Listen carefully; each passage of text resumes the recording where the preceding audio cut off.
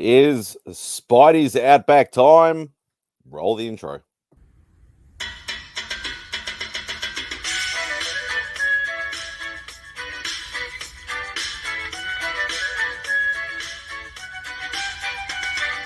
Say goodbye to Remy's place.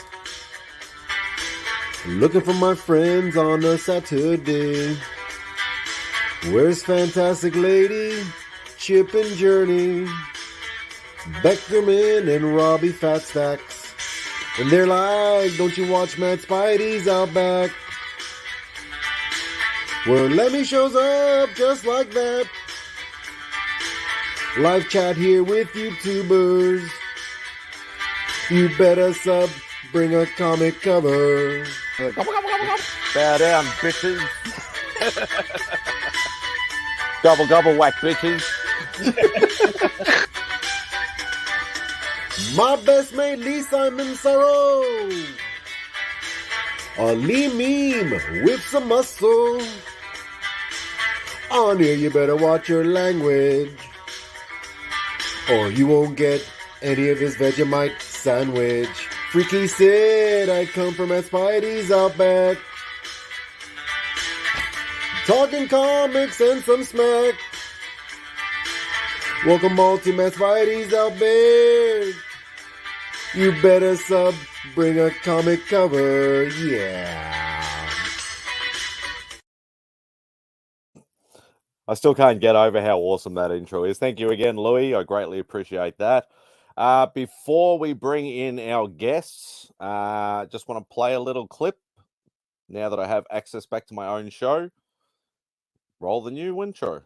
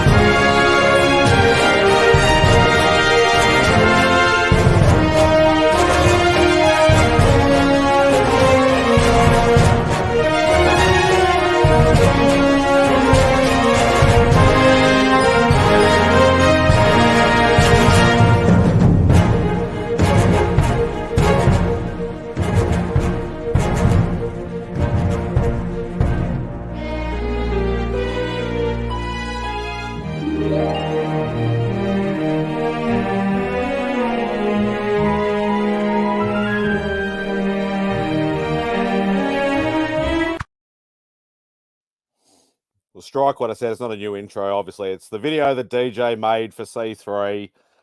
You all know it's coming up in 2 weekends' time. Obviously, there is the information. Deadline is almost there. If you have any donations, obviously, please get them in as quickly as possible. I know Rob has basically said 12th of October. That is literally only 4 days away. Yeah, if you still have anything to give, please get to the IG Comics Curing Cancer IG page and let them know. And obviously, as I've been informed, there are now less than 40 copies left of the exclusive 4C3 that was organised in conjunction with the Comic Mint. And obviously, the cover art donated by artist Matt Wilson as well. So, we have guests waiting in the wings. I've done my bit. Speaking of the man himself, what? Mr. Rob Fatstacks. There's something happening? Something's happening in 2 weeks. I don't know. I can't remember what it is, but yeah, something's happening. Okay, cool. Can't wait. Hoot. I'm pretty sure I'm going to be busy for a little while in about 2 weeks. I'm pretty sure. Maybe. I need the heat wave to stop that we got going on because my garage is just ridiculously warm. I can't work out there right now. No. It's is it summertime, is it? Or no. No. My wife was just saying yesterday, or we were talking about it earlier today. She's like, you know, it was like just the other day. It was nice. It was starting to cool off, and she was starting to think that she could pull out her flannels and her pullovers. And then we got a little heat wave come in. So it's been about 35 degrees for you guys. Oh, yeah, that's hot. Yeah, I can't handle that. That's not my wheelhouse. So since the garage doesn't have the air conditioning and stuff, it gets a little on the warm side out there. A little toasty out there. How long is it likely to last? I mean, like you're in now the here's season, right, correct. It's a temporary heat wave. We were just talking about that, and the irony is on Monday, the high temperature is supposed to be 23. So that's nice.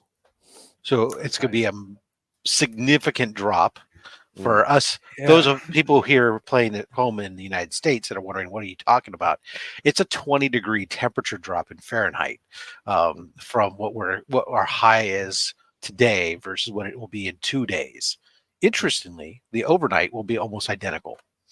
So it's just it won't get any cooler in the evening, but it just the daytime won't get up. You've got aircon in the house, right? So absolutely. Yeah, we don't have that here. It doesn't exist in the It's UK. absolutely insanity. Yeah, I know. Whenever I talk to my my team in Romania and they're complaining about the heat stuff, I'm like, oh, no air. That's why they have to go to the office. It's because the office has air conditioning. Well, why not get an evaporative cooler or something at least? Yeah, I have aircon in my office at work, and it's very small, but has loads of computers. And for years, we didn't have any aircon, and the computers would die. I finally badgered them into it enough. And now they spend probably less money repairing computers. Sure. Enough to probably pay for the air conditioning. Yeah, I mean, if I could, I'd just move in during the heat waves. Like, it's just awful. Yeah. I mean, I understand, like, we have this, there's different parts of the country that have and don't have, right? So, like, the Pacific Northwest, north of me, up in Oregon, Northern Oregon and Washington, houses there typically don't have AC because it typically doesn't get as hot because they're more along your guys' latitude. Yeah. Whereas, my latitude is about southern Greece.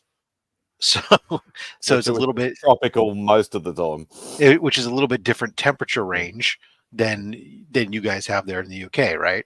Hence you guys go to Greece to summer for vacation. Yeah, pretty much. Yeah.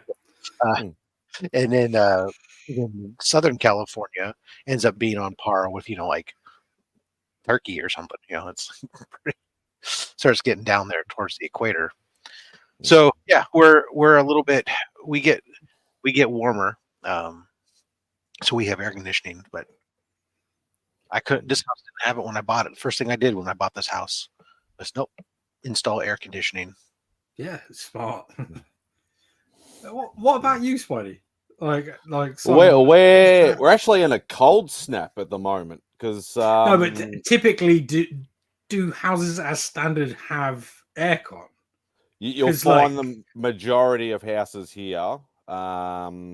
I know, like in the far north, so like in Darwin and Brisbane and sort of the north of the country, it's almost mandatory to have because they go through they pretty much just have a wet season and in the 40s. A dry season, so it's literally just hot and wet. And that's pretty much. But down where I am, our moniker is 4 seasons. Yeah, 4 seasons in one day. Simon's saying he doesn't have air conditioning. Oh, you poor bastard. Yeah, well, he's in a rental, so it's a little bit. You get a room air conditioner or something, man. I mean, yeah, get a portable one or something. Yeah. Like that. And speaking of which, I better actually say hello to the chat. Yeah, let's see what we're listening to talk about. Who's always first? Well, even though he put the message. Yeah, in there, he has air conditioning. I guarantee it. Yeah, about 4 hours ago, he put the first message. Yeah, but I guarantee you that in Las Cruces in New Mexico, he's got air conditioning.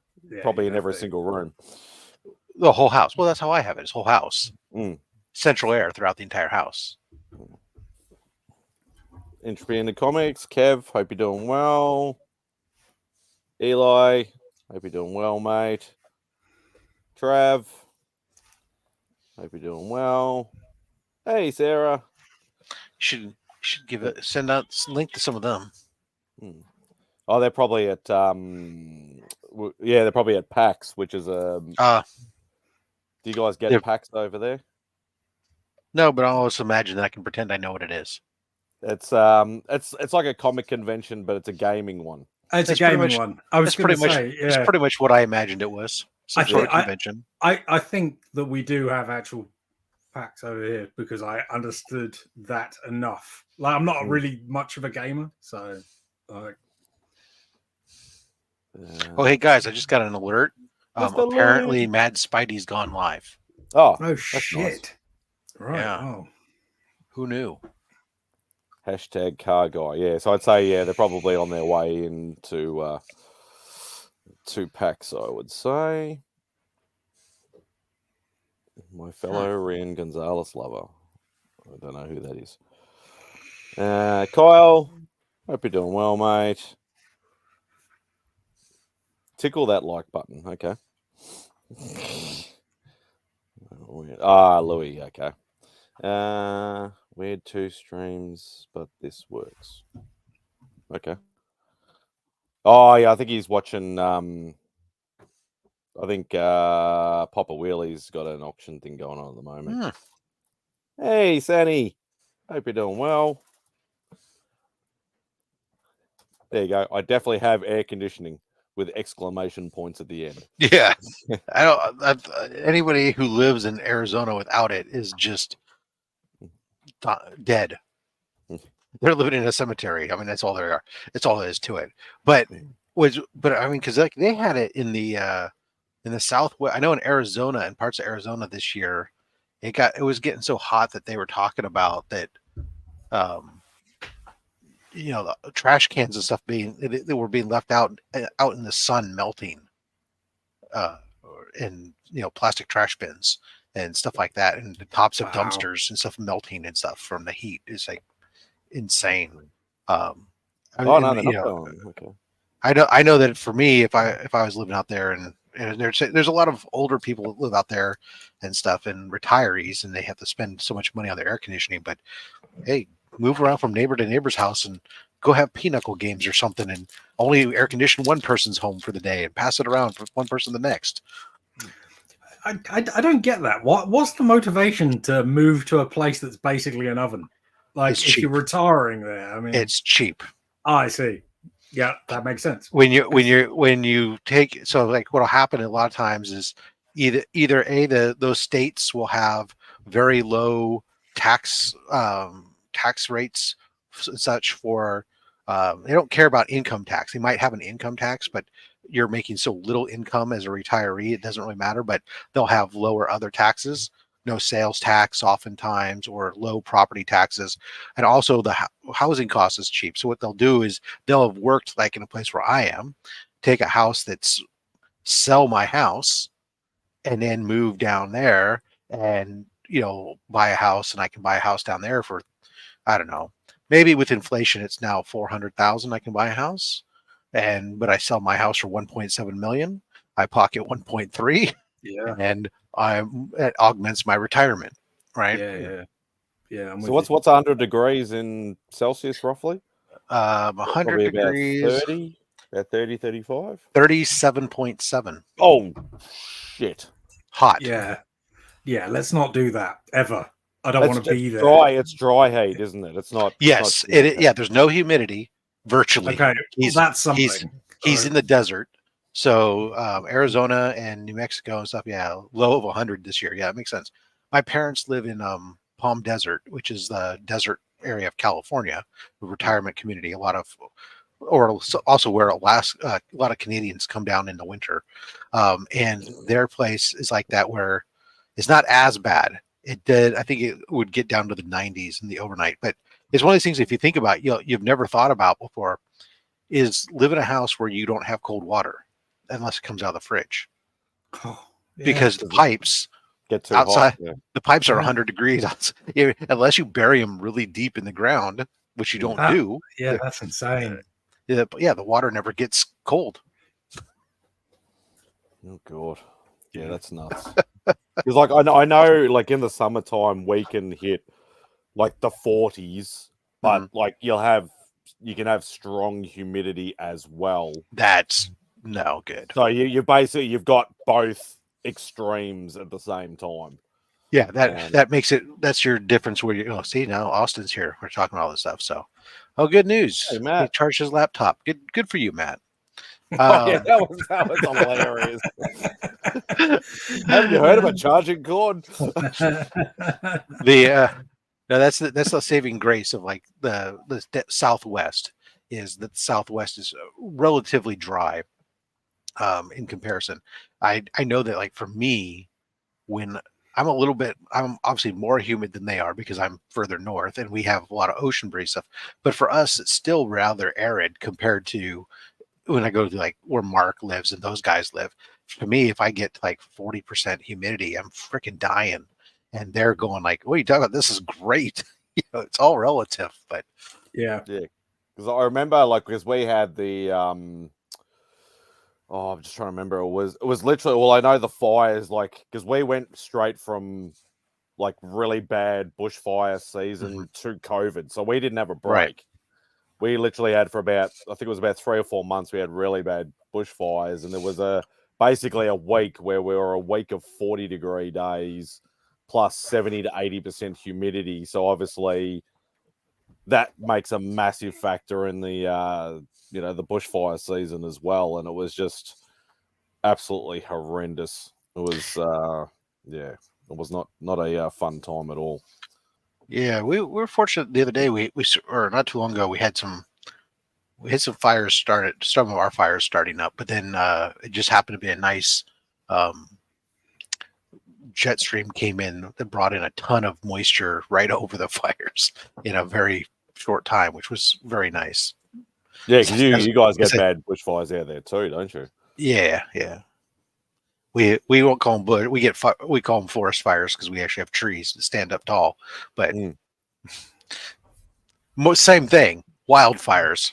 Yeah, fires in nature not good. It's still fire bad. Fire bad. That's actually bad. It's to the point where one of the big issues that we're having is a lot of the insurance agencies have stopped insuring new homes, especially in those areas. Really? And so you can't get home insurance. And they started doing it. They're starting to do it in some of the hurricane areas too, because they're coming up more and more frequently and more severe. So they're going like, no, we're just going to choose not to insure the people. It was funny because I saw somebody say something about, that's California and earthquakes. And I said, no, it has actually nothing to do with earthquakes because our homeowners insurance doesn't cover earthquakes anyways. You have to have separate earthquake insurance if you want to have your home covered by from an earthquake. So the running joke has always been if the earthquake happens, go out and go break your gas line and light it. So that way your house burns down. That way it'll be covered. I'm showing my ignorance here completely. Simon, do you get earthquakes in Australia? Or is that a thing? Very, very rarely. Like we don't have, like if we do, it's literally like, oh, what was that little bump, sort of thing, and it's like a 3 or a 4 on the Richter scale at the most. Like I think we actually had one maybe 6 months ago that I hit maybe a 6 or a 7. But the thing was it was so far down under the tectonic plates that it literally just, it was literally like the cupboards and the TV shook a little bit, and it's like, oh, that was a little bump, and is that what it was? But that's it. I've literally only been in one earthquake. I say been in, like it knocked some of my action figures off the shelf. One earthquake in the entire time I've been alive in the UK that I know of. It's probably just your stomach rumbling, Simon. Yeah, well, I mean, depending upon where you live, obviously there's a lot. We have different disasters, right? I mean, in America we have there's the area where you just live with hurricanes and they happen all the time, and it's just they just call it hurricane season because you expect it. You have another part where it's fucking tornado season happens, right?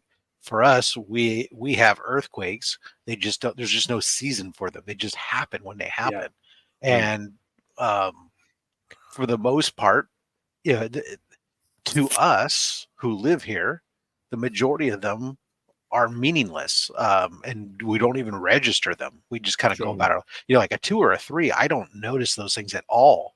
That's just normal shit. Anything to me that gets reported on the news of less than a freaking 4, I go, why are we wasting the news time covering this? Because everything here is built based on the ability to survive. And we don't have brick construction, because brick doesn't flex. Whereas when you go out east, you have brick construction everywhere because they want that to survive the hurricane. So it's completely different stuff. But yeah, I think the best thing is that anybody who's ever, who isn't used to it, if you've ever seen the opening to LA Story with Steve Martin, it's a hilarious sequence where they're like sitting out. They're sitting outside at like a sidewalk cafe, and an earthquake happens, and there's like, they're like looking around and getting all like freaked out. But the majority of the people who are just there are just going about, and they're still ordering their food. They're just reaching over and catching glasses as they're about to go off, completely oblivious to what's going on. And it's just guys just going, what the? And that's just how it is here. I mean, it's just the norm. Yeah. Right. Because we have so many fault lines that run. I mean, obviously there's the joke about California falling off in the ocean, because there actually literally is a part of California that's a separate from the rest of the continent. And it's on a strike slip plate, so it slides by. These are things that we learn as kids and growing up in California. We learn about tectonic plates and slip plates versus subduction plates versus all kinds of stupid stuff. That's just standard education here. Yeah, I mean, the one thing I do know about it is the tectonic plates and the fact that California has one. We have a lot of them. A matter of fact, the worst part is where I live, all the freeways are pretty much built on top of them.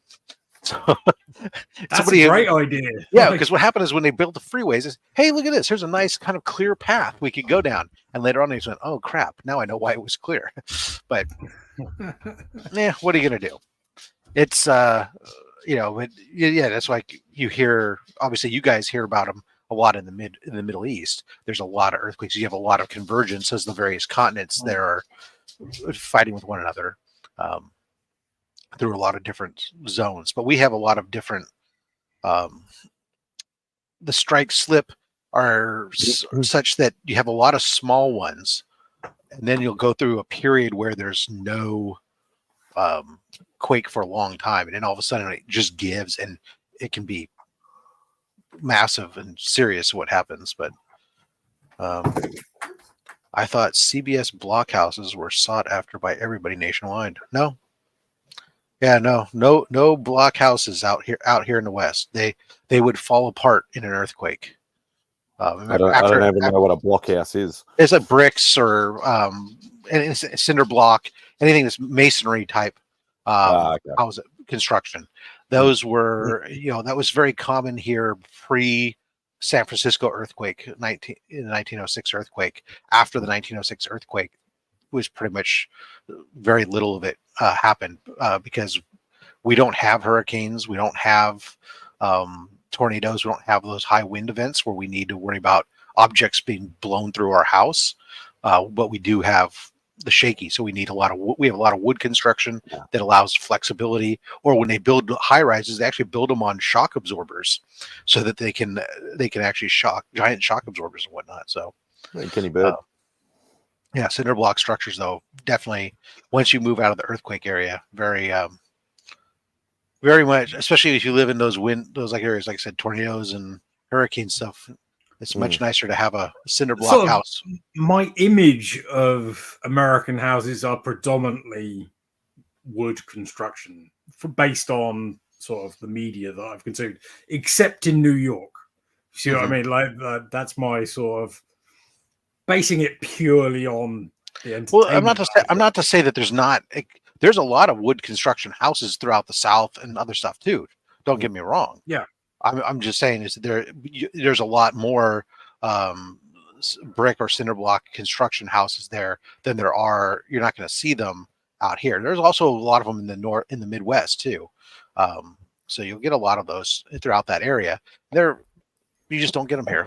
All we get is maybe like a little brick facade. Right.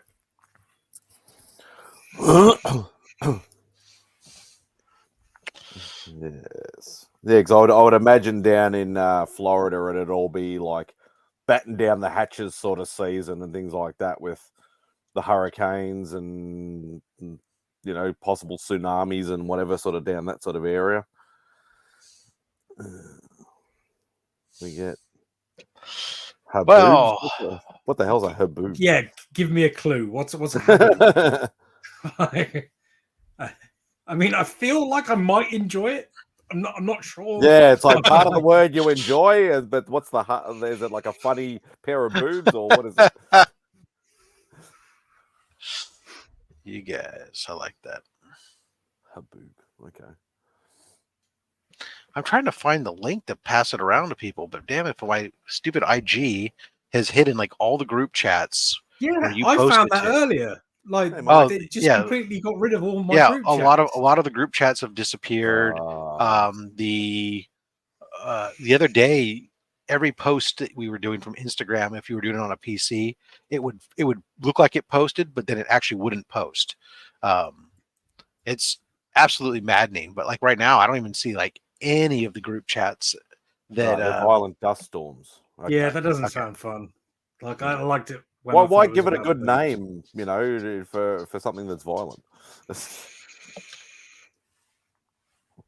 Okay, can you do me a favor, Spidey? Can you at least drop the invite in the private chat so I can copy and paste it to people, since I can't find it on anything else? Oh, okay. Hang on. I don't have. Oh, actually, I should be able to pull it off. Boom, boom, boom, boom, boom.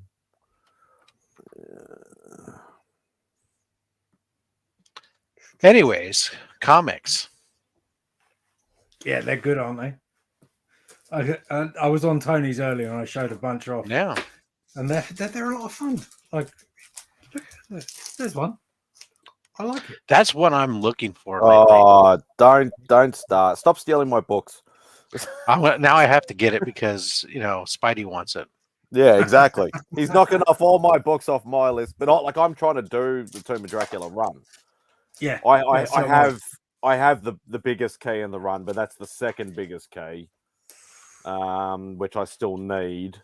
Obviously, it won't be in a slab. I just need it raw. But I actually have one of the Facebook sellers that I've dealt with multiple times here in Australia or whatever. He actually messaged me and said, I actually have, a little chunk of the Tomb of Dracula run. So it was good. I think I've been able to knock off maybe another 10 books. Oh, awesome. Off that. Unfortunately, no number one, but I did get some earlier numbers, which is what I've been struggling to actually get.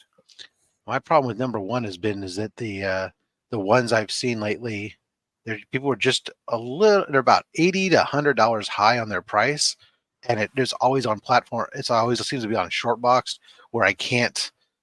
This is the face. This is the face reveal. Reveal there.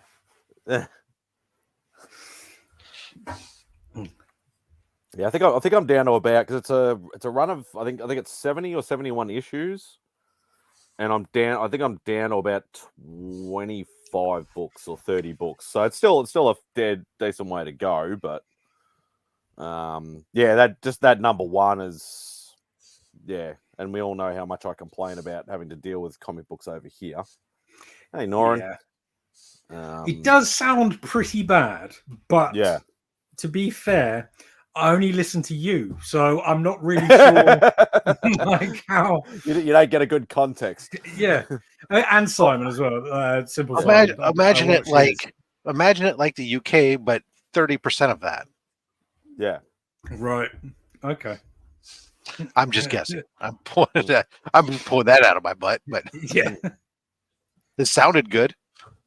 Yeah, it's not far. It's not far wrong. No, but probably not. Yeah.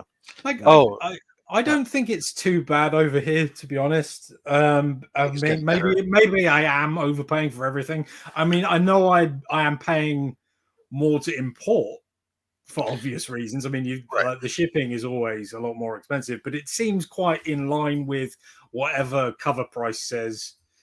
Like, the conversion seems fairly fair, except then you have to add on the shipping, which is always kicking the balls.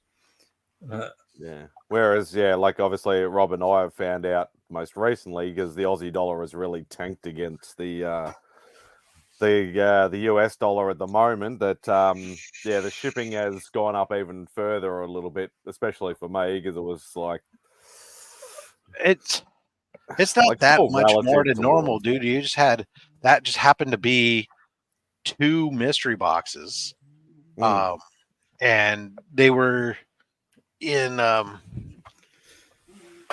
each one was like in a box like this, right? Yeah. Okay. Yeah. And I didn't take them out of the box. I didn't consult. I just literally the box.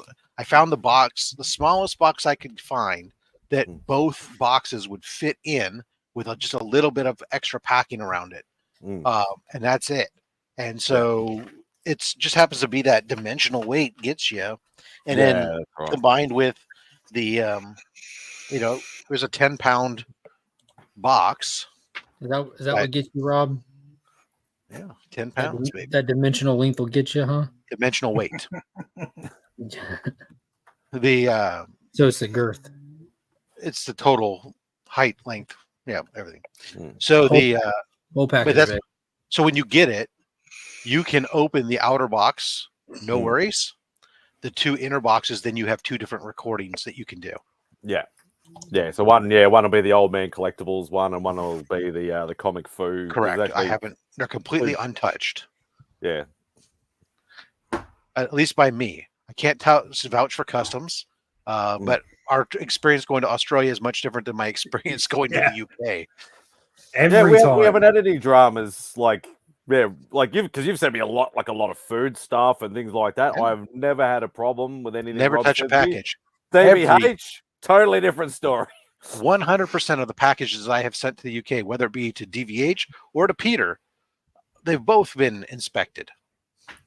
To be fair, though, because they're comics, I'm not ever charged for it, so I don't care. Like, I'm fine. They want to rummage around, as long as they don't really. I don't think that they're rummaging all that much. I think they open the outer box and they look inside, and that's about it. Because none of the inner stuff seems to be ever undone or gone through. It just seems to be. True. They've just opened the outer box, especially that last one was very neatly conformed. Yeah, it still looked like it was exactly the way that I had packed it with those other boxes. So they must have just opened it and said, forget it, move on. There's no guns, no drugs. No, that's good. Hey, Rob didn't send an earthquake over. It's all good.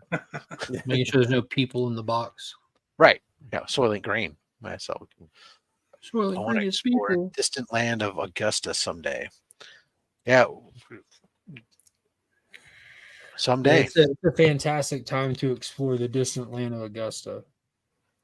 Yeah, I saw the haul that Pops put up that he whoa, there was a lot of Hulk books in there too. He got a lot of Hulk and Captain America run fillers that he was missing. Well, so this is just a stack of keys. Nice. Well, I did decide that since we didn't hit the push mark for the 1,500 subscriber giveaway, that this Moon Knight, this will be going to Comic Screen Cancer now. So we'll do that. That's got a Perillo. That's a nice cover. And then I've decided I'm going to give it up. I'm going to send it to Comic Screen Cancer too. This double signed Hellcop double cover. It's got the variant. It's got the Venom cover on the front, and then underneath it is the double cover is the A cover. So it's mismatched covers error. So I'm gonna go ahead and give that up to from the to the auction. So somebody wants to get themselves a double cover book. Cool. And to show you that is double cover, there's 2 UPCs. It's very cool. I believed you when you said it. Well, but just in case somebody thought it wasn't. Oh no, that's just how they did it, Rob. No. There's That's always definitely how they did it. They just did it wrong. Yeah. They didn't mean to do it that way. DBH, right. how are you? How's life? I'm good, mate. Just mowing around. Yeah, just it's 2:36 in the morning, and I'm just ready to chat about So that comics bloke, and things. I just learned about that bloke right there. In your back corner there. Oh, Omega Supreme. Yeah, I recognize him for the first time thanks to yesterday. Tremendous. Yeah, Oh yeah, you read it in the card, didn't you? Yeah. Yeah. I finished it like, yo, I need to see him and Devastator go fisticuffs right now. Yeah. I need to see it. I'm sure it'll happen at some point. I'll get there when I get there, Becker. So maybe do we able to knock off? Becker, maybe you should be in Augusta on Thursday. How about that? There you go. That's the move. You come to Augusta, then ride up from Augusta with us. There you go. Was there any Transformers in that collection? No. Which is fine. There's some like newer G.I. Joe and Transformer in it, but that's all well and good because I'm just looking for Volume 1 stuff, and I'm like, how many have you got left? Is it still 9? No, it's not still 9. Oh wow! I was in the last 3 weeks. I went to that card and comic show. I went to Canicon. I went to a vault show, and then a 25 box collection just came to my LCS. Like, which I know you saw it, but I've got another Transformers #1. I got a lot of these at this point, but I'm putting it in the Legion loop for the channel members with that because, like, I'm not the only person that's a Troma fan. You know what I'm saying? Oh. Like, in that new trailer, we kind of keeps it relevant, so that's going in there. But this is all a part of a video that was supposed to come out this Wednesday, but my LCS takes priority, so I moved my LCS video up to this Wednesday. But oh wow! Yeah, that vault show was nice. And those people were happy to haggle too. You didn't pay the going rate for them, I take it. All right, so Becker's seen all of these, and we've gone through prices, and like these two were together, and God, he'll remember better than I will. But this is like these two together. The guy wanted 95. I got those for 50, and that was about how like it was going at the con. You know what I mean? Like I grabbed some old Tales to Astonish. Then I was missing the monster stuff, the early Atlas era. Yes. And I beat that guy down. It's just fun. Sometimes you gotta beat people down. Nice. So I've heard. Always good when you could get more of these. Oh my god. Oh my god, me. How many copies do you own now? My goal is to get more than some Southern Comic Geek, and he has literally hundreds. So don't question my motives. I won't question anybody's madness. As a man lifts a hammer. How's everybody doing tonight? How you doing, Kyle? Good, how are you? I'm all good. I'm talking to you.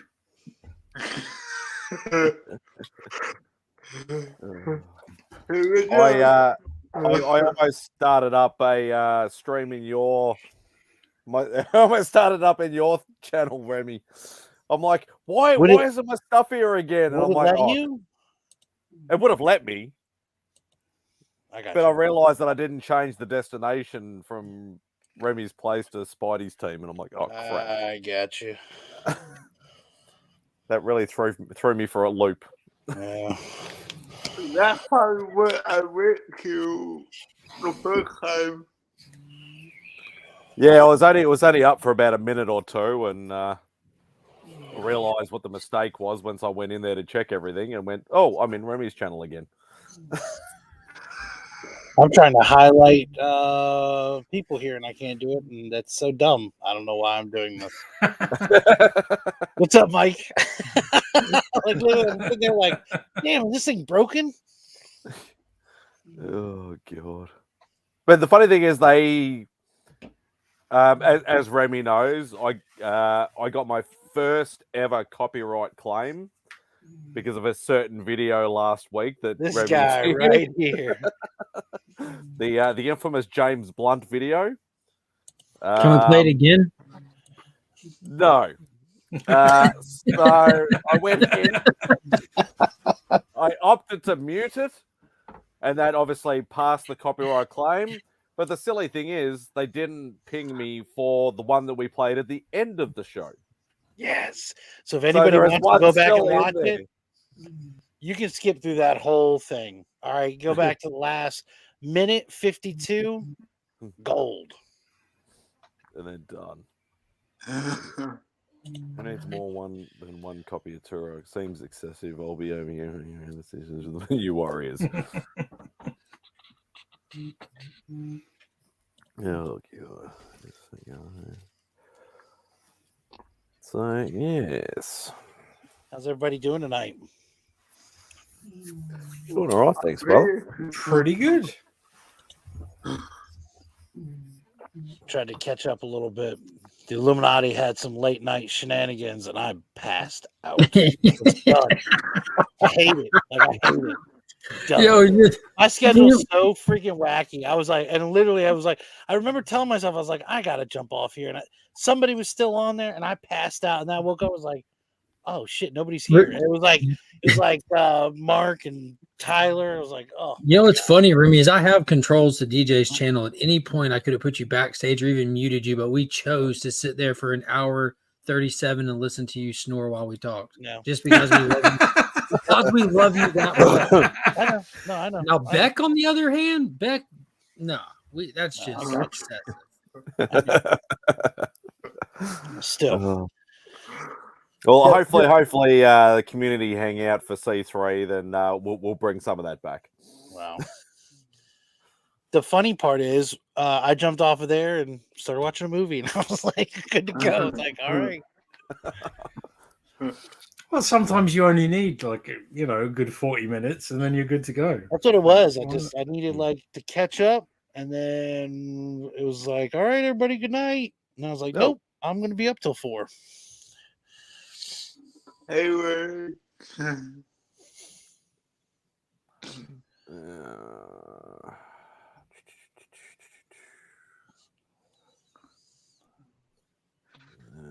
Is Lee joining? He's been popping up on a few streams lately, Is this surprisingly happening? enough. I see this. I'm not sure how this is going to work.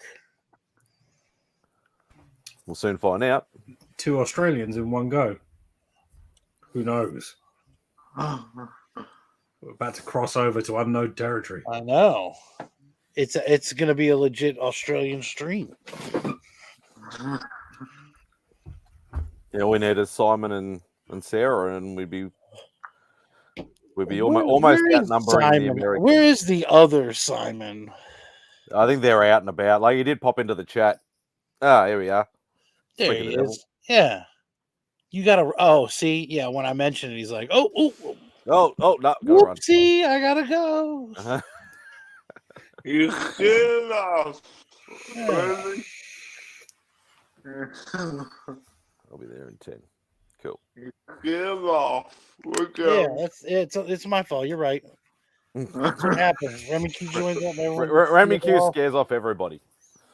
No, that's definitely not the thing. Everybody wants Simon to join said nothing, and look, last hour, nothing. And then I'm like, hey, where's Simon at? Sorry, guys, gotta run. Forgot we got something right now we're doing. Oh man. That sucks. Yeah, I thought they might have been going to a because there's a big video game convention that's on this weekend. I thought they might have been going to that, but apparently they're not. So, Mark, you amping up for at week's end? What is it? I said, are you amping up for at week's end? for at week's end. It's going to be a massive show this week. That's what I'm saying. Super special guests on there. We're breaking down, going in deep, getting all the way in Ahsoka's finale. Sorry about that. Tacos had to be done. Forgive you. We're getting all the way in Enough said. Ahsoka's finale. Yeah. Backing of Ahsoka going hard. Nice. Loki season 2 just kicked off. We're going in on that. Transformers #1 like cannot be ignored. Like there's so much to talk about with that. And Aggressively Relaxing actually has some like really special stuff that he's got to talk about tonight. That I'm excited for him to share with people. Like I don't know how much he shared it out there, but yeah, it's gonna be an awesome show. Got a great panel lined up. It's the one-stop shop. Sounds Sunday awesome. night. Awesome. Oh man. So, I should preface that and say that I got up and left you guys for tacos. It wasn't Taco Bell tacos. It was legit tacos. Just saying. Look at Mom. Ugh. Yep. Well, Well, that's if he's supposed to be in the second season. I mean, they have to recast him. Like it's gonna happen. Yeah, well, obviously he's just standing there at this, Yeah. and that was it, sort of thing. So, yeah, giving too much away. So, Taco John's. no. I'm assuming that's a reference to the DWJ. Transformers. Yeah. It's so good. I just couldn't get past Optimus delivering a clothesline. That was just... I got nothing. I'm just throwing stuff. showing stuff that you got from Tyler. Just I don't know, random. Leak Squad.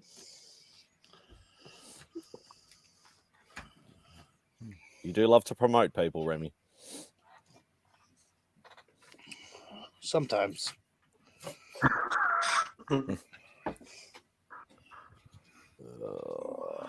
Optimus delivering that clothesline was one of the best hell yeah moments of the book.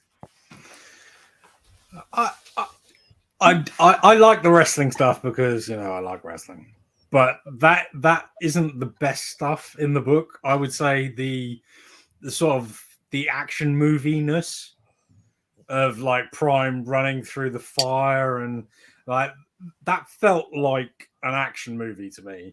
And also Optimus Prime himself felt like Optimus Prime, which is one of my biggest bugbears with those movies. So like I'm in. I love it. It's fantastic. The only thing I will say is I've heard a lot of reviews of people that like haven't really read Transformers that have said a lot of like, oh, they're making it really sort of relevant and like it matters. Like Transformers comics have been good in the past. You have to actually find them and seek them out to do it. Like some of the IDW stuff, which I keep banging on about, is amazing. I'm not taking away from Daniel Warren Johnson's because that is also amazing. But I think there's it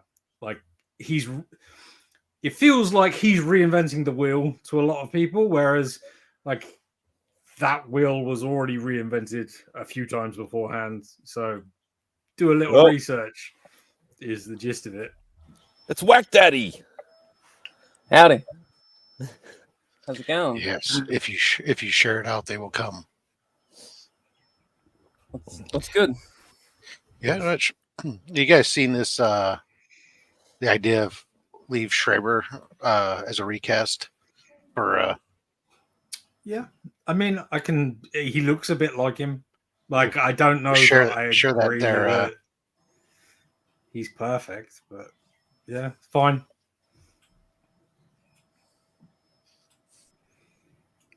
Yeah, that would work. Not that you have to have somebody who looks exact. Not that you need somebody who has look exactly alike, but I mean, it's pretty. Yeah, I mean, physically, like his face structure, he looks pretty much. Yeah, when you sit there, the one on the right is the AI, I guess, taking Leaves' face and doing hair and makeup to. Yeah. And he is a very good actor as well. So yeah, bring a good dynamic to the show. He's a big fella and an imposing fella. He'll always be cotton weary from Scream to me. So no matter what he does, he's gonna be that guy to me. And he and Iron Man will work as well. Iron Man. No. What? Maybe the Rado. Was it the Rado? I think it might have been the Rado. I think. Yeah, I just only see him as Sabretooth, but that's just me. Yeah. Agreed. So you got some time off work or something, Lee? You've been popping up on a few streams lately. I've been off work since February because of my back injury. Yeah. Oh no, that sucks. Yeah, it's pretty much called a retirement, isn't it? Yeah, I suppose it's pretty fucked. I'm sick of being in pain all the time, though. I'll tell you that. Yeah, I had surgery on my back when I was 19 because of the injury, and I know is what I'm getting at. It's horrible. Like, just can never get comfortable. Always in pain. Because it's right down the bottom of my back, my L5S1 two herniated discs. Yeah. And it's just constant, just that constant fucking shooting pain. But the nerves trapped as well. Yeah. Yeah, it's the worst. Yeah, I'm with you. At least I can walk again though, because I couldn't walk for three or so weeks there, almost 3-4 weeks. How'd you hurt it? At work, dropping a marquee. Because I was building doing event stuff, and we had this big marquee that we usually would drop with. Yeah. First rule about Fight Club is don't talk about Fight Club. Okay. I got you, bro. Any injury. Except if it was Fight Club, then the state doesn't necessarily cover it, so it was definitely at work. It was at work, yeah. But we had this marquee that was supposed to drop with a forklift, but we're at this stadium ground where they wouldn't let us, Suncorp Stadium, they wouldn't let us put the forklift on the grass, so we had to do it with our arms. And wouldn't it still be classified as OH&S issue though? Yeah. That's why I got the compo. Been on the work cover for 6 months now. So no coming down to Melbourne for conventions anytime soon. Oh, I came down in April. Yeah, I know, but anymore. Yeah, because you were pretty bad when you came down. You were struggling. Yeah, definitely. But I'm definitely keen to still come to Melbourne at some point, maybe next year. America's the next destination, though. That's for sure. Yeah, we'll saving everything up for that. Yeah, well, the rumor is that Austin might make an appearance down here at some point. Oh, really? He said he's apparently going to Japan. I think he said next year. And I said, well, it's only a very short plane ride down to Australia or like that. And he goes, oh, the missus won't come down because she's afraid of all the so-called Australian animals that might kill her. So I just said, Austin just says, I'll just come down by myself. I mean, they're only around if you go looking for them. Yeah, exactly. Exactly. And you'd probably have more wildlife up there than what I would down here. Yeah, we got lots of roos around. That's about it. And there's snakes and stuff in the long grass. But you just, if it looks a bit brown snakish, you just don't go near it, and you're all right. What about frogs? Do you have a lot of frogs? Yes, cane toads. Cane toads like a motherfucker. Yeah. Yeah. We have a few green tree frogs as well, but mainly cane toads for sure. Mm. And magpies. It's magpie season at the moment. And Magpies are everywhere. Fucking man, they're the worst when it's magpie season. Mm. Steve Irwin's Zoo, not too far away from me, Nornrad. A couple of times. It's a good spot. Mm. Yeah, I still haven't been to Australia Zoo actually. Oh, true. Yeah, it's just up the Sunny Coast. It's probably maybe like a 2-hour drive, maybe a bit less, hour and a half. The world's biggest spider, Uluru. Yeah, it's rock, mate. Uluru, buddy. You said magpie? Is it this white and black bird? Yeah, they're everywhere. Yeah, they're over there. Country. They're dangerous too. Yeah, have a look on YouTube of videos of them attacking cyclists. Yeah, they're vicious. They go after the postie like something fierce as well. Like, and even just like walking down the street. If you're walking down the street, you don't walk down too often. Then, like, if they don't know you, you're gonna get swooped and shit. I remember when I was in primary school, I got swooped real bad, and they busted my ear open, and I had blood just like pouring down my neck. I was gonna say, yeah, it looks like there's. I mean, just doing a search on here, it says magpie swooping. Yeah. And it says under social behavior, territorial, aggressive, especially for breeding season. Like, I didn't know a bird would be that menacing, but I guess so. Oh yeah, it doesn't look like that. It just looks like a bird. I don't know. You said magpie. I was like, what the hell's a magpie? They have big signs up when it's magpie season, like in really bad areas. You know, like be cautious and shit. Take an umbrella with you and stuff like that. Yeah, they even have when you ride your bike, they tell you to put like cable ties and weird things dangling out of your bike helmet, so they tries to distract big? them. Like how big are they? I can't tell. Everything's in about as big as a crow. Yeah. They're just dangerous. They got an Australian crow, or is it a universal world crow? Like, is it different? Yeah, probably more of an. Like, I just imagine everything in Australia crow is like bigger, with meaner teeth, and they're like stronger. Everything's bigger and more menacing over here. Yeah, they've got some main claws and like we got you with the and a beak that pierces skin. You know. Yeah, the only thing you guys have over us is your possums are just feral and look like they'd kill you, whereas our possums are cute. Yeah, but they still could give you some rabies as well, though. Really? Hey, DJ. Yeah, you don't want to get scratched by our possums. They can give you some diseases. So, and again, I mean, this is just stupid me. I just assumed there was no disease. It was just the threat of being eaten entirely. Like, that's what I imagined. So it's like lots of animals have diseases. Koalas have chlamydia. If you get scratched by a koala, you can get chlamydia.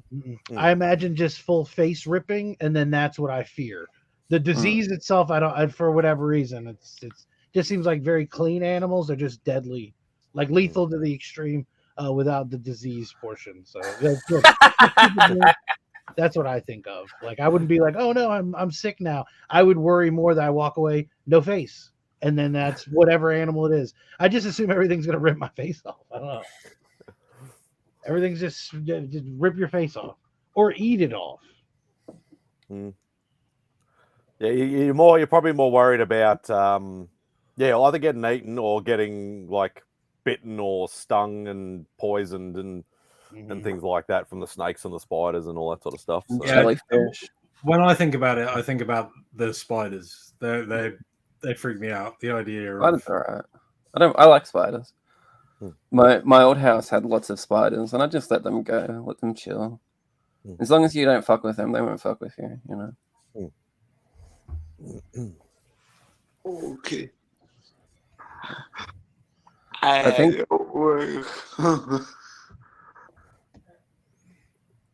I think the ones I hate the most are jellyfish. I don't like jellyfish. Because I love going to the beach and having some of the beach, and getting stung by a jellyfish is not a good time. See, I think that's another thing is it's like dual wielding in Australia. It's like the land is deadly, the water's deadly. Now you've got birds coming in from the air. It's ridiculous. You can't. There's nowhere safe. You only have to worry about the air during spring. Like magpie season's like spring, you know. Are there and then are there any do you have any like monkey species over there? no, No. not really. I No. was gonna say I don't know if I've ever heard of an Australian like Primate. ape or gorilla or something. No. We just got That's what like y'all are missing out on. koalas and wombats and shit like that. They're not really Yeah, it's monkeys. everything else. You have a bat that'll kill you, bears that are deadly, rip your face off. Anything in the water, it's ridiculous. You know, it's a spider. Yes. Yeah, so that's the one you really got to worry about in Australia. That's the most venomous spider in Australia. That's in the top 10 most venomous spiders in the world. Is that what? Hold on. Go to the guy with the cup. Is that how big it is? Or is that just like superimposed in there? Well, it says it's a giant. Yeah, some of them can get quite big, but that's actually probably a fairly normal size. That's actually an Australian zoo. That's normal and not big. I don't know why it being big matters, but fuck that. Like, I just I have no interest. Can I show my favorite magpie sleeping video? It comes around like every magpie season. Yeah, I gotta see this. Is it a swooping video? Yeah. Is this a home video? Did you No, were you like trying to take a picture of yourself and then something swoops out? Where Okay, are all right, never mind. I don't know.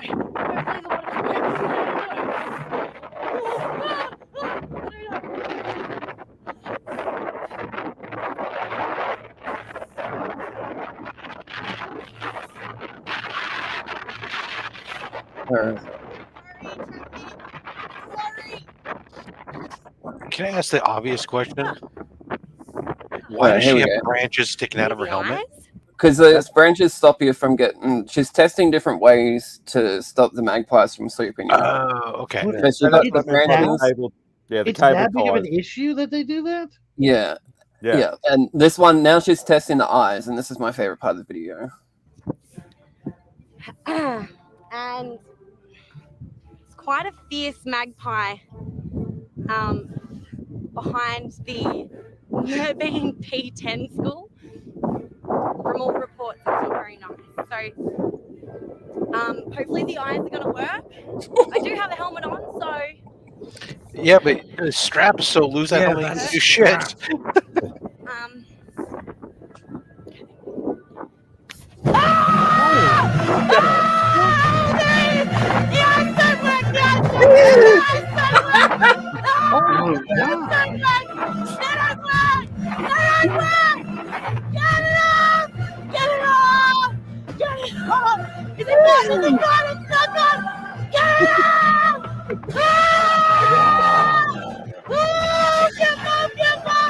Oh my god! Is it gone?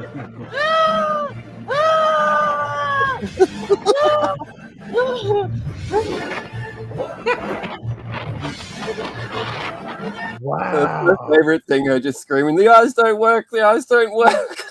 Dude, pedal faster. It went back like 9 times. Oh yeah, they don't it was a set of like eyes on top of the helmet to make it look like eyes a on the back, creature. It just makes you think there's something there to that thing attack. was like, oh, you want to look at me? Fuck that. I'm like, bah! Trying to grab it. They definitely don't just do a one swoop and fly off. They like just keep going, until you're out of their territory. It's just like they even sell bike helmets now that have like big foam mohawks and all sorts of things on it to try and say if they do swoop, they just go for what's dangling in front of them instead of going for you. Mm-hmm. And what I don't understand is why she thought that helmet was going to do any good with the strap that loose. Or the magpie just needs a decent swoop and take it off.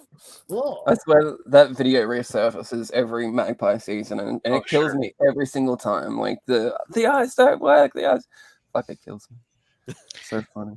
I bet that's just something that you guys randomly say sometimes down there. You just go, "Oh, hey, the eyes don't work. The eyes don't work."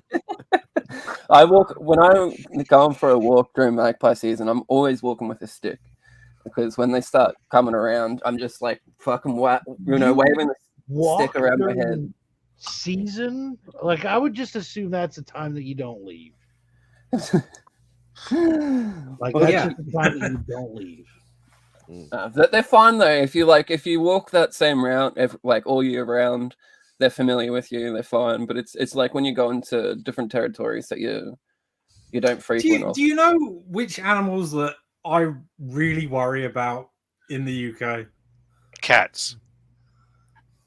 Other humans. Otherwise, Oh. like there's nothing. Like there's like we've got nothing like this. Like This somebody is crazy. crazy, like other than a psycho.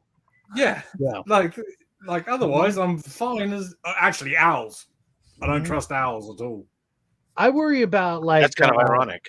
I worry about the annoyance of something like a skunk. Like I don't want to get sprayed by a skunk, but I don't fear for my life. Like Right. these guys down here, they go out every day. Like I might not come back. Like when you say goodbye to your loved ones, it's like a real, hey, I love you.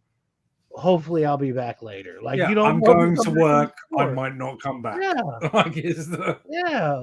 Lee's like talking about walking with the bird fucking swooping around you. Like, no, that's You just have a stick. crazy. Wave the stick No. around your head. You'll be right. No. I want Should be right. an umbrella with like blades. Pocan Joe, I'd like an umbrella with blades that I can put in and it spins around and keeps those birds away from me. That's what I want. I like Blade Austin umbrella. You need like a penguin umbrella that like shoots bullets or fire or something. No, simple. Just again some sort of mechanics that spins. Just one of those umbrella hats. No, the propeller hats. You know those hats that kids wear? Yeah. I like Austin's comment though. Magpies are gangsters. That's for sure. Yeah. Very, very territorial. Fucking A. And you know what's even worse than magpies are plovers, because plovers have spores that they shoot from underneath their wings, and they're scarier for sure. They come charging at you, like they'll attack from the sky and the ground. And there'll be like a group of them. There's like you got fucking uncle coming from the sky, you got cousins coming from the ground, and it's like those plovers are dangerous. I'd go magpies over plovers every day. Yeah. Plover? They don't look very menacing, but they're What the hell are you talking about? What is this? Fur-winged plover? Yeah. This is a bird, right? It's a bird, yeah. Plovers. Hold on. I don't understand what does it do with the wings? What are you talking about? I'm imagining some archangel thing where it's shooting missiles out at you. Yeah, and it has these little spore things that they shoot at you. It shoots things at you? Yeah. No. Well, we've got to check out a video of that, surely, because projectiles make everything awesome. Projectile. No. This is what happens when you let Pocan Joe build a bird.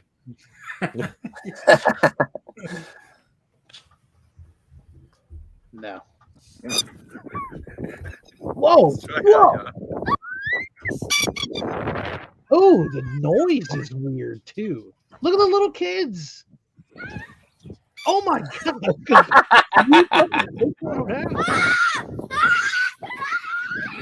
This is what you do for fun. This is like hide and seek right here. Like this is like hide and seek. The kids need to build themselves some foxholes. Dude, I'll tell you what. Yeah. The next just... time one of my boys comes in because they're like afraid of something, I'll be like, "You listen here." Oh yeah, man, the fuck up! Whoa, is that this? Oh, hold on, was that the spike thing on the wing, or was that another bird? Was that a beak? I don't know what I was looking at. I don't understand what I'm. No, there's the. They've got like a little pincer things just on the inside of the like the shoulder of the wing. I mean, this seems super aggressive though. Like little kids walking around and things like trying to pick one up. That's why you have to go dig your kids' foxholes out in the yard so they can just hunker down whenever incoming attack comes. Yeah, so if you look at that picture, you see the little spore things. Although, Remy, you know, maybe this is a problem that they have in Australia, and why we don't have this problem is guns. I mean, we just arm the kids. Just go out and play. Just eradicate the entire species. You can still come here, Austin. You'll be fine. We'll just, we had kids for so many years just roaming around outside with BB guns and pellet guns, shooting anything and everything. That shit all got killed off. We don't have it anymore. That's our. You just got to arm all your kids at a young age down there, and they'll shoot everything, and kill it all. I was talking about how Austin was making that trip, and Austin's like, I don't know about this anymore, guys. You have fucking birds that are swooping down trying to get me. And look, I shouldn't need an ACAC umbrella for my freaking front yard. We have this bird's extinct in one season. That's right. Wow. Hey, Katie. Projectile weaponry on a bird. That is insane. And I love it. Well, even if it's on the wing, I mean, it looks like it's like a spike. Like either way, I don't want birds swooping at me for any reason. How about that? Like the fact that these Australian birds have a subcategory of swooping because it's attacking. I mean, that one was like the kids are like, kids, go out and play in the backyard, and things like coming down trying to grab them. And then don't forget, then they have those land birds that'll kill you too. Yeah, I told him about the cassowaries. How come every time we talk about this, there's a new thing that's being said that I don't know what it is? The cassowaries are the scariest because they've got a talon. Their middle toe is just like basically it like just goes like this. Knife. It's like fucking. This looks like prehistoric dinosaurs. Yeah. What's with the fin? This is a dinosaur. Yeah, it's got a hard thing as well. They can on its head. They can literally. I remember I volunteered at a zoo in my early 20s, and out of all the animals in the zoo, the cassowary was the one I was most scared of because it says it's the world's most dangerous bird. They were fucking scary. You didn't want to fuck with them. Sounds like a brilliant album. Never went to the world's most dangerous bird or cassowary. world's most dangerous bird. Oh, they only live for 40 or 50 years. So world's most dangerous bird by the cassowaries. Ah, nice. Yeah, see, so there you go. You have that thing just walking around. Well, you see one of those off in the distance. Meanwhile, the magpies and those other things are attacking you from above. You get distracted by them. Next thing you know, that cassowary is right on top of you, kicking your ass. Yeah, this says that they can run 30 miles an hour through dense forests, jump 5 feet, are good swimmers, can cross rivers and swim in the sea. They can't be stopped. Like they can't fly, but they can jump. I mean, you're right. That's crazy. Just give me a goddamn crocodile. It makes you want a crocodile. But okay, so that's the thing though. So like like the old thing, they're like, oh, what would you do if you were staring down, whatever, and then you're like, I would wait till it runs at me, and I would, duck out to the side quick, or I'd, climb a tree, and this thing's literally on your ass the entire time. And then you like jump in the river and it's like, ha, and he gets in the river and starts swimming up to you. And then you get out, you've got other birds swooping because that's an Australian thing. And that's the birds. That's the thing. I've never feared birds before. And now you have this. 3 of them off the rip that I'm like, all right, that's another thing you have to worry about. That's not even just being stranded out in the bush and like the crazy stuff comes out at night that you don't see. This is just somebody riding a bicycle through the streets. There we go. There's a challenge. In the backyard. Done. No, I don't. This is prehistoric. It's a dinosaur. Oh,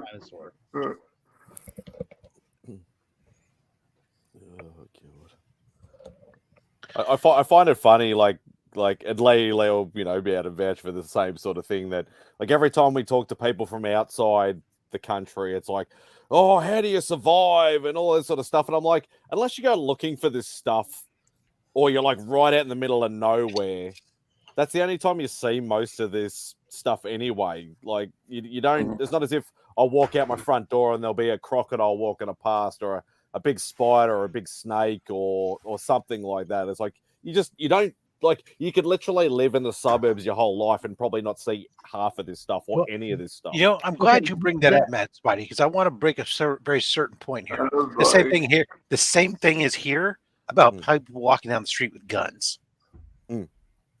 So okay, I can live my whole life living here in the suburbs without somebody walking down the street with a goddamn gun. It just doesn't happen. So this is the thing though. So how do you say this? Cassowary? Yeah. Okay. When I search that, a sub search that comes up, the autofill is kills man. That's the other one. Okay. So it has that. The third one is world's most dangerous bird. Like that's the most common search is the first one, and then it's kills man, and then they just have images of like news feeds and these poor guys that have been killed by this fucking bird. Like, and in our defense, we have some of that here with bisons, and in lately, especially this year in Yellowstone, we have a bunch of stupid tourists that have been going up to the fucking bison and getting gored and shit. Yeah, it's like if you don't annoy them, they won't annoy you. It's just common sense. Just don't ask, don't tell all over again, but with wildlife. Yeah. But it's still hilarious, though. Yeah. Fair enough. I don't. But you really got to watch out for those mouths. It's true. Yeah. We are a 50 buggers breed. No, I agree with Dr. Von Hoot. I fear man more than the other stuff that's around me. But in Australia, that's a different demon altogether. Well, I mean, it's just like it doesn't even cross my mind that I have to worry about anything other than other people. I agree with you. I agree with you. Like, go take a walk in the woods. Other than running into a psycho, then that's what you got. These guys here, you don't know what you're going to find or where it's going to attack from.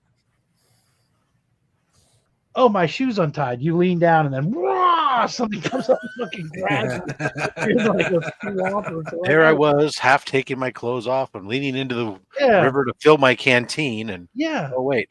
I mean, just all the time you're looking around like, where's it coming from? I have no idea. That's not that bad.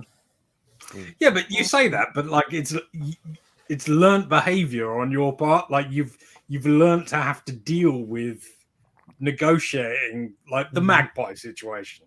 Like that's a very real thing. We don't have that. Like, never. It doesn't even cross. Never our ridden mind. my bike and was like, oh man, a bird might grab me. Like you guys, we learned. Sure, go ahead. No, I'm just saying, like, it's probably like quite natural for you to negotiate that, so it's not a problem for you. But it is a problem because you have to do that. Like, whereas we don't have to do that. You've learned to live with it. Yeah. We'd learn like certain things. We'd learn like when I was living up in the mountains stuff. We'd have to learn, where you're a different situational awareness as far as like when you're walking through certain areas, making, being cognizant of, there were big cats or other things that would be around, or then you have to, or when you're going behind, you're reaching for something always, everything you lift up, you lift away from you. So that way, rattlesnakes and other things go away from you and not at you type stuff. You learn stupid stuff. Situational awareness. Yeah. I was, Angel's sister came down and they went to a mountain that's close by and went to check out a waterfall, and they showed me some of the video. I was like, oh yeah, that looks awesome. Like I've never seen this particular waterfall. I was like, did you guys get in the water? And they're like, no, it just wasn't, it was cold or something like that. And yet if it was footage of Australia, I would assume you wouldn't get in the fucking water because something in the water is going to kill you. No, I love waterholes, like waterfalls. That's what it's a question of can you see in the water?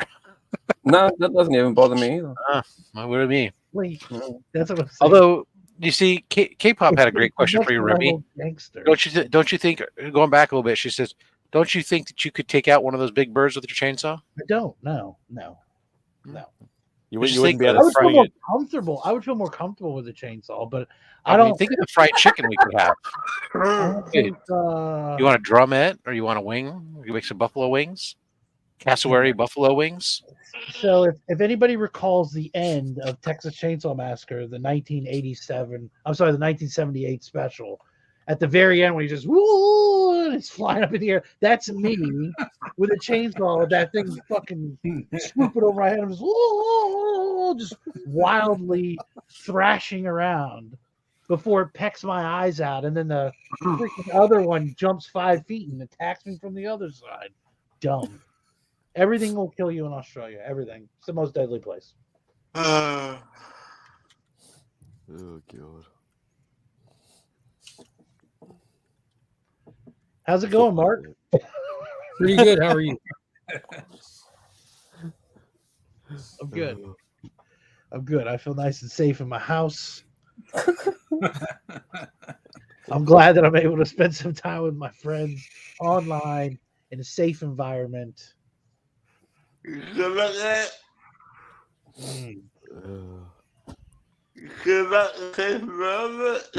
environment. Yep. Yep. Might go stroll outside in the dark in my bare feet. Enjoy myself a little bit. Go play with your chickens. Yep. It's the deadliest bird I've all 5 of them. It's the deadliest bird I have to worry about right now. How many chickens do you have now? 5. Just 5. That's what's allowed by law. Yes. 5. Maxed out at Just 5. Just 5.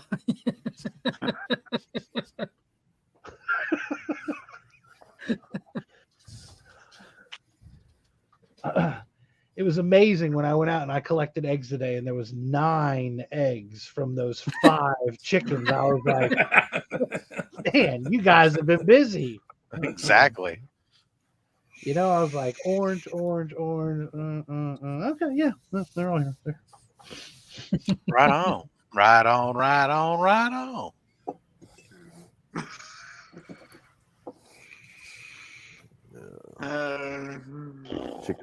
Chickens can mess you up. Not Remy's chickens, they're all friendly. Yeah, they're all friendly. Chickens will mess you up only if you don't cook them all the way. Yeah. And yeah. Forget to feed them for one day and they'll be your best friend. It's nothing. Nothing quite says a ruined dinner party like a little salmonella among friends. Oh, Oh, God.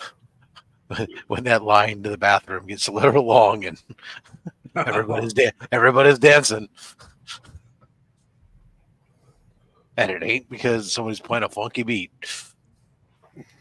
I think I've lucked out with that. I don't know if I've ever gotten any sort of like food poisoning or anything. Oh, wow. You haven't eaten a Jack in the Box then.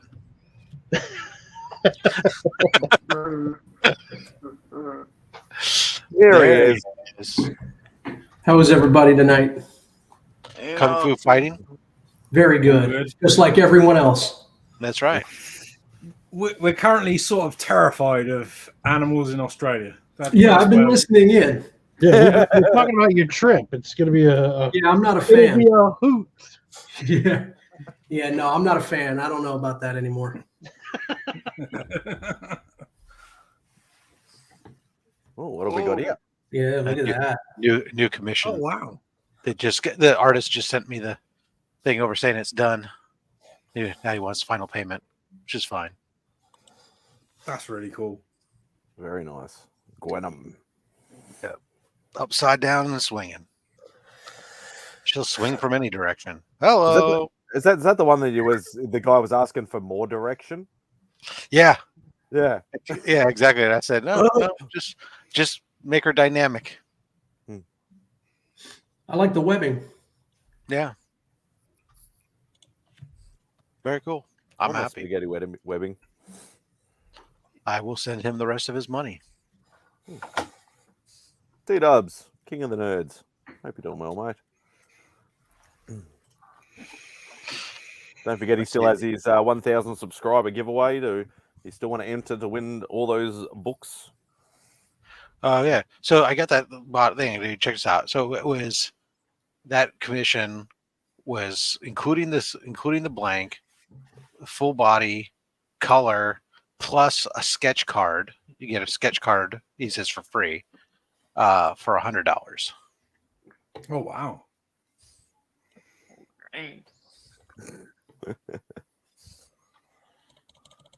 Oh, and I get a time-lapse video of him doing it, so I can post it with the time-lapse video and stuff. Yeah, that's pretty cool. Yeah. Dude's name is Showtell Arts.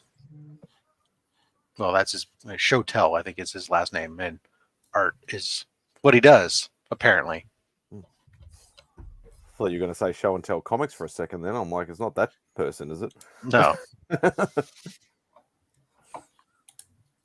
We know Lee loves that person. You have Show and Tell. Show and Tell Comics. She's been a lot less prolific with her posts. She still does them every once in a while, but not nearly as many as she used to. Oh, that one. Yeah, I remember now. You did do a homage to her. Yeah, I remember. I gotta say, mine was better. What makeup? I'm au natural.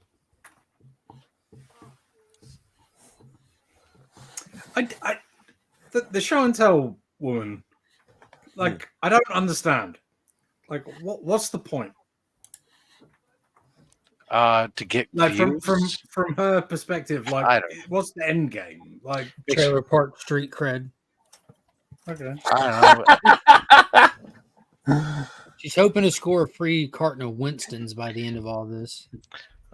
I don't know whether it's they curtail it into an OnlyFans on another site to try to get you to then go there and like, if there was an OnlyFans, that would make sense to me. But like, I've seen her thing that she doesn't advertise that. Like, I don't know. I don't know if it's that. I don't know if she does modeling, or whether she's thinking she's doing it just because it makes her feel good, or whether it's because she wants to get a ton of subscribers so that she can try to get endorsements and be a social media influencer because she's got so many freaking. I don't know. What are you guys talking about?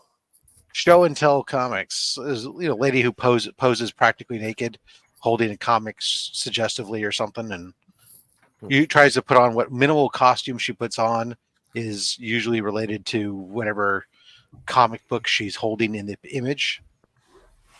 Let me try find my homage to her. That was very Is that something I should be subscribing to? Whack Comics? Absolutely. You should be subscribed to Whack Comics. Do you have a carton of Winston's? No. I gotta scroll right back for this, man. How many posts? I think I posted too much. I can tell you this, Lee. It was mentioned before. I believe it was on an Insomniac live stream, and somebody very quickly had that picture saved on a phone to share. Really? Yes, very quickly they were able to share that thing. Who was it? Do you remember? I don't remember who it was, but I asked them about it. I was like, "You had that ready very quickly." Yeah, that makes me happy, to be honest. No, I hope that they. For the longest time, she didn't show her face. Right. For the longest time. But now she's. Why? I mean, I think it's cool. I just don't understand why it would happen. But if it wasn't for young women wearing practically nothing and posting pictures of themselves either posing or dancing, the internet would be 50% lighter. Yeah, but I assume they get paid for it most of the time. Why do any of them do it? Because I don't know. Like the whole like the whole maybe she's doing it because she digs it. Yeah, like then why is it out forever? Like I get the doing it because you dig it thing, but a lot of people do stuff because they enjoy it. But why are you like, and not just her, like anybody? Why are you putting it here? Like Dr. Von Hoot said, I just pray that one day. I'm not asking you, Rob. I'm saying there's normally a motive for it. And that's what's up. What? And I'm just saying is, I just nothing pray that wrong with one it. day, while I'm scrolling through the internet, I don't come across That my is tremendous.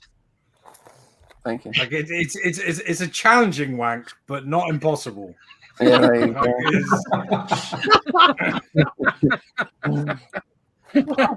go. I'll be honored. Thank you. Time stamp, hour 30. Wow. Some people are just addicted to those likes. That's what I was about to say. That's what it is. It's that needing that feeling of validation. Oops. Like when I was young, like the first thing I remember being addicted to in life was acceptance, like from my peers and people. And I mean, it's I'm about to feel validated. It's fine. Yeah. Hey, Taylor. At 8:30. Sometimes it's just that simple, like the feeling of validation from those Water, likes. tequila. If I fuck these two up, You will be too. I remember when I made that post, I lost like 50 followers. I don't know why. You should just Mark, why do you hate recreate it. mostly naked boobies? I didn't say I hated it. Someone asked a question. I was answering a question. Oh, you're all serious and shit. Let's have some tequila, Mark. I don't drink. I'm sorry. You should be. Actually, you shouldn't. This is gross tequila. It's been a long week. It's okay, Fab. How you doing? I'm gonna hop off for a little bit. I may see y'all a little bit later. Love you, Remy. Bye, You'll Remy. see a lot more of Lee than the rest of us. Yeah, I'm not leaving because of that. Jeez. Yeah, I show up, Remy leaves. Yeah, I'll be back soon. My last feeling is hurt. Take it easy, everybody. Yeah, I agree. I should have gained followers, but I didn't. I lost like 50. I don't know why. I thought it was a bit sexist, maybe. You know, she can gain heaps of followers, but I can't. That's sexist, right? You should wear less. Maybe you'll be fine. Yeah. Well, the I exact same thing she guarantee you, if I didn't know you and I saw that, I would subscribe to you. I would be like, click. Yeah, But since he knows you, he didn't subscribe to you. I already was. Oh, recommend I have that talent. It's my skill. Also, Lee, I've never seen you in bikini. I would have subscribed much sooner if I had. Bikini? You want a bikini? I can work that out. I'm Yeah. sure. I think that's your next whack hack. Make a bikini out of a comic.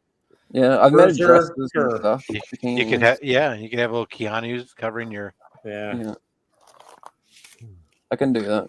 Just for Keanu for you, Taylor and Rob. It's happening. I'll even say Austin that wants to see in it too. He's the- just being shy. I Taylor want and to see Rob, it. I definitely want to see it. Like, yeah. we got 3. Ma? Austin, is it finally like human temperatures in your state, or is it still hotter than monkey nuts? It was 102 today. Jesus. So yeah, it's cooling off. Oh, all right. It's 89 degrees right now. I've got a buddy trying to get me to move to Phoenix, and every time he opens his It's mouth, 81 right now where I'm at. yeah, it was it's 45 here right now, and it's fucking amazing. It sounds great. Yeah, I don't like the cold. Right now over here. It's Right. 12 degrees here now. I don't know what what is that it in is real in temperature American. there, DVH? Also, Kyle, that sounds great. 40. I don't know. All That's a right. bit chilly. It's for me. 53. Yeah, it's not bad. All right, DVH, I'm moving in with you, buddy. That's a bit chilly for me up in Queensland. I've got bow ties. I think I'm making Miss Von Hoodle have a Now might we're have talking. some issues. Yeah. Yeah, it'd probably take you a good decade to acclimate to the heat out here. Here's the problem. I'm burned to shit, and like 70% of me doesn't sweat, so I'm never acclimating. Like, Well, it's a I'm dry just- heat, so you don't really. I'm like a sweat. fat No, but- fucking Freddy Krueger. No, you do. In no universe am I acclimating to that shit. I'm just murdering people while they sleep because I'm. No, angry it's at true. everybody. I mean, that's because you do sweat, Austin, even in the dry heat, but he doesn't have the capability. So Right. it's the same reason why you don't let your dogs outdoors. You Yeah. seriously can't sweat? Not where I'm not in scar tissue. No, like the parts that are not scarred. Sure. So like I have a very sweaty back and ass crack, but like. Okay, so a question then. Yeah, let's do what this. happens. Well, I drink. This is not the water. What you? Why does that matter? If you can't, if you can't, sweat cools you off. In those, I see. Right. Yeah. That's how humans regulate their body temperatures by sweating. Yeah. So you would overheat. So like in those. Right. Have you seen a hot dog in a microwave? That's me. So that's why when you get into things with the humidity, why it's an issue oftentimes, right? Is because the humidity makes things worse because you have less evaporation of the sweat from your skin. Like I would do better in Phoenix than Florida, but I'm not doing great either. Yeah, so, the dry heat is better than the wet heat because you have more evaporation, which cools your body fat better. And where you have the super high heat indexes, like the Middle East, where they have super hot temperatures plus super high humidity, that's where it becomes a borderline deadly issue for humanity because you get beyond where the human body can cool itself. But so Taylor has that problem at a much lower temperature because his body can't regulate via sweating. So basically, the short answer: I have a very sweaty ass. Hi, ladies in the chat. K-pop, how you doing? Oh yeah. Don't pretend you're not turned on by everything I just said. As long as you stay cool in the bar with a drink in your hand, you'll be okay. It doesn't matter how hot it is. Exactly. He can sit in the hot tub and with the heater turned off. So. The fact that you dick nuts have hot tubs where it never gets below 100 degrees. No, they're called spas. They're not hot tubs, actually. They're just spas. Yeah, and they get heated with just the air temperature. Yeah, okay. I will so that way you're sitting there in the nice little bubbly. Too late. Sorry, K-pop. 1 month into the summer and my pool is so warm, you don't even want to go swimming. But do you still have like hair down your ass, Austin, too? Like, you can't tell right now. No, my hair. No. Oh, dude. That's pretty long hair hippie, if you ask me. Yeah, we're like twinsies, except for your skinny. Short on the sides. I got a little bit of professionalism about me. Yeah, buddy. We're pretty much the same person, except for you're attractive and have a sleeve tattoo, and I'm a chubby, burned bastard. Otherwise, same. Gotta get my Taylor Winder on. Right about my glasses and age 25 years. You're welcome to it.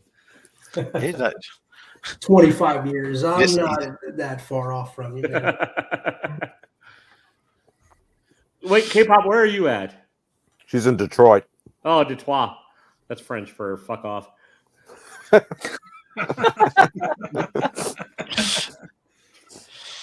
Yeah, see, my wife would have loved it if it was there. She wants badly to be able to pull out her hoodies and flannels, but she's having to wear shorts and stuff. Whereas I'm happy as hell because I don't want to wear pants. Yeah, dude, I don't listen. In order for you to put on pants, it has to get below 40. Because I have to go. For me to put on pants, I have to go to the office. Yeah. That's about the only thing. Yes, that too. Oh, you mean trousers? Okay. Yes. Yes. Fine. Yep. Wait, what? I don't want to wear pants either. What do pants mean over there? Underwear. Oh yeah. Yeah. Don't want to wear those either, but that's a different story. I was desperately looking for. There was a good period of time where I was looking at kilts. Oh, I would listen. I'm all about like skirt life. If I could pull it off professionally, if I could make it work, I don't give a fuck. Like I'd be like flowing and flowery because A, I like flowers, and B, breathing. Free balling. Hey, all I know is I just love. There's a company that makes it called Damn Near Kiltum. Yeah, makes some fabulous utility kilts. Just undercrackers, yeah. So DVH, that cape just seems like added warmth to me. It's like no, thank you. Yeah, it is really. I don't know if you've noticed, but like my eyes are a lot less black at the moment because there was a period where it was bleeding into my eyes quite often.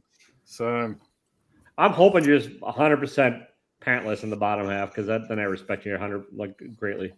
Oh, I am. Yeah. I mean, all the time. Yeah. Makes it a little awkward with Badger filming, but And Lee, it never gets below like into like real human temperatures in Australia, right? So why would you wear pants? Yeah, Queensland especially. Yeah, it's nice and humid up here. Is it actually like I thought it was like a desert prison planet, like Tatooine? In like the northern parts of Queensland, like because I'm still in like the southeast Queensland, like right up north, it gets crazy hot all the time. And then Darwin, tropical Queensland, and then like you got Darwin up in Northern Territory. It's like fucking summer all year round over there. But we still get a little bit cold during winter, but not that cold. Wait, what do you mean by what do you mean by cold? Like maybe around like 16 degrees. All right. That's Celsius, not Fahrenheit. Yeah. 60, 61. Yeah, I figured. And Mark, it's always like 90 and humid where you're at, right? Chills out. Like we turned into desert weather, where it's like hot in the daytime and chill at night. Like it's like 60, like probably about 68, 69 degrees right now. Yeah. But today it was like up in desert weather, huh? up in the 80s. I don't think I was saying like hot in the day, cold at night, desert weather. All right. Yeah. And Kyle, it's not too bad where you're at with 70% humidity.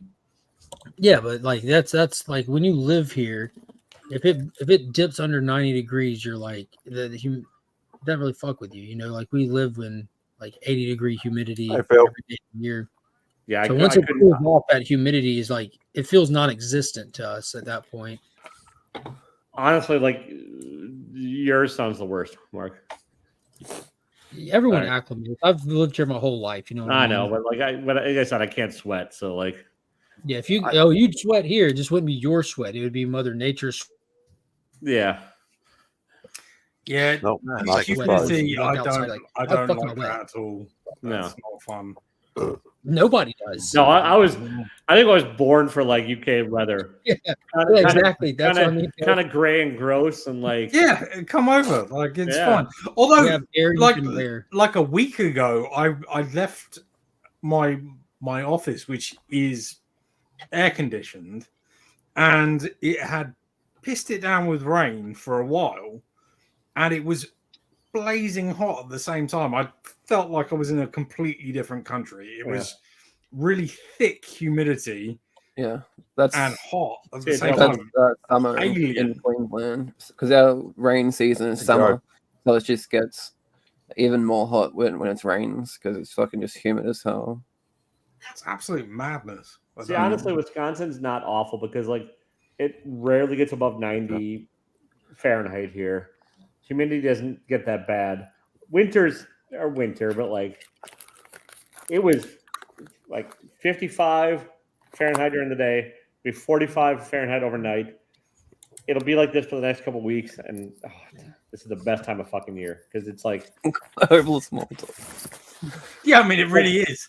Like this is the longest I've spent talking about the weather in fucking ages. I've been drinking tequila and I'm wearing flannel, so fuck off, you dickhead. I'm fine with it. I'm thoroughly entertained. I don't know where the rest of YouTube is, but we can go back to scaring you about magpies. Oh yeah, that is some scary shit. We're back. Fuck, Austin, that spawn looks so good behind you, dude. That big one. Oh shit, yeah. Crazy. Crazy. Yeah, when you posted that on IG, I was like, boop, my mind blown. I mean, what else did he send you with that? He sent me a ton of stuff. A bunch of signed books. He sent me a one-of-a-kind Spawn movie poster that he made himself when he was pitching the movie to Hollywood. What? So he pulled it out of his warehouse and signed it and sent it to me. Wow. Have you got that handy? Because I'd quite like to see that. That sounds amazing. Oh, and if you look, I'll show you. I'll try to get it as clear as possible. If you show it, apparently it was one of his employees in the costume, and the costume is just terrible.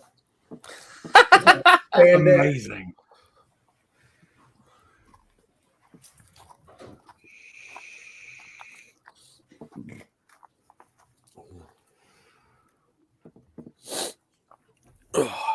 Exactly, Beckerman.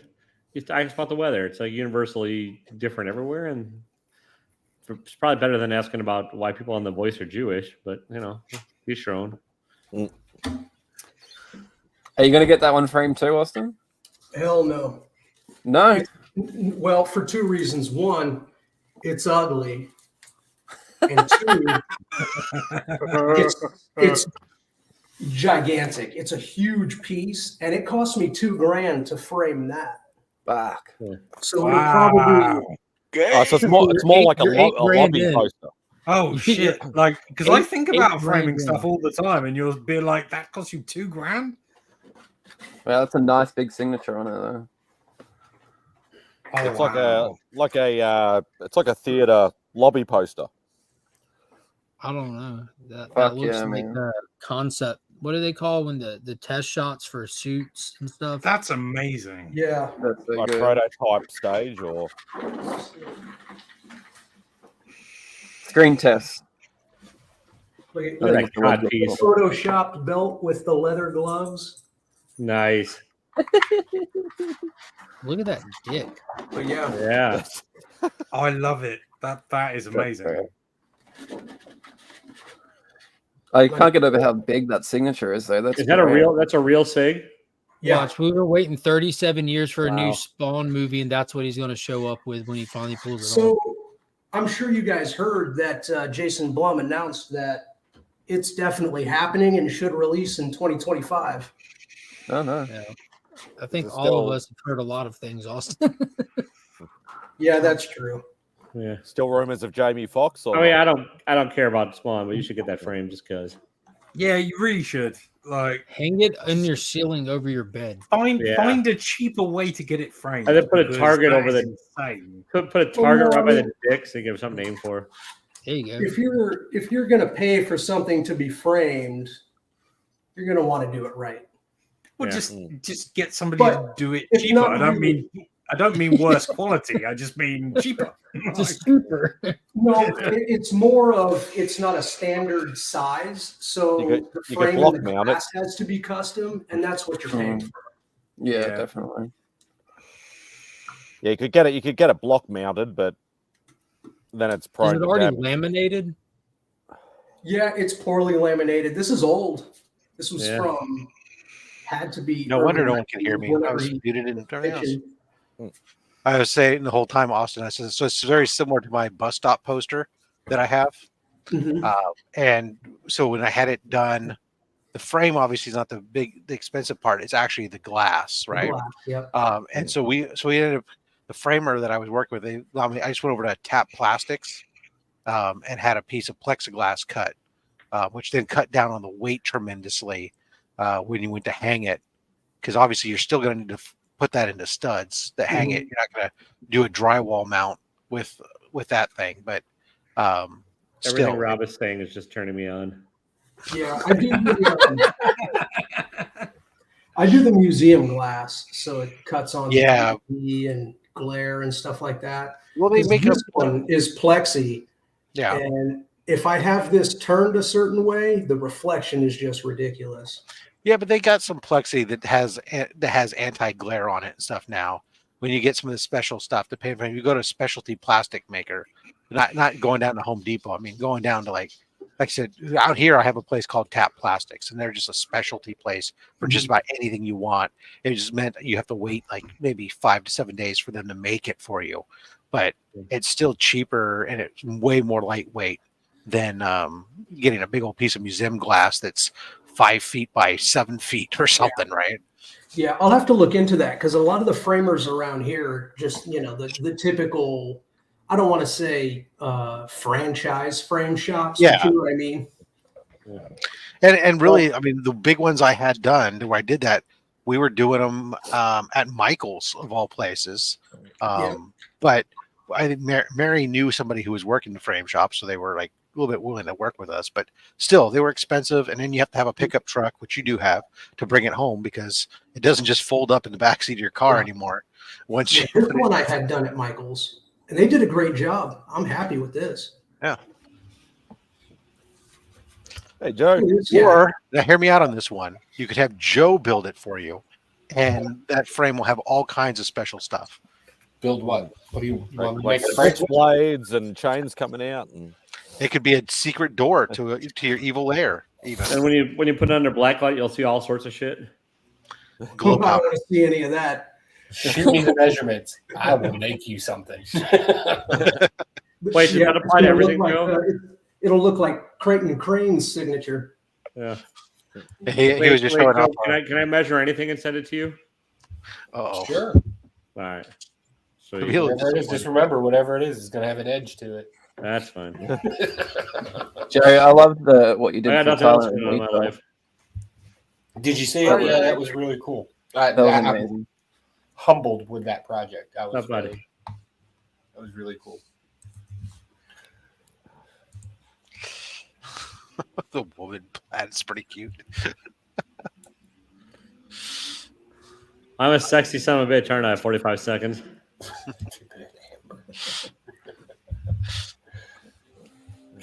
I'm Taylor, but not the Swift one. So what's going on, Joe? I picked up a contract, and I've been kind of nose to the grind, working late on that. So, making the world a deadlier place. Right. All work and no fun. Oh no, it's fun as shit to me. Are you fucking over the Ukraine, Joe? I've been doing that, making ammunition for the last 3 years. Nice. I went to a local con this morning and got $40 of books. Not much, but whatever. Nice. This is all okay. There was like 3 for 10, and then 5 for whatever. It doesn't matter. So this whole stack was $40. So Avengers 188, a couple of Doom Patrols. Nice. I like that one. Oh, that's a cool cover. Yeah, he's my jam. I like the old. Yeah. House of Secrets. Actually, first appearance, I think. Dial H for Hero, that mystery. Mostly, these are all DC. Like, whatever. Those are always fun covers, those Dial H ones. Yeah. I wish DC would bring some of that back, because, like, they used to be fun. I mean, DC, you know. Technically, they're all first appearances, right? This they threw in for nothing. It's like it's a cover list, but it's a second Doom Patrol, so whatever. And then a couple of Superman, so nothing much, but like still, $40 for the stack, not bad. Not bad at all. I finally found a book in good condition that I was after. Not a big book, but that's a cover buy. Nice. Oh, nice. That's a great book. That one. That's probably I'd like to say it's an 8. I don't know. It won't be graded. Then I got that bad boy. Pick that up. Nice. These are all cover buys. I love these pre-code horror books, and I'm glad to see that Rob is getting into the horror too. The Bronze Age. This one's an oldie that I came across, so I just had to get it. Nice. That's a cool cover too. Yeah. That. Yeah.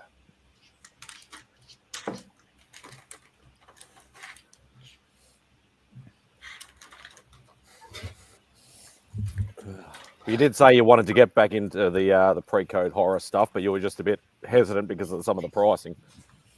Well, with the pre-code horror, like I'll pick up a cover here and there if I like the cover. Right now, the pricey books that I'm after is I want to complete a run of Tales from the Crypt. That's pricey. I'm gonna jump off. But on the upside, it's only money. Take it easy, Lee. Yeah, it's only money. I got to save up for C3, Rob. I can't be throwing around dollars willy-nilly into my local economy. Yeah, don't get that shit framed until after C3 because we're gonna.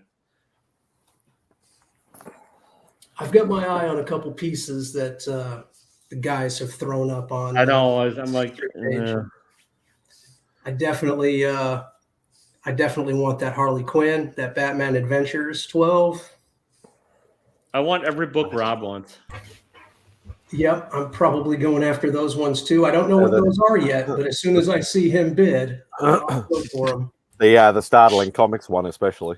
Yeah. No, the Startling Comics one was sold, so that was a different. So that was the guy who had been on my my show Only Slabs, and instead he had that Startling Comics that he was going to sell and then donate the proceeds. So he's been selling big books lately on his channel, so he's got a consistent stream of people who are looking to. So What that's like when he posted You're it up me, for, Rob. Go Cancer. when he posted it up on his site for $750, it was gone like almost instantly, and that was whereas if we put it on our auction, we probably would have been like 300. try to start it at 300 and maybe get a couple people bid it up a little bit. We've been lucky to hit 500, right? So I'm super happy that he did it that way. Yeah, no, I agree. The money is going to the proper place in the end, so that's all good. Yeah. He used that book to fund his financial donation. Yep. And I got word today, or we got word today, obviously. So Man Cave went through his books and didn't have anything really that he felt was appropriate. So he's just going to donate a bunch of money to the cause, which is fine. He also brought up a good point. I hope everybody knows, and something we'll be mentioning along the way, but there'll be a few monetized channels that are doing shows. Nobody super chat during this event. Nobody super chat during this event. Right. Even on Rob's channel where the proceeds go, do not super chat during the event. Just donate.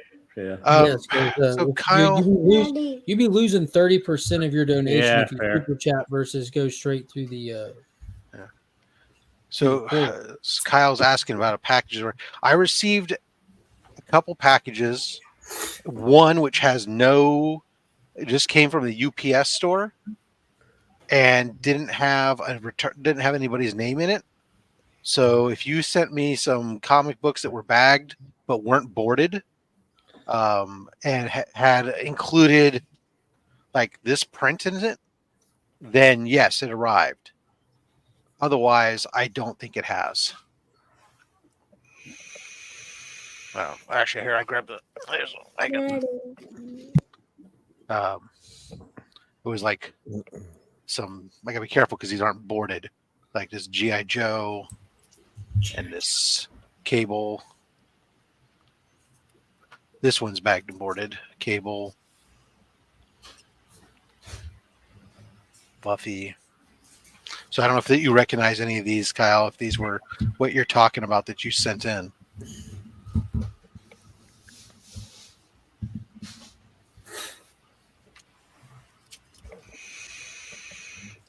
Signed by Larry Hama.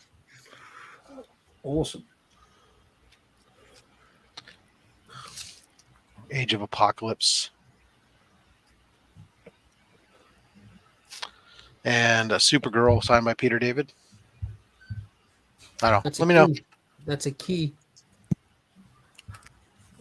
Did you get that that Scotty Young Ghost Rider signed? I did.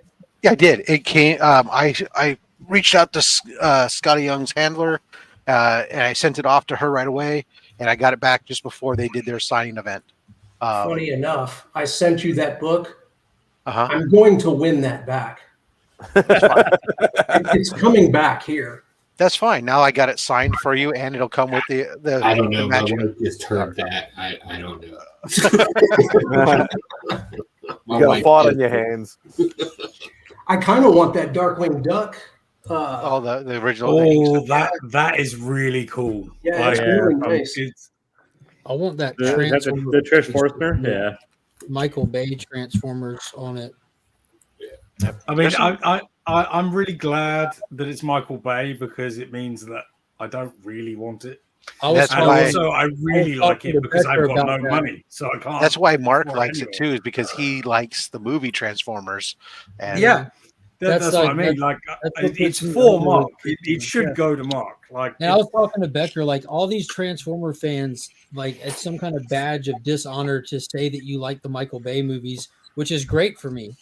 Because the only two things I don't know. There are Michael Bay fans. It's just not me. Well, dude, the mad majority of Transformer fans in the comic realm, especially, I'm hard pressed. I mean, there's plenty of people out there I come across that I can talk to about them, but they're not like most people. I enjoyed the movies, but I kind of wished that they didn't change their look as extremely as they did. Yeah.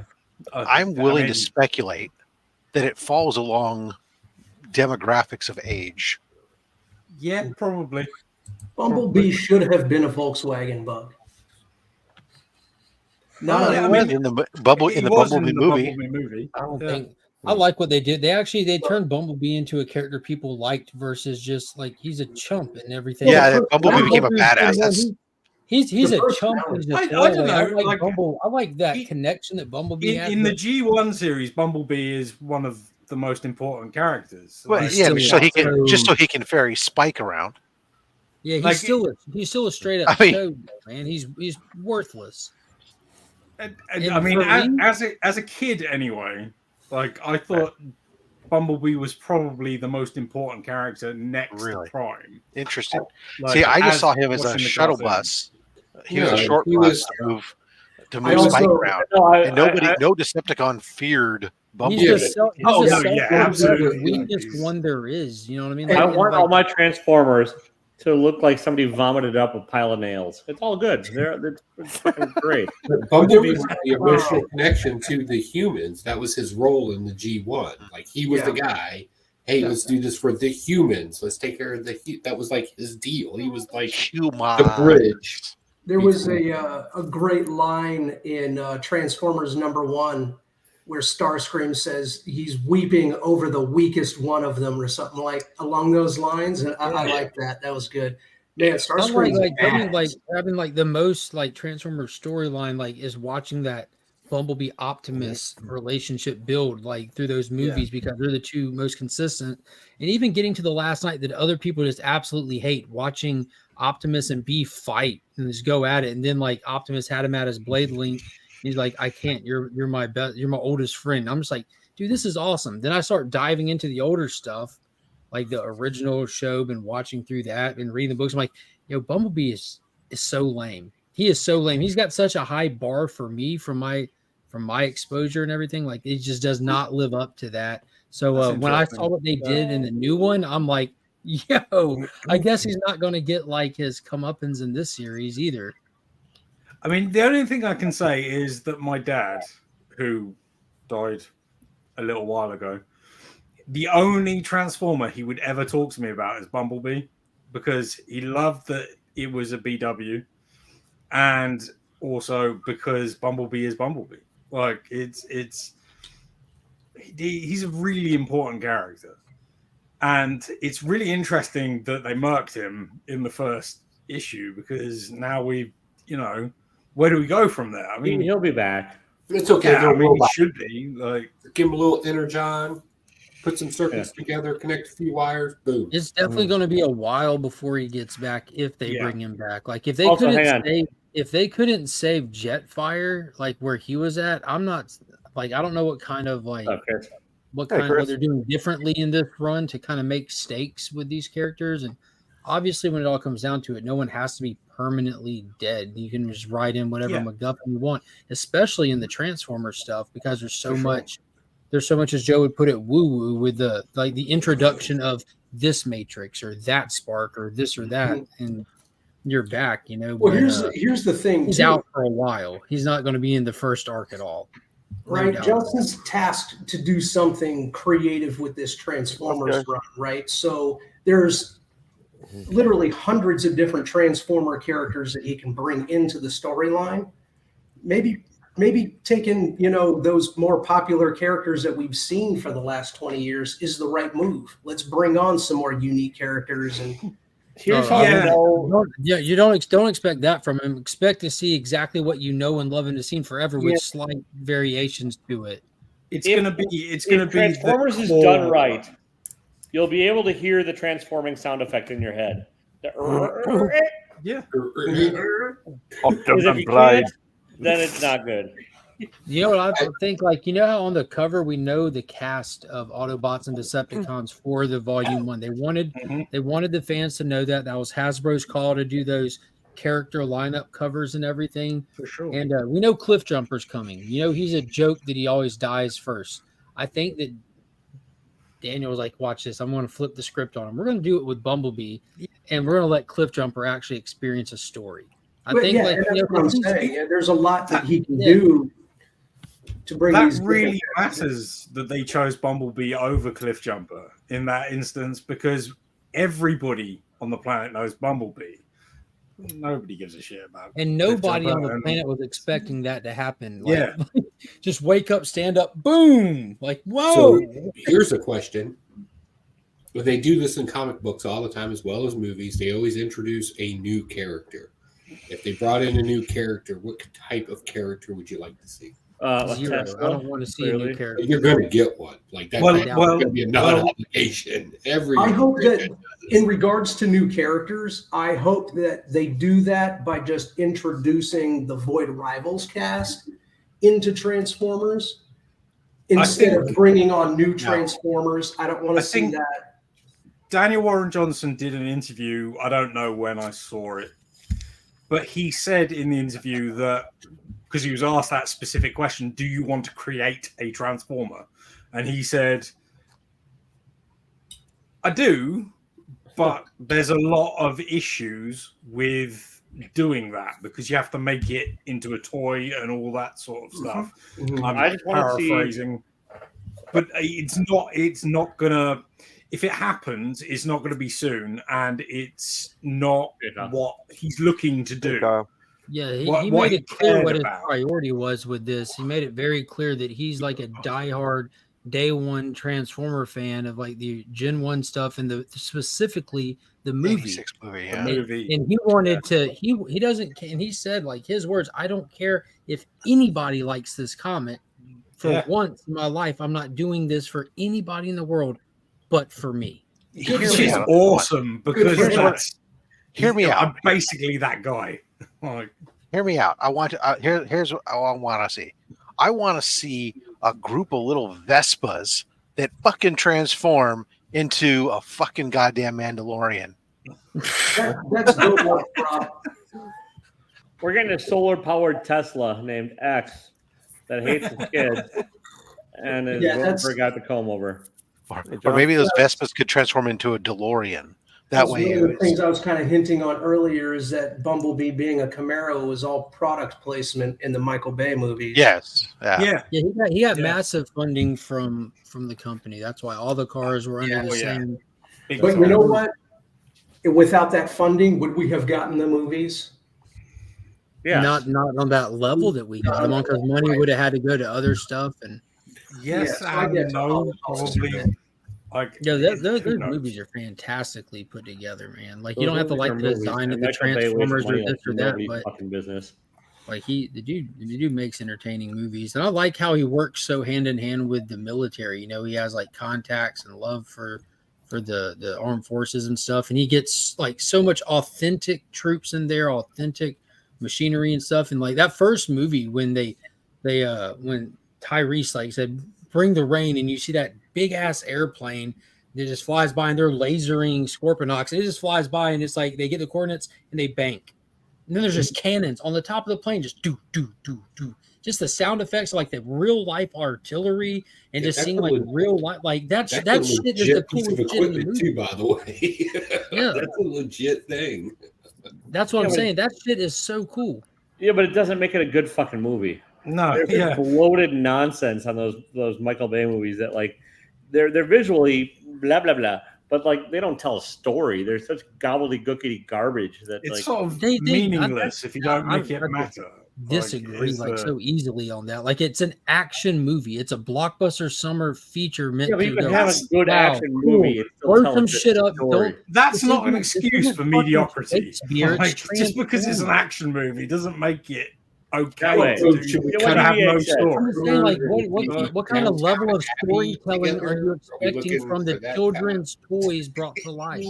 Well, I'm we're expecting reading less it shitty than the in cartoon. Transformers with Daniel Warren Johnson. You can do something special if you write it well. Personally, one of my favorite scenes had practical effects, which was when Bumblebee pretended to be broken down and Megan Fox leaned over to repair the engine, right?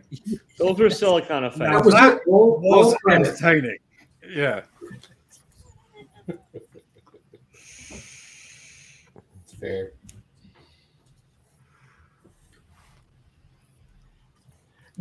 Now, pardon my ignorance if this is already well known, is there a finite amount of time where the Transformers license is with Skybound?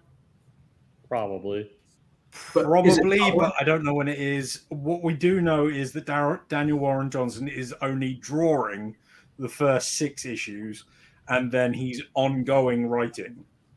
So, like, we don't know who's taking over after the 6th issue, but that's all the information we sort of have.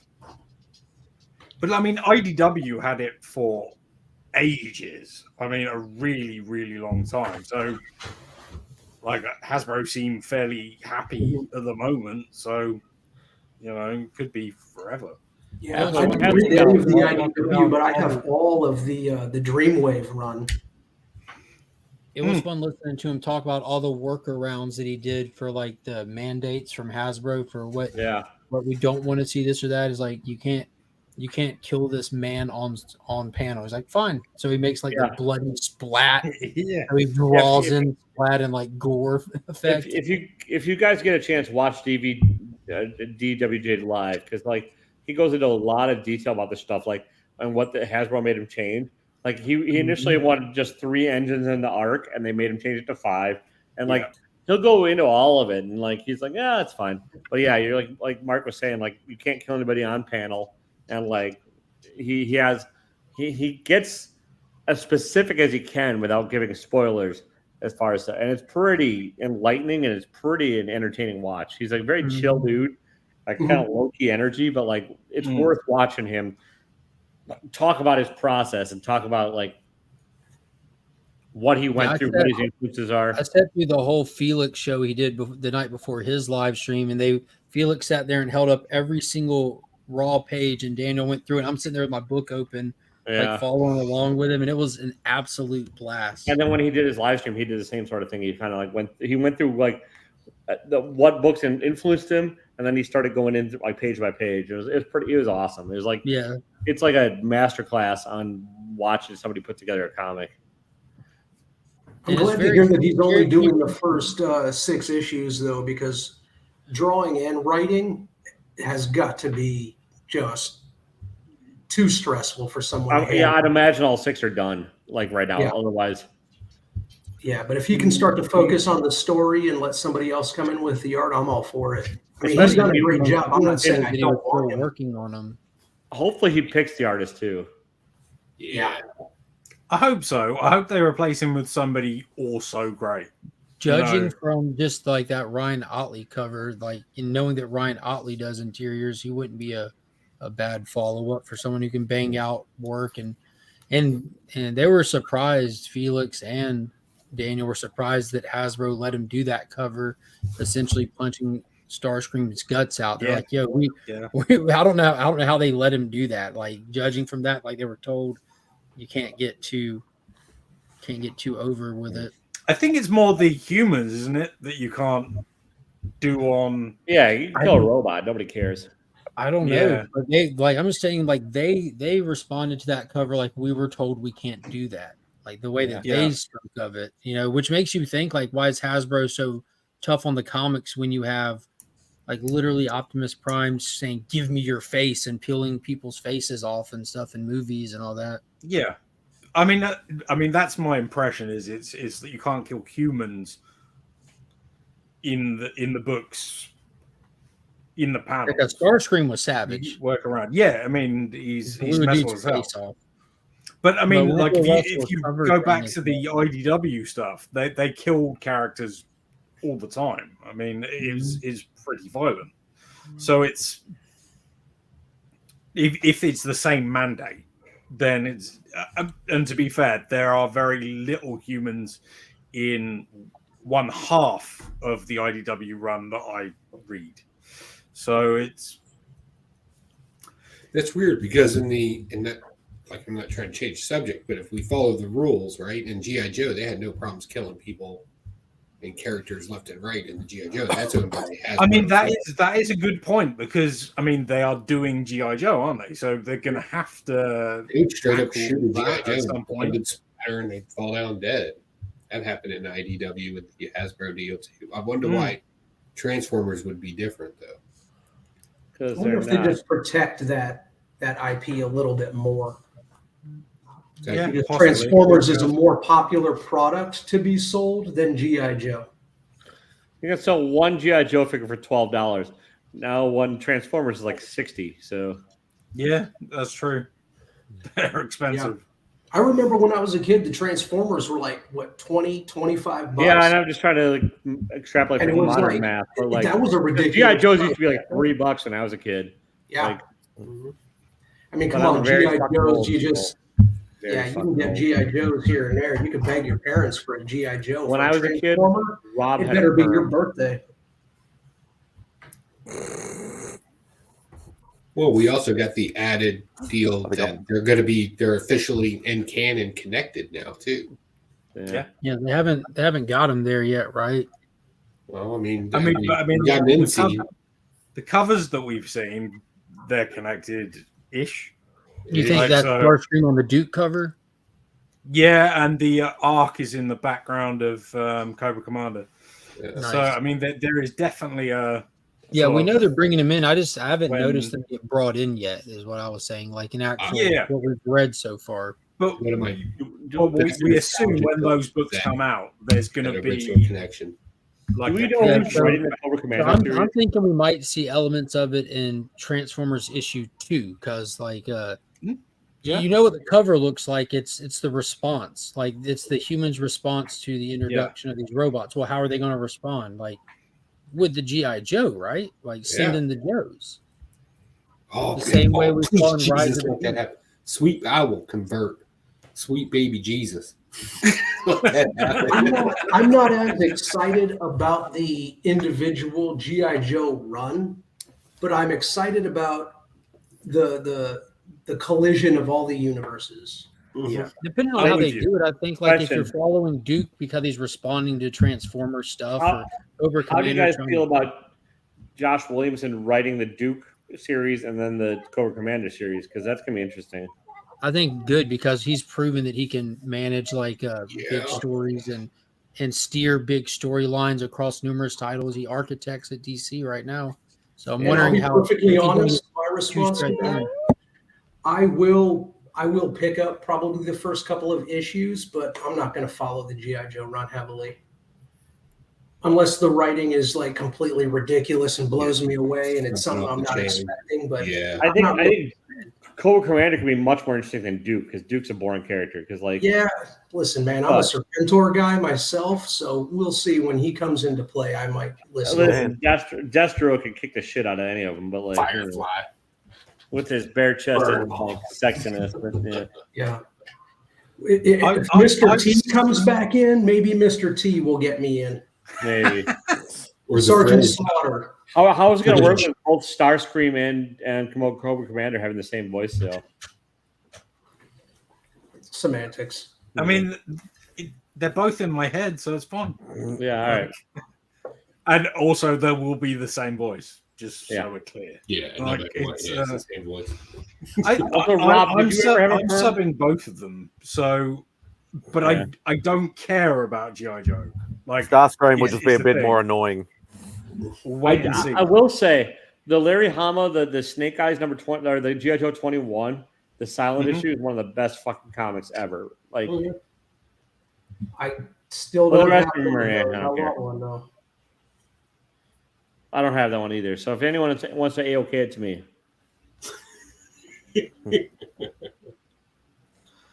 I'm waiting Also- for Mark to pop back on. He just literally just picked up one, I think. Notice how Rob has never answered the question as to whether or not he's ever had a perm. I missed the question. I think I'm the only one who actually heard you say that. Yeah, Rob, did you ever have a That's why I was perm? giggling. No. Mullet? No. High top? Flat top. Yeah, all right. I had a flat top for many, many years. Mohawk? Basically, I had, growing up as a kid, when I was young in the 70s and 80s, I had just, I mean, basically a normal haircut. It was bulky, but I mean, it wasn't like a full-blown mop top or anything. And then around 1984, I switched to a flat top, and I had a flat top until 92 when I got a high and tight. And then when I could get my own haircut again, I went back to a flat top until I joined rock radio. I tried growing it out, found out I would look like Friar Tuck, shaved my head, and have been shaving my head with the exception of growing my hair out for my wedding pictures. I've been shaving my head for the better part of 30 years. When did the magnificent facial hair come into play? That would have been once I left military school, and I went back to was in regular state college. So like I had the standard undercover cop goatee. Then you had then for a while you just had like the full beard. The full beard, I only did. I did that in like 2020, 2019. I think I started growing that out. And then video with that, yeah. It was actually around 2019, I think it was. I grew that out, and then I ended up cutting it off. Went back to my goatee during the pandemic when I couldn't go to the barber any longer. All right then. But for the most part, I've been shaved head with a goatee most of my adult life. It's just whether or not the goatee, how full the goatee was. Okay, I'm still gonna imagine you with a perm, just because makes me feel better. Whatever, imagine away. But guys, I've got to shoot because I'm on 1% battery apparently, as I just found out. Also, I have to go to sleep. So it's been a pleasure. You're all awesome. I will see you later. Cheers, guys. Thanks for joining, mate. Hoot, hoot, hoot, hoot, hoot. Another one. Yeah. I'm gonna bring you some context clips. I'm also imagining Joe with a perm though. This is actually on the panel with a perm. Today is a milestone for me. This is the longest my hair has ever been in my life. Like ever? Forever. Wow. Yeah, I'm kind of Kind of been able to get a haircut. Joe's turning into a hippie. Yeah. Taking shrooms and getting love beads and bullshit. When did you decide you like universal medicine and caring about other people? Yeah, right. Yeah, there's too many of us. That will never happen.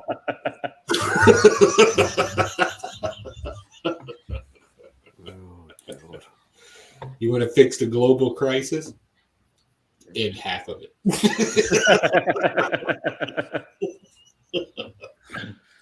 I love the fact you and I don't agree about fucking anything, but we can have a drink together and yeah. I think you and me actually agree on a lot of things. I'm glad you think that. Well, no, Taylor doesn't agree with most things. We've sat and had conversations before. I know, yeah, you're right. We could, yeah, we'd probably actually do, but like we can talk.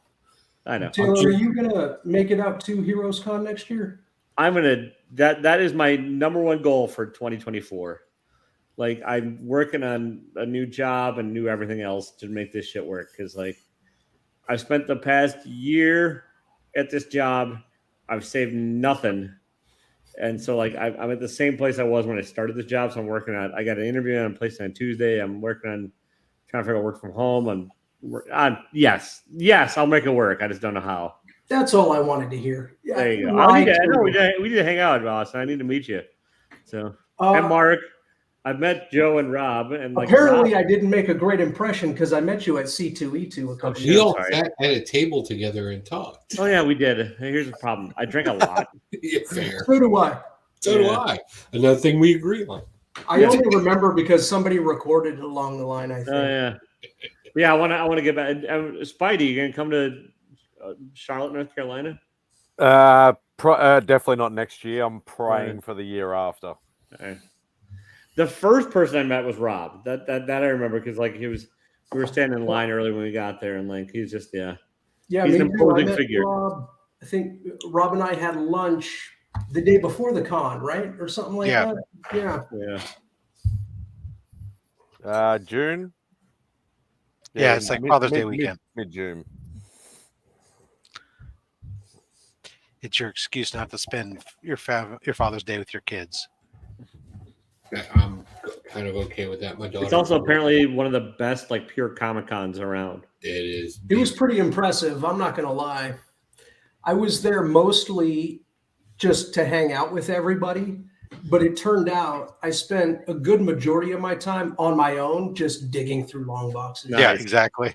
And I think we all did. Like we would meet in the middle, say hello, and then we would scatter like roaches. And we. It's like, hey, did you hear what Chip got? Hey, did you hear what Rob got? Did you hear what?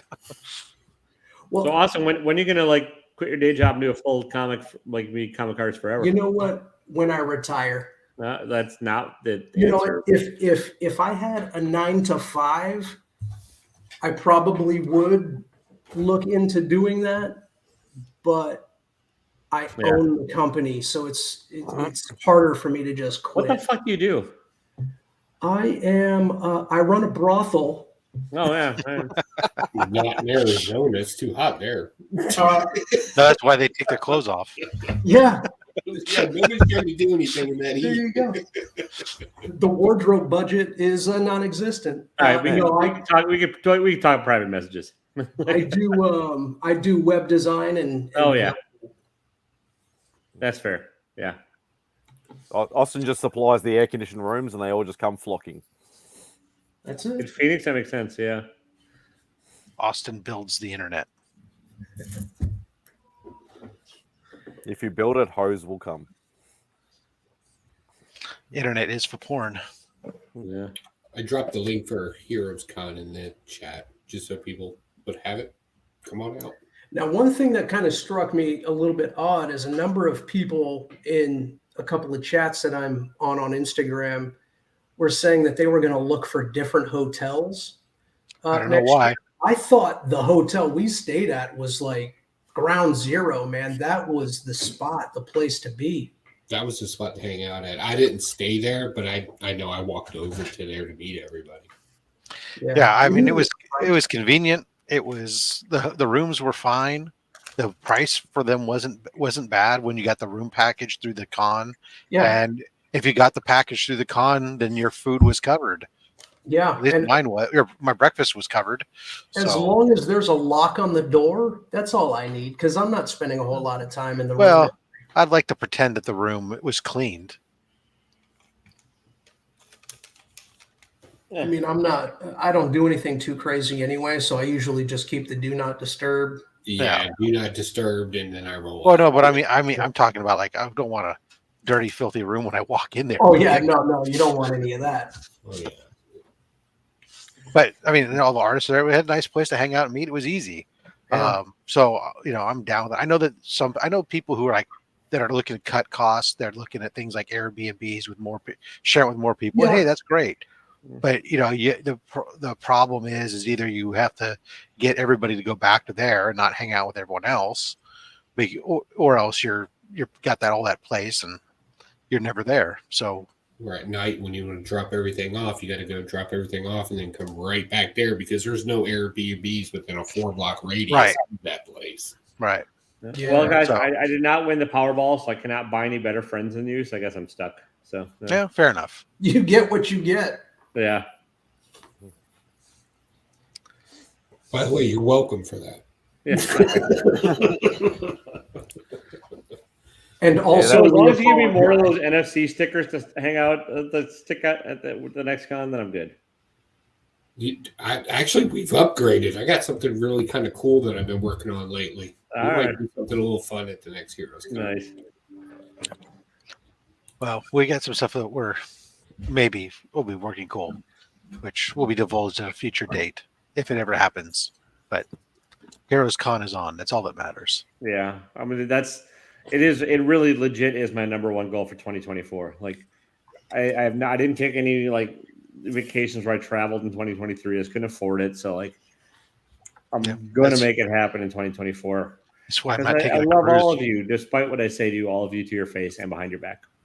That's why I'm not taking a cruise in 2024 because this is it for this because I have to do the my kid's graduating from school, so I'm gonna have to take a trip in May to watch him graduate, get his cap and do his thing, and then June will be this, and hopefully somewhere in the lines there it'll be finding him his own place and his own where he's going to live and work his own job away from my house. Good luck. That's why I sent him out of school, out of state. That shit actually happened at PlanetCon. That shit was hilarious. They slabbed that shit. I'll tell you what I did get today, delivered to my front porch. This is the first of the $100,000 worth of comics that a biker stole. The first of my Heroes Con raw books back being slabbed, and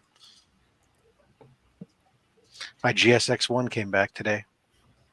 Nice. Did you get? Are you going to show it, or do we have to wait for a video? I watched guess the I video could. anyway, Rob. You're gonna do a video either way. Yeah, it's 11:30. You're good.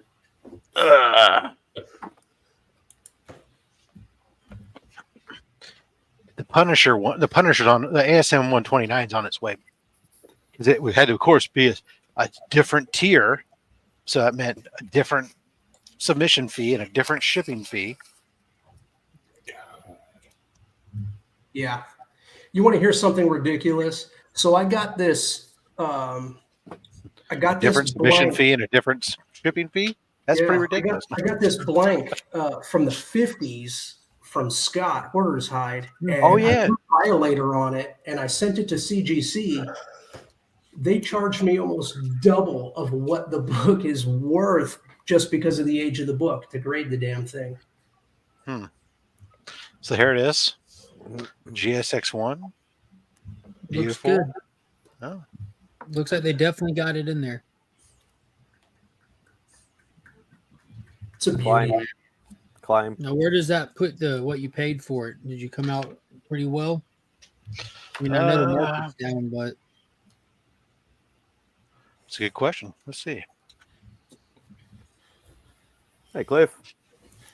I know you went into how much you paid for all of them during your video, but I don't remember what you said.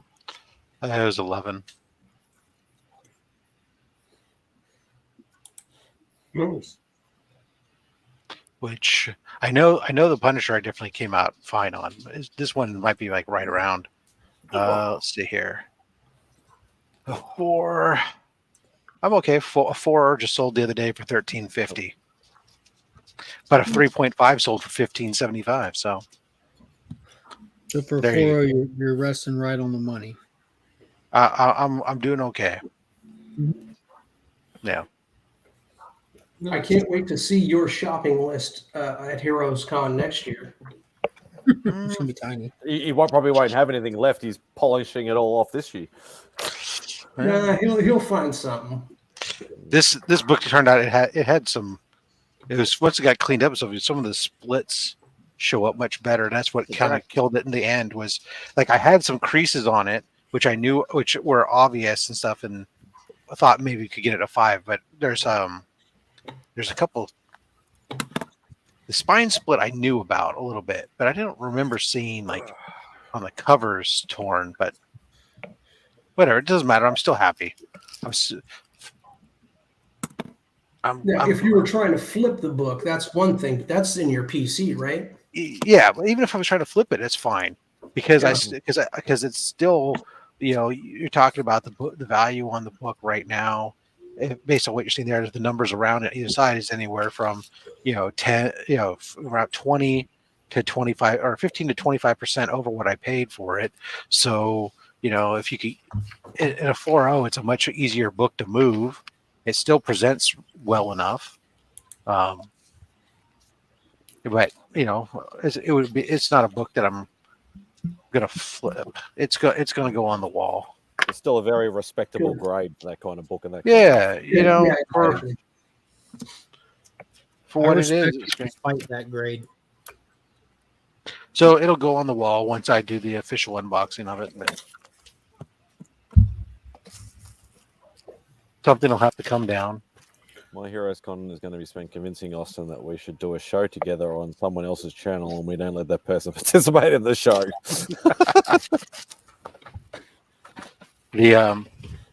But the Punisher book is coming back.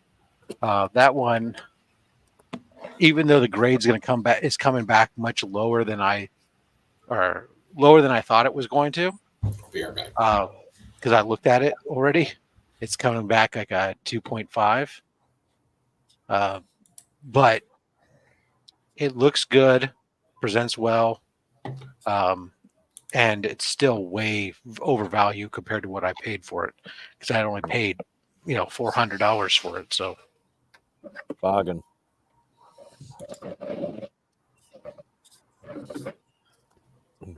It's definitely a blue chip book to have in anybody's collection. Yeah, I agree. Well, yeah, it was. Well, considering it was a book that I figured that I probably wasn't going to have, just because I couldn't believe how much it sold for, and I was perfectly fine with like the Lionsgate reprint and the facsimile copies in my collection. But once that was there at that price, it was like, okay, I'm fine. I'm fine with that. Thank you very much. I'll take that. Yeah. That's my plan when I get over there anyway. Is to do that same sort of thing. Pick up these books that I struggle to get here so badly. And have Mark haggle them down to nothing for me. Yeah, that's the key. Walk around with Mark. He'll save you money. Only if you work with him. Just don't have thick skin, or don't have thin skin if you come. That was the pride and joy of my haggling, was not necessarily like one of the deals that I scored, was when me and Rob actually got to spend some time on the floor, just me and him.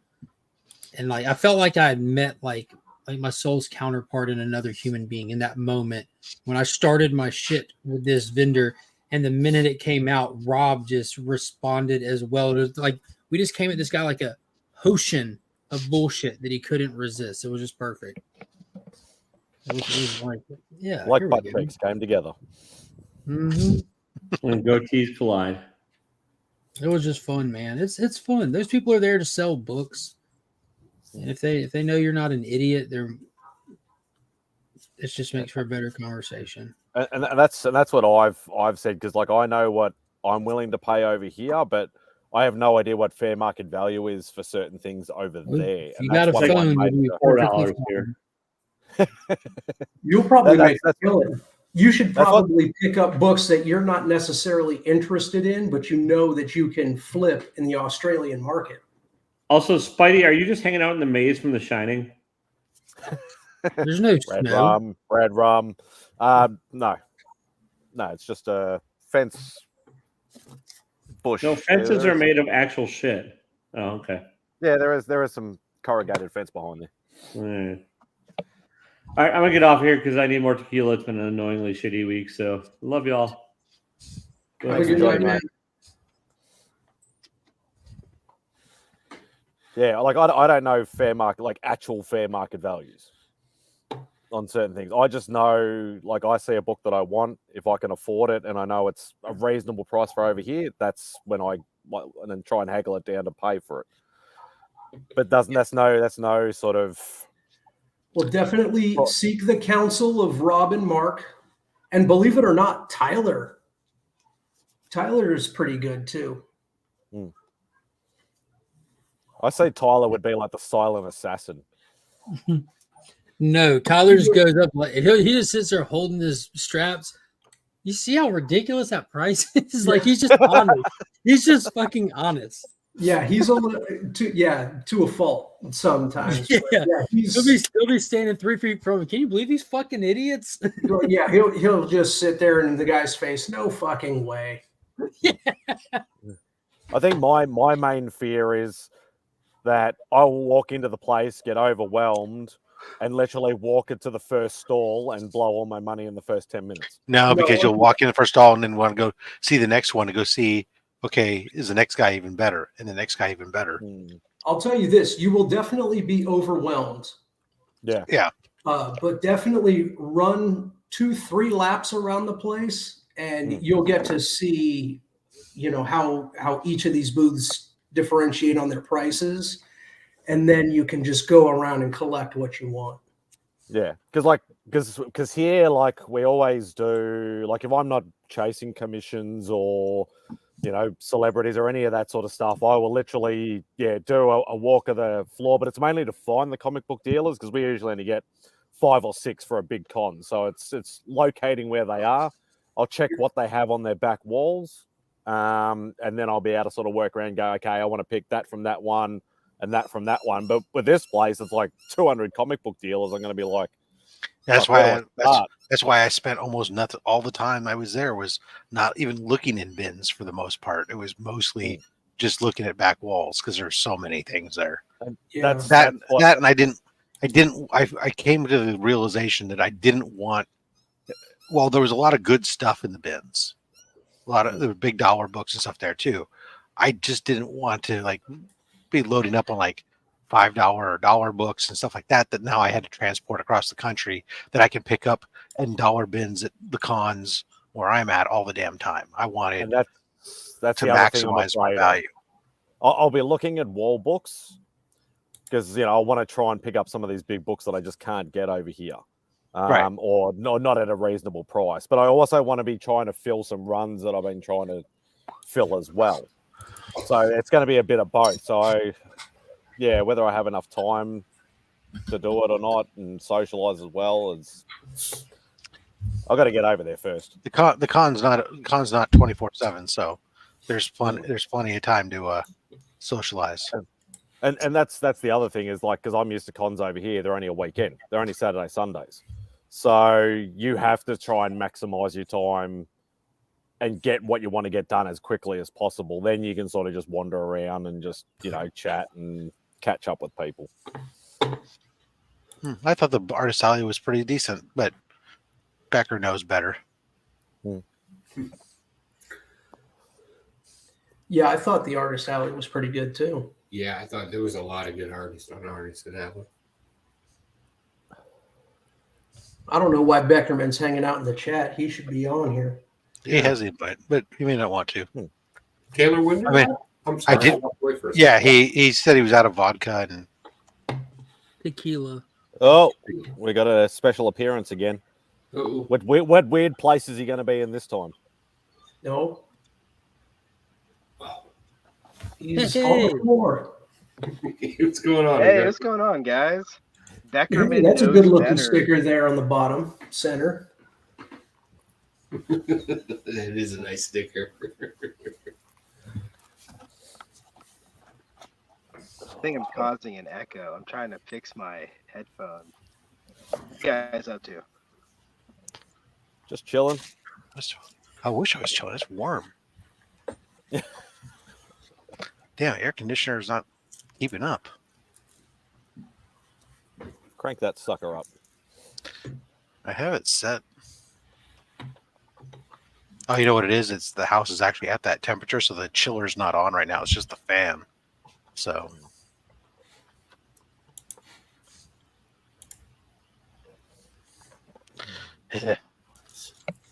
So, any Evil Lair stuff going on at the moment, Joe? That's on the back burner a bit at the moment because of your work. No, I kind of spent a little time on it this morning. I have an idea. I don't know if anybody remembers, but I made the hologram projector last year, the 3D hologram projector. Mm-hmm.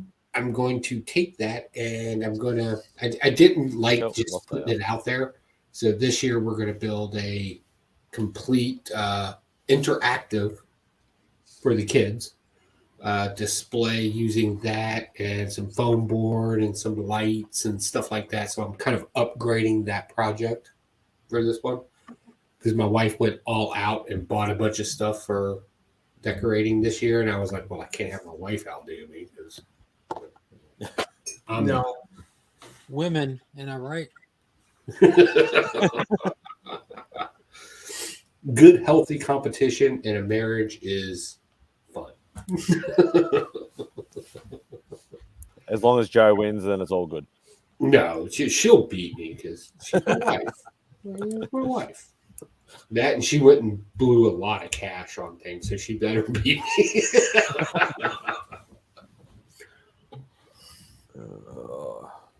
But really, at the end of the day, the kids win, and so do the neighbors, because we're doing this thing where instead of doing like a digitized cartoon that we throw in there, like we did last year, we're actually going to make a body. Right, I'm building a body out of foam, and we'll put the hologram projector in the middle where it kind of entered. We'll put a sensor on it so it detects when somebody's in front of it, and it will interact with you. Or the kids when they come up for trick or treat. So they get a show and a snack. Hopefully. Like I shouldn't have built it up like that. Hopefully. I'm still working on it. Until the hologram attacks the children and you realize maybe you crossed a couple wires. The robot comes alive. Wires or lines. Yep.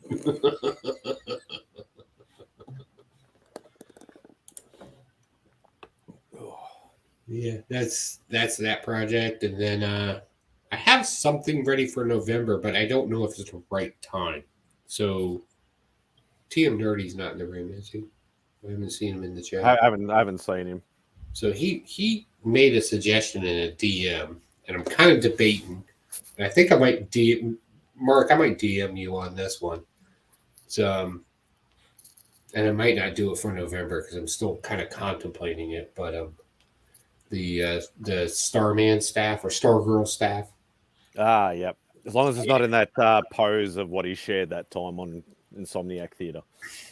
That's not my business. But I've been, something from the of your layer has to do something. So a knife cuts or something along those lines. I don't want to build a cosplay thing. So I'm trying to figure out, and I've been looking at the diagram and just, like, what does it do? What can we make it do? So, thinking, contemplating, within reason. What is this?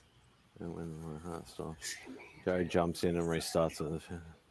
A MacGyver type situation.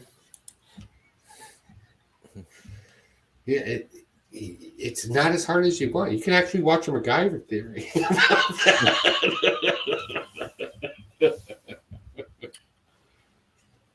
There we go. He's back. Hey, yeah, I'm sorry, man. My sound is acting cool over here.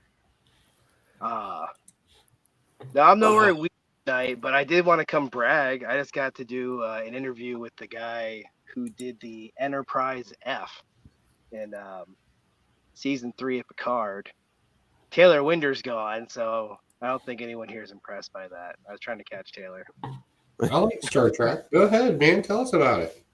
Oh, no, it was awesome. There's the guy who is the main lead of art design over at Star Trek Online. He's been there for years.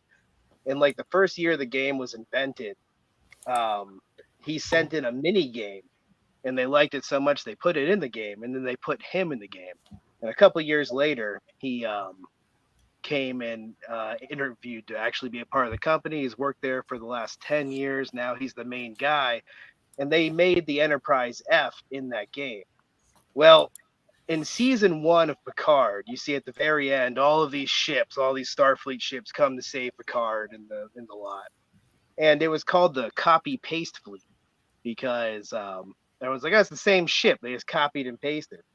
So Picard season 2, they went looking for ships. Like, oh, where can we get ships for cheap? And they went to Star Trek Online, and this guy's got to give them a bunch of stuff. And finally, including, as seen at the very end of Picard season 3, the brand new Enterprise, the Enterprise F. So we got to talk to him about, just seeing, the ship he designed show up and get a hero moment, in an actual canon Star Trek show. And then about how they've been working with the Star Trek comic people and the kind of synergy across the world of Star Trek. It's a very good interview, if I do say so myself. you guys can all watch it at Priority One Armada. It's the other YouTube channel I got over there for Star Trek stuff. Right there. Yeah, so I was pretty excited. I have had a great night. What are you guys up to? Just talking shit and chilling. Yeah, talking shit. I think everybody's gone from jobs to weather to to comics, back to weather, to comics, back to weather, and covered quite a bit down here in Atlanta. How about that weather, though? It's beautiful.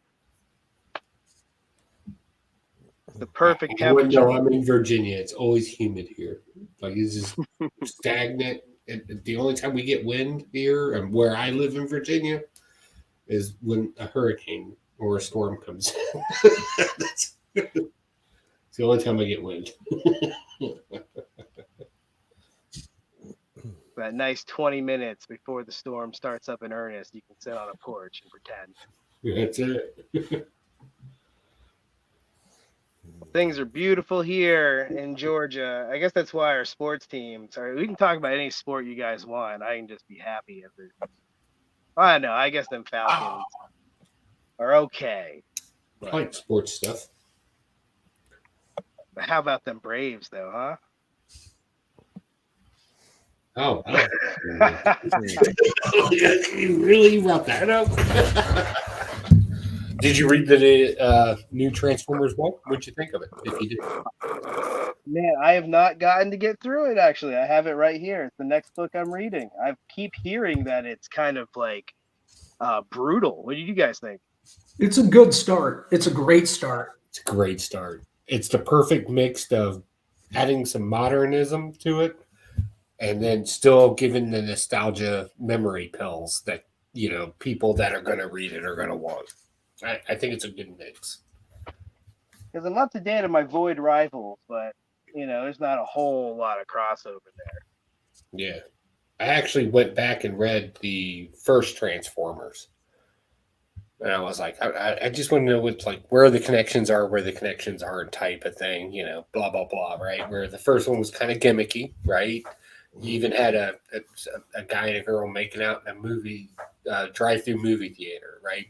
Most people, like younger generations, never seen that, right?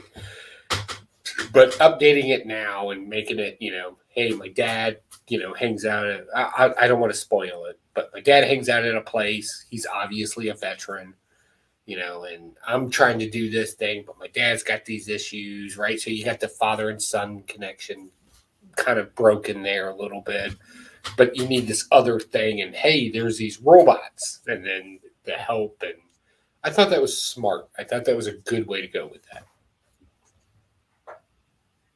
Yeah, this fantastical thing exists in the world, but life is still life for a lot of people. Yeah, right. That little bit of like, I'm not one to sit there and say, hey, it needs to be gritty and raw, right?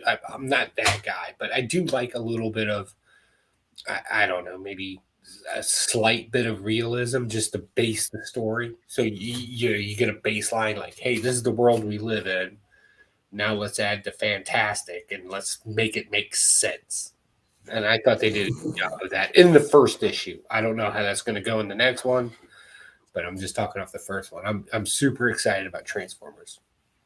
Well, Transformer comics have a long history of being super weird. Yeah. Like it's a fun place to write for, I'm sure, because if you were to go read back through what Transformers has done before, I bet it'd be very liberating as a writer or an artist. Like, oh, I can do anything. It doesn't matter in this world. We'll be back in a few I minutes. can think of, someone did something weirder. Yeah. And we were talking earlier, and I don't know, like everybody's pretty convinced that there's going to be no new characters, but I haven't read a comic book run of anything based in the 80s where they randomly didn't throw in a new character. So I'm still kind of hung up on that. So like, what's the new character going to be? What's the first appearance going to be? Right? As comic book people, we always want to know what the first appearance is going to be. So I'm kind of wondering about that too. And I'm still giddy if they connect it with G.I. Joe in any way. Well, actually, that's a good point. Technically, within this run, a first appearance. I mean, how are you going to define a first appearance? A first appearance of, let's say, Cobra Commander in the Skybound universe. Technically, would that be a first appearance? Yeah, let's not go down that path because people are still saying cameos aren't first appearances. Well, I'm saying obviously it wouldn't be like the Cobra Commander's first appearance in comic books, but it will be, could he in be that universe first seen in a Transformers book versus a G.I. Joe book in regards to Skybound? Ooh, yeah. I get what you're going with it. That's interesting. I don't know. You're totally right, because you take a look at the world. We were just talking about this in the world of Star Wars pricing. You go and you try to be like, oh, what's the first appearance of Bo-Katan? And you'll get, 3 Google searches back of people claiming this is it. Yeah. Oh, technically this person showed up in Dark Horse first, but this is the first Disney canon appearance. Yeah. So is that everything has an extremely long story and definition behind it. Well, they've done that with a lot of characters though. Like one that comes to mind, obviously, especially with the Mrs. Collecting Spawn, is Angela. Angela appeared in issue 9 of Spawn, but now she's in the Marvel universe, so she has her Marvel universe first appearance as well as her original sort of appearance. But they've done that a lot when properties have changed hands of companies, and it'll continue to go on for a long time. Yeah, Mantis shows up everywhere, and more recently, what's her name? America Chavez kind of jumps between worlds as well. There's actually, you want to talk about something kind of weird. There's an episode of the cartoon Cops. Anybody remember that? The Central Organization of Police Stations. Right? There's actually, first off, one of the cops in it is a direct descendant of Beachhead, and that's canon from G.I. Joe. I didn't know that. Well, that's 2, cool.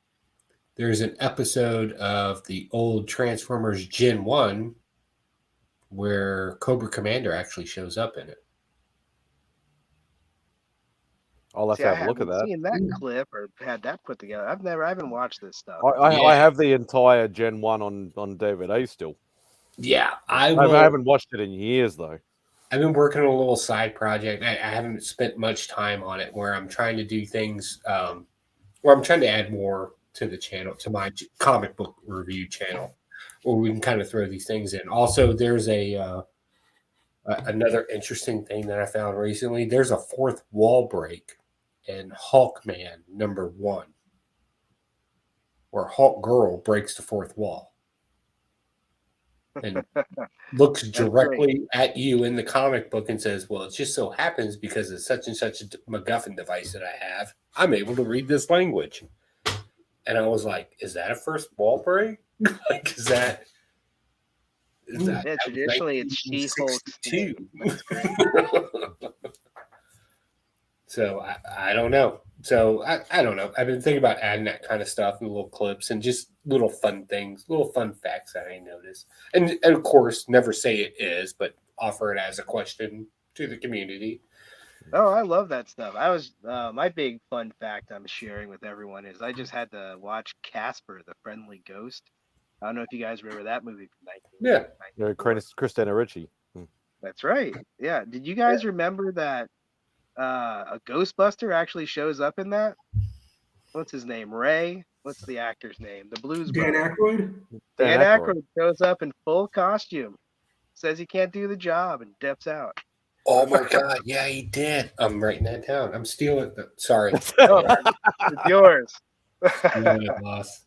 I'd totally forgotten. I forgot. I haven't watched that in a long time. Yeah, I saw it last night. Organically ran into that. I was like, oh yeah, that's right. That's awesome. I don't think I've ever seen that movie. It's obviously more of a kids movie, but it's a bit of fun. It's fun. I always find it intriguing that we're fascinated and we think it's cute when a kid died and he's a ghost. It is a dark movie on retrospect when you go back and watch it. How morbid are you? A lot of questions. I'm called a bad guy. I see that as a sad movie. Ghost kid just wants some friends because he died young.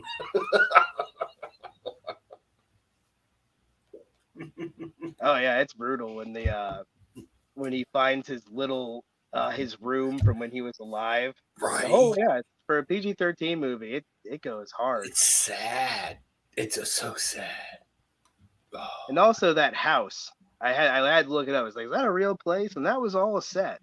Beautiful set. That's cool. I might have to look that one up and watch it. I've never seen it. I'm aware of the movie. I know about the movie. You go watch it as an adult. It hits very different.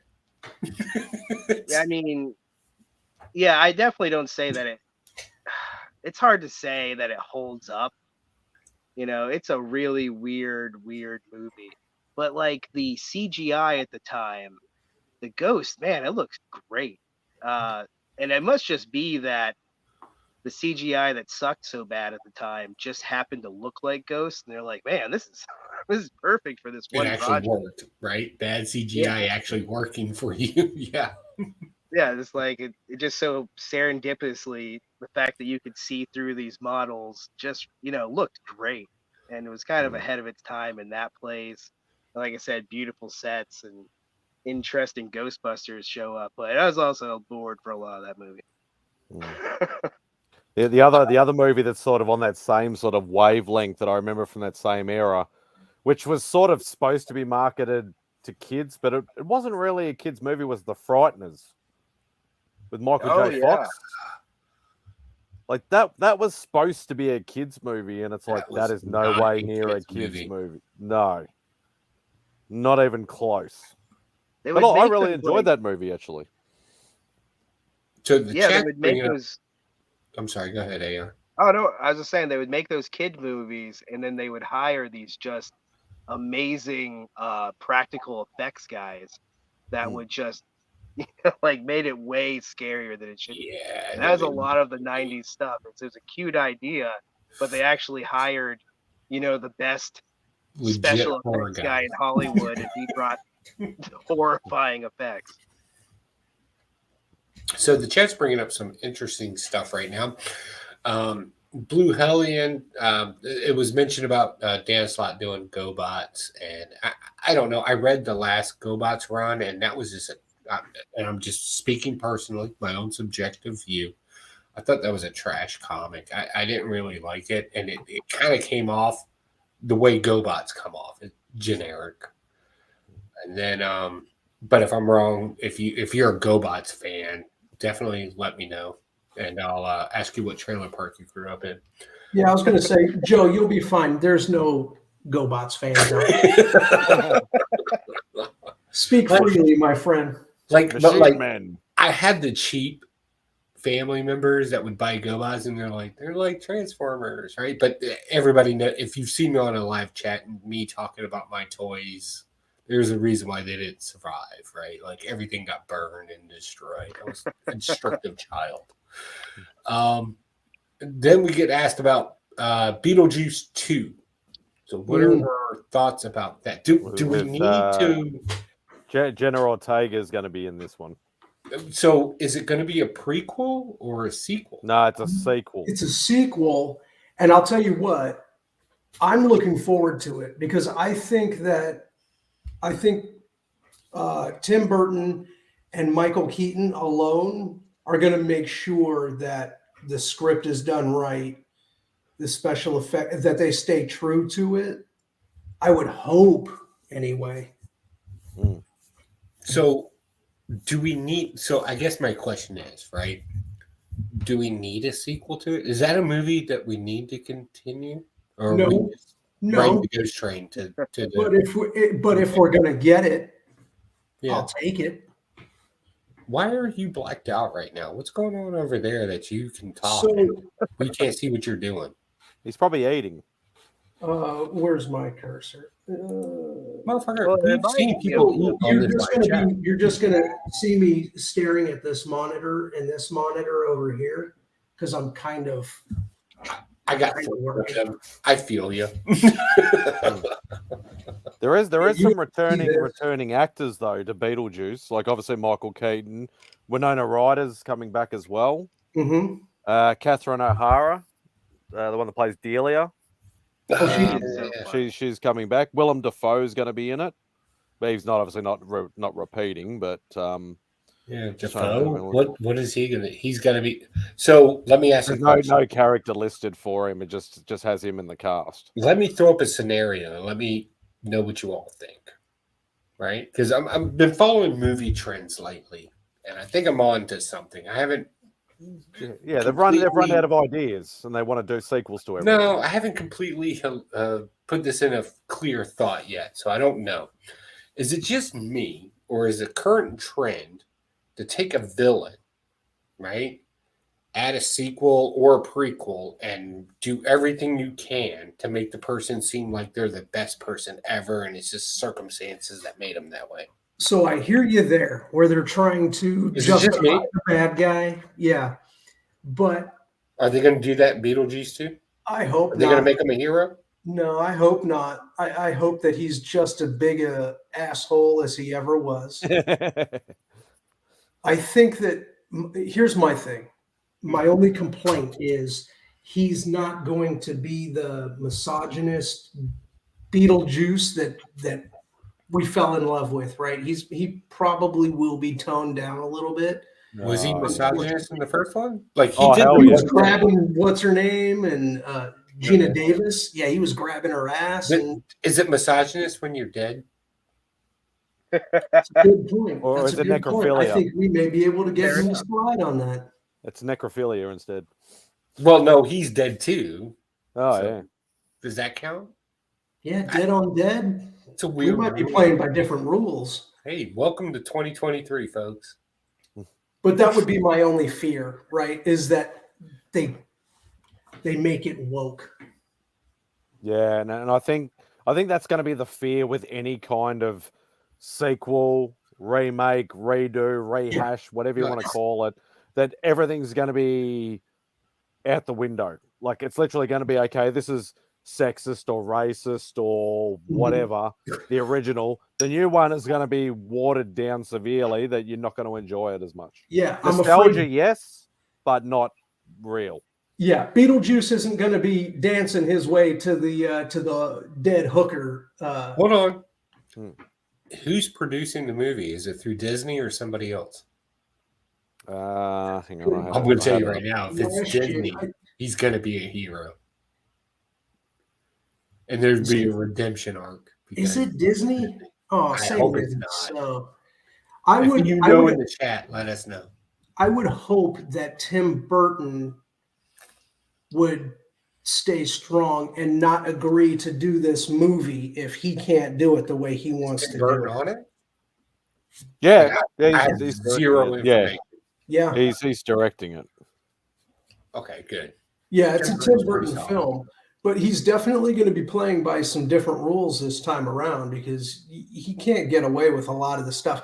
And it's not that I liked Beetlejuice because he grabbed Gina Davis and was making those remarks, but you know what? It was funny, and it built on Beetlejuice being that kind of jerk character, right. And that's why I liked him. That's why I liked him. The character. I thought those were just moments of defining the character. This is what he is. You're exactly right. So even then, he was a jerk. It was an acceptable thing. So if they take that away, right, it's going to be that's not my Beetlejuice.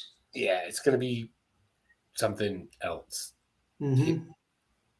You guys remember Kevin Smith's story about Superman Returns? With the one that famously the giant spider comes from? Yeah. Mm-hmm. Now, if you remember in that, he was offered another movie, and it was Beetlejuice Goes Hawaiian. So I did not know that. Or that was what it was. One of the jokes. Pay attention to it. I will say this: for a little while there, Beetlejuice became a marketing icon. Right? They came out with the cartoon, cereal, everything. Yeah. So then you get a bunch of young assholes in a Hollywood conference room. Yeah, that Beetlejuice in Hawaii, let's do it, right? They were probably trying to do that. But even the cartoon was kind of like he was the hero in the cartoon. I honestly never watched the cartoon. So, I was a little bit old. I watched a couple of the things, and I remember this because I was like, "Oh, it's a big deal, Beetlejuice the cartoon," and I grabbed my fucking sugary cereal. I sat there and watched it. Being done by Warner Brothers. Oh no! Because it says Tim Burton Productions, Warner Brothers Pictures. But that's better. That's better than Disney. They're going to go dark with it because let's not forget Warner Brothers. Let's not forget Warner Brothers also did Joker, rated R. Yeah, like they don't have that problem, but they always go with these kind of stuff. They go dark with it, so it's. I'm glad you looked that up, Simon, because now I'm happy to hear that. Yeah. But Roscoe says we got a trailer or a teaser. Yeah, it's still depending on how much. Because Warner Brothers is controlling, but nowhere near as bad as Disney. Yeah. So it may be watered down a bit, but maybe not as much. If Tim Burton's got a say in it, Tim Burton will Warner Brothers likes to do the dark stuff. They like to do dark and whimsical. Yeah, I mean, even the newer Batman movies were darker. Mm-hmm. Which I applaud. Man, I'll tell you what, I'll give Warner Brothers credit for going the route of introducing the R rating into these comic book movies, man. Yeah. And if they stay down that path, I'm all for it. Real quick before we move on, I just would like to ask Bub's Comic. First off, welcome to the chat. Did you get an Evil Layer projects patch? If you don't have one, hit me up in a DM. Happy to send you one, bud. Add to his other 450 of them that he kept getting. I constantly. I don't know what happened. I did that. Hey, AR, hit me up on IG. I'll send you my new one. Okay. You bet. Oh, you went with the clear, or you went from clear to an all black? Yeah. I'm gonna be honest with you, man. That clear, it didn't turn out the way that I wanted it to. I loved it because I like it. What do? I put it on a welding helmet that's pure black. Oh, right on. I thought that the sticker was kind of thick, so if you put the clear on something, I don't know. I just didn't really care for the way it turned out, but. So when I put it on, you got weird angles on a welder's helmet. If you've never seen one before, so real quick, like I was like, how am I going to get this on there and not wrinkle it? So I just brought out the old heat gun, basically an industrial blow dryer, and just kind of. And I tell you what, man, that's good material because I was expecting it to just melt. Well, I don't imagine too many people that have my sticker are bringing the heat gun out when they're applying it to things. I'm just saying, whatever company you went through or wherever you went or whatever material you're using, that is solid shit. Well, good. I'm glad to hear that. It was Sticker Mule. Well, Bub's can always send a couple next time he sends a parcel to Simon, Simple Simon, because then I can get a patch. Saying that Bubs has 450 of them. Yeah, I need to order some more patches. And I have Nazio did a new design, and I'm thinking about changing the review channel to the one that he made. So we may be making some new patches here soon. So let me make a note of that. Yeah, I forget the guys overseas don't get the patches. No. I send you the link, Bubs. You can jump in and do your stupid dad jokes. I'll be right back. I got to solve a problem. Yeah, I got to fill mine too. I'll be right back too. Now that I know the Bub's coming. If he's coming, I sent him the. If I leave, like there's nobody else in here.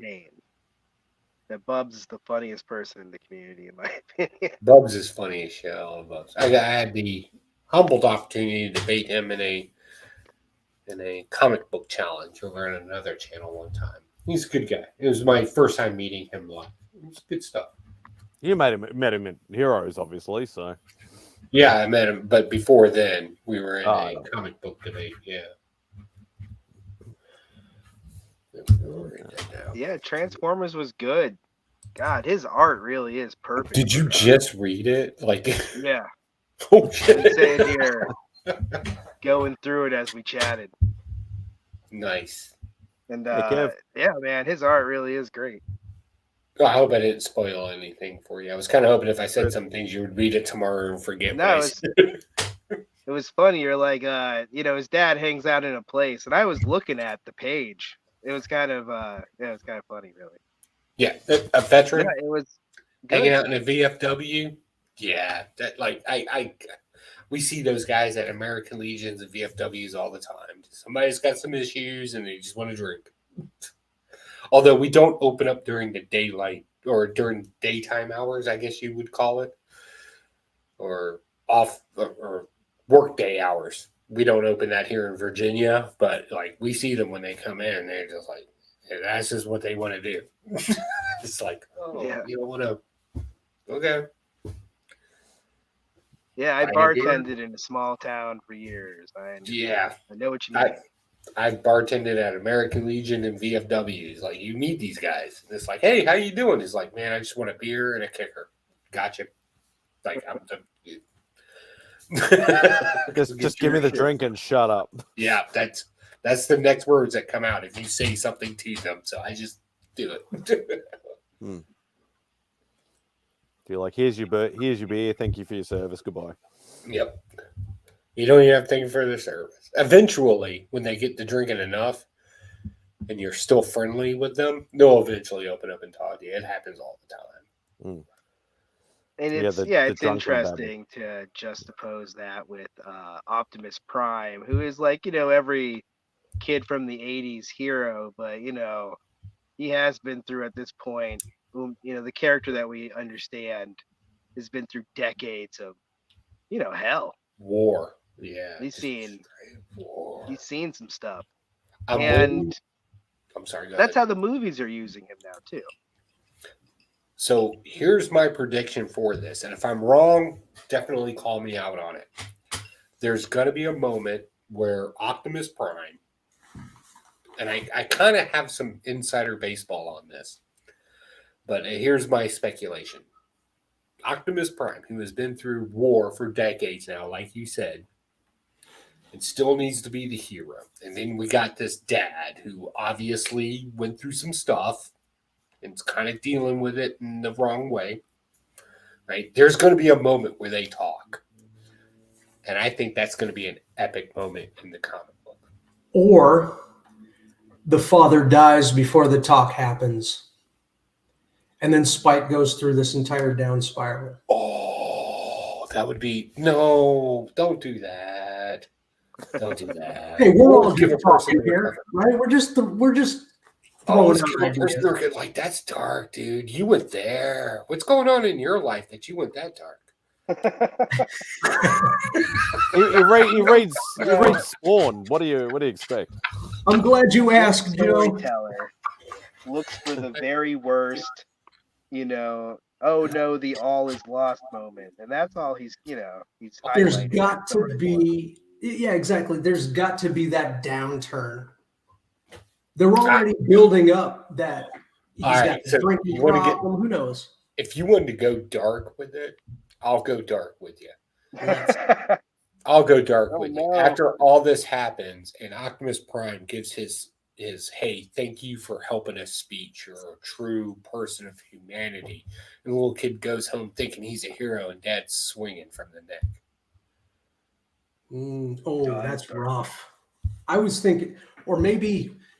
I kind of like that. Wrong clip. Like I already That's the only one I've got.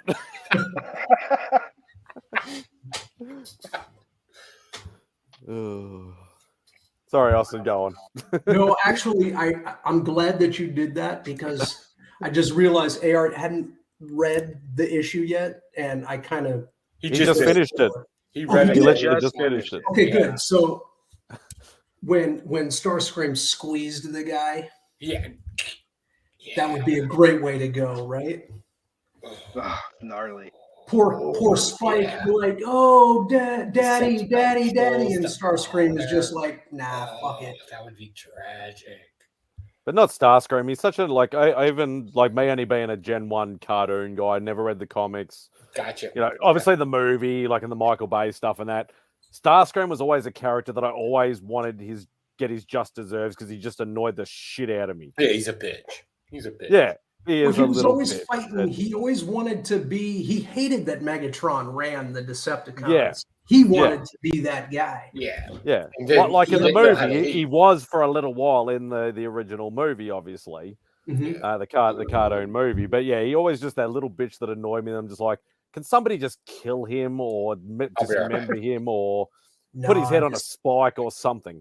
I disagree. I liked him, but I liked him mostly when I was a kid because he was the Jet. I like that he was a Jet. I hope that they bring Soundwave in pretty heavy. I'm a big Soundwave guy. He didn't. I mean, he had a couple panels in issue 1, but I'd like to see him do something. But Soundwave was always just kind of like the muscle in the background. He was also this like strategist a bit as well, sort of thing from the early days, and obviously reconnaissance and things like that with Ravage and Laserbeak and Ravage, Laserbeak and that. And I can never remember the guys with the bloody jackhammers for hands. The Constructicons. No. He had a couple of more tapes. The different tapes. Oh, there were so many. There was there was like a Rhino. I don't remember the original ones. Like he had Laserbeak and Ravage, and then he had two like look like little dudes with jackhammers for hands. I can't remember what they were called though. Yeah, I'm gonna have to look that one up. I know who you're talking about. I thought they were Constructicons. No, because the Constructicons were all green and whatever, they were their own entities. Yep. But sorry, I was away for a few minutes there. What did you think of the first issue?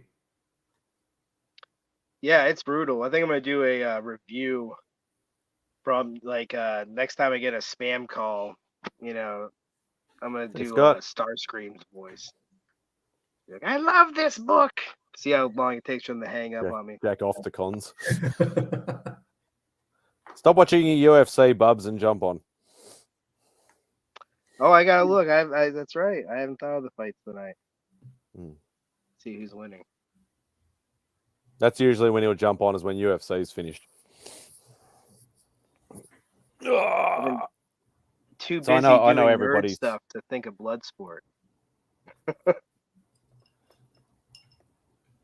Yeah, I always know what reasons people don't want to jump on is because it's either UFC or wrestling or something other stupid activities.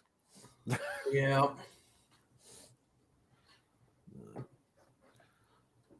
Oh, look, Spawn. It's a good poster. I haven't seen that poster. Yeah, well, she got offered, one or the other, and so it's obviously, we'll go the one where Spawn's over Batman instead of the other way around. Oh, need some sunshine.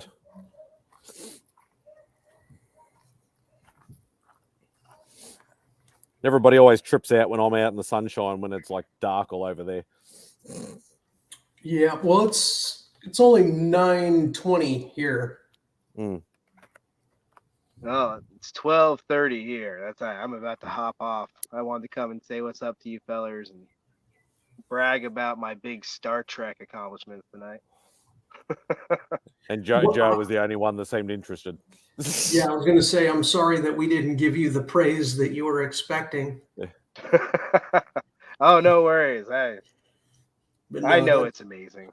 I have my whole other Trek community to, reaffirm me. Don't worry, everyone. This is kind of like whenever, the wrestling guys show up and start talking wrestling. That's me with this. So like, when Tyler's all like, you guys watch college football? And everyone just yells at him, no. Yeah, it's usually where you'll see my I'll usually mute my screen and my my mic when they start talking wrestling. Yeah, so this I is think that's my why probably Mike. That's why Beckerman doesn't jump onto my thing as much, because he's like, he'll start talking wrestling and he knows I'll probably either boot him or mute him. There's a couple of us that love interjecting our specific corner of fandom into these conversations, and for me, it's the Trek. Yeah. Yeah. Oh, like I'm more than happy for anybody to speak about anything. It is an open hangout, and it's free for anybody to join, as long as I know who the hell you are. I disagree. There's a right time and a right place, AR, and you're just wrong tonight. You've been shut down. Well, you miss 100% of the shots you don't take, so you gotta keep trying. We come out here, we do our best, we try to put numbers on the board, but sometimes it doesn't go our way. It is what it is. Hey, I appreciate the Gretzky quote.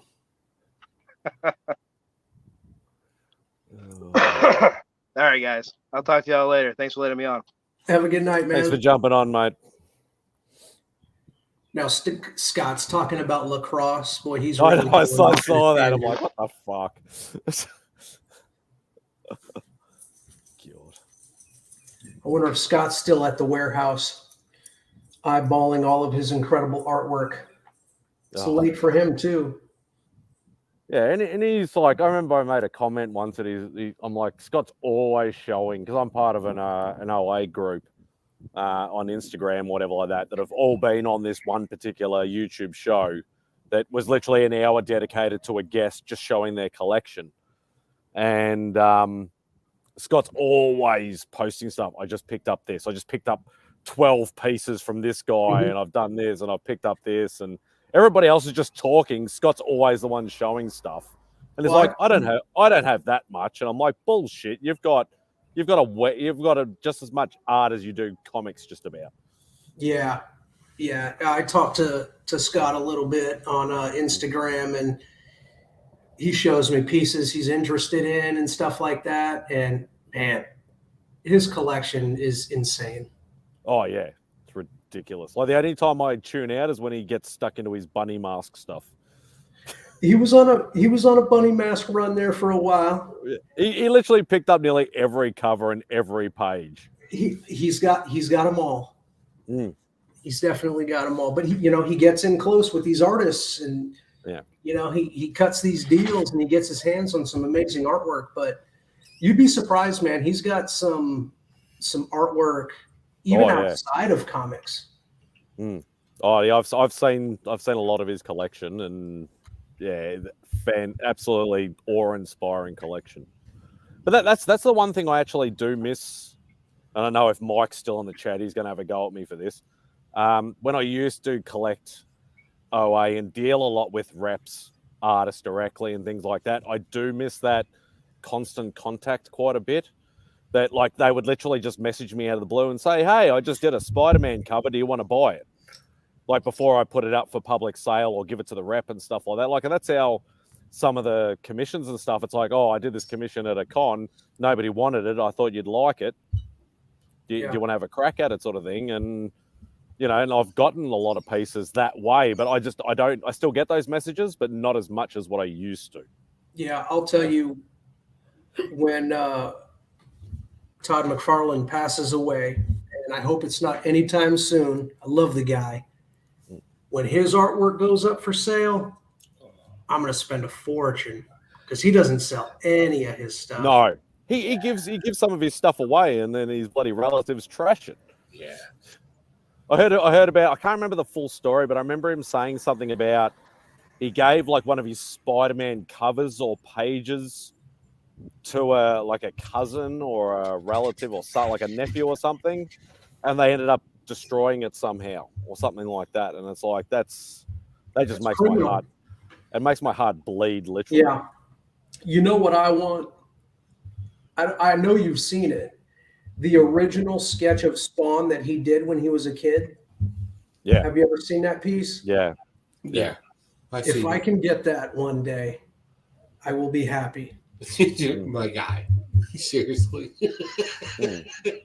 Like, I know we should have hopes and dreams. Hey, man, I'm reaching for the stars. You basically just asked for the equivalent of me wanting the Mona Lisa up here with my other artwork. Actually, Don't bullshit me, Joe. I know you know a guy. You could get the Mona Lisa. Bad example. Nah, you can't go to the Louvre and get it because we all know that's a replica. Yeah, I was going to say, we all know that that's not the real one. The real one is supposedly in Jersey, right? Well, there's Jersey like 3 or different the places. Vatican, depending on which rabbit hole you want to run down. I got a few rabbit holes on the Mona Lisa. Actually, It's sitting in Rob's garage right now. That's why he's just sitting there smirking quiet. See if I can. So See if I can find this. We got some things going on in the chat here. What's going on? We got. Scott started talking about lacrosse, and we all just tuned Did out. you guys bring the show back? What show is he? What Cliff is talking about? I'm sorry, I'm behind on the chat. I'm talking out loud. Are they talking wrestling? No idea. Oh no, he's obviously talking AR, so he might be talking about like Star Trek or something. Oh like yeah, that. they're talking about Star Trek stuff. Which I love. Like people don't know this about me. I'm a huge Star Trek fan. Like you know how you have Star Wars fans. And when I say Star Wars fans, you know what I'm talking about. I'm one of those Star Trek fans. Like I'm like, God, I've read I'm an original Star Wars fan. I'm not into all of the novels and all of those, you know. Yeah, I don't know a lot about the lore in the comic books and the books and stuff, but It is when you're talking about Todd McFarlane is like something I'll share. Yeah. Ooh. So I've seen that piece with my own eyes. So the funny thing is when I acquired this piece, shit. The funny story was that like another one, like the guy that actually introduced me to collecting OA and like commissions and stuff like that is another Melbourne guy. And he says to me, the first comment I get is, holy fuck, where did you get $50,000? And I'm like, it's not an original Todd McFarlane. It's like one, he wouldn't sell it or let it go. And two, it's a recreation and I don't have that kind of money. Yeah, I was going to say, because I've seen that piece.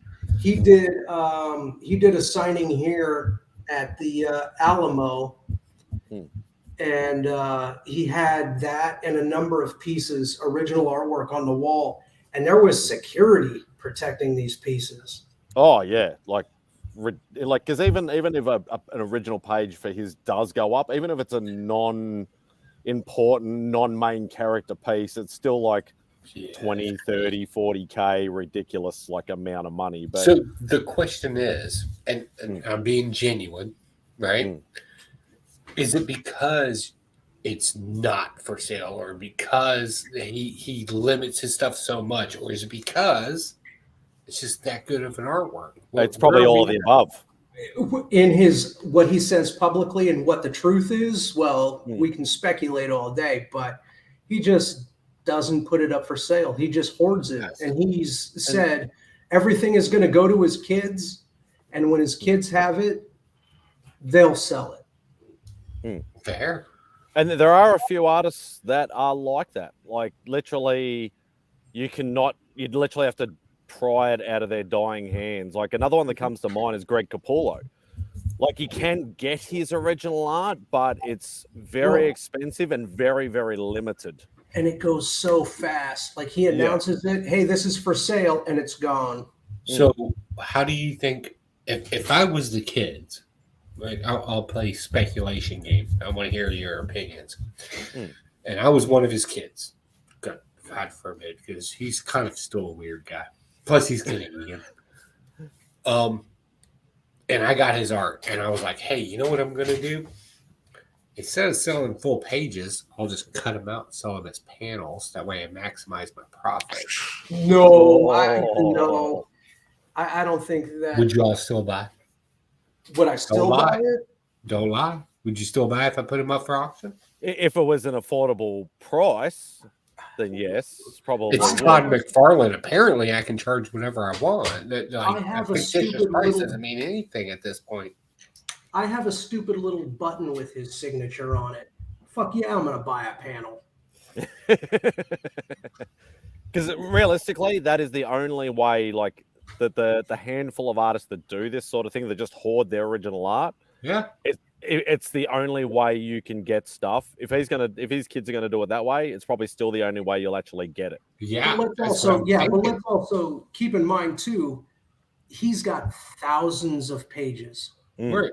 There's no reason they would need to cut any of that stuff. I'm just saying, but can you imagine?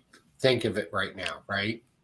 Think of it from this is how I'm thinking, being a money grubbing jerk. Right? Block the ears. If I put it through an auction house, and let's say honestly what's going to happen. Heritage or something like that, right? I ran them through. Guy buys a panel, but he wants the whole page. How much am I really dragging out of that guy? The value goes up tremendously at that point. Here's the way I really see it going down. They're definitely going to go through a huge auction house. Absolutely. Oh, yeah. Why wouldn't they? It's going to easily sell. Stupid. What I'm going to do in 20, 30 years from now, let's say. Okay. He's local. I'm going to hire a lawyer. I'm going to find out where they are. And I'm going to make them a personal offer on a few pieces. Right. That's going to happen. Before the cut. As long as I'm still alive, hopefully. Yeah, because he's not that much older than us. He's 10 years, 10, 15 years. About 10, 12 years. Yeah, mid 50s, I think. He's mid 50s, so 10 years older than me. I'm 47. And I'm 45. So yeah, about 10 years. So, man, I don't know. I might be too old. That's a weird one, right? That changes the dynamic. All the kids would have to do would literally just sell all the pages of like. He is 62 years of age. There you go. All they'd have to do is sell every page of like one Spider-Man or one early Spawn book, and they're set for life. So here's what I want. They'd be smart if with it is not to bring it all to auction at once, because you don't want to flood that market. What you want to do is release a little bit at a time, once a year, maybe. You let a couple pages go, so that way there's still scarcity in the market that drives those prices up high, rather than dumping thousands of pages at once, which makes the prices crash. But cut them in. Here's the thing. Now, hear me out. This is going to be the strategy. Run it for years. One, his daughter is a doctor. So she's going to be like, maybe I'll hang on to a few things. We'll take it slow. His son, I'm not entirely sure what he does, but he's young. He may just be like, I want to get rich now. Flood the market. Jackass, from what I understand, but yeah. So yeah, he's got 20 years on us. That's crazy. I don't know. It's weird.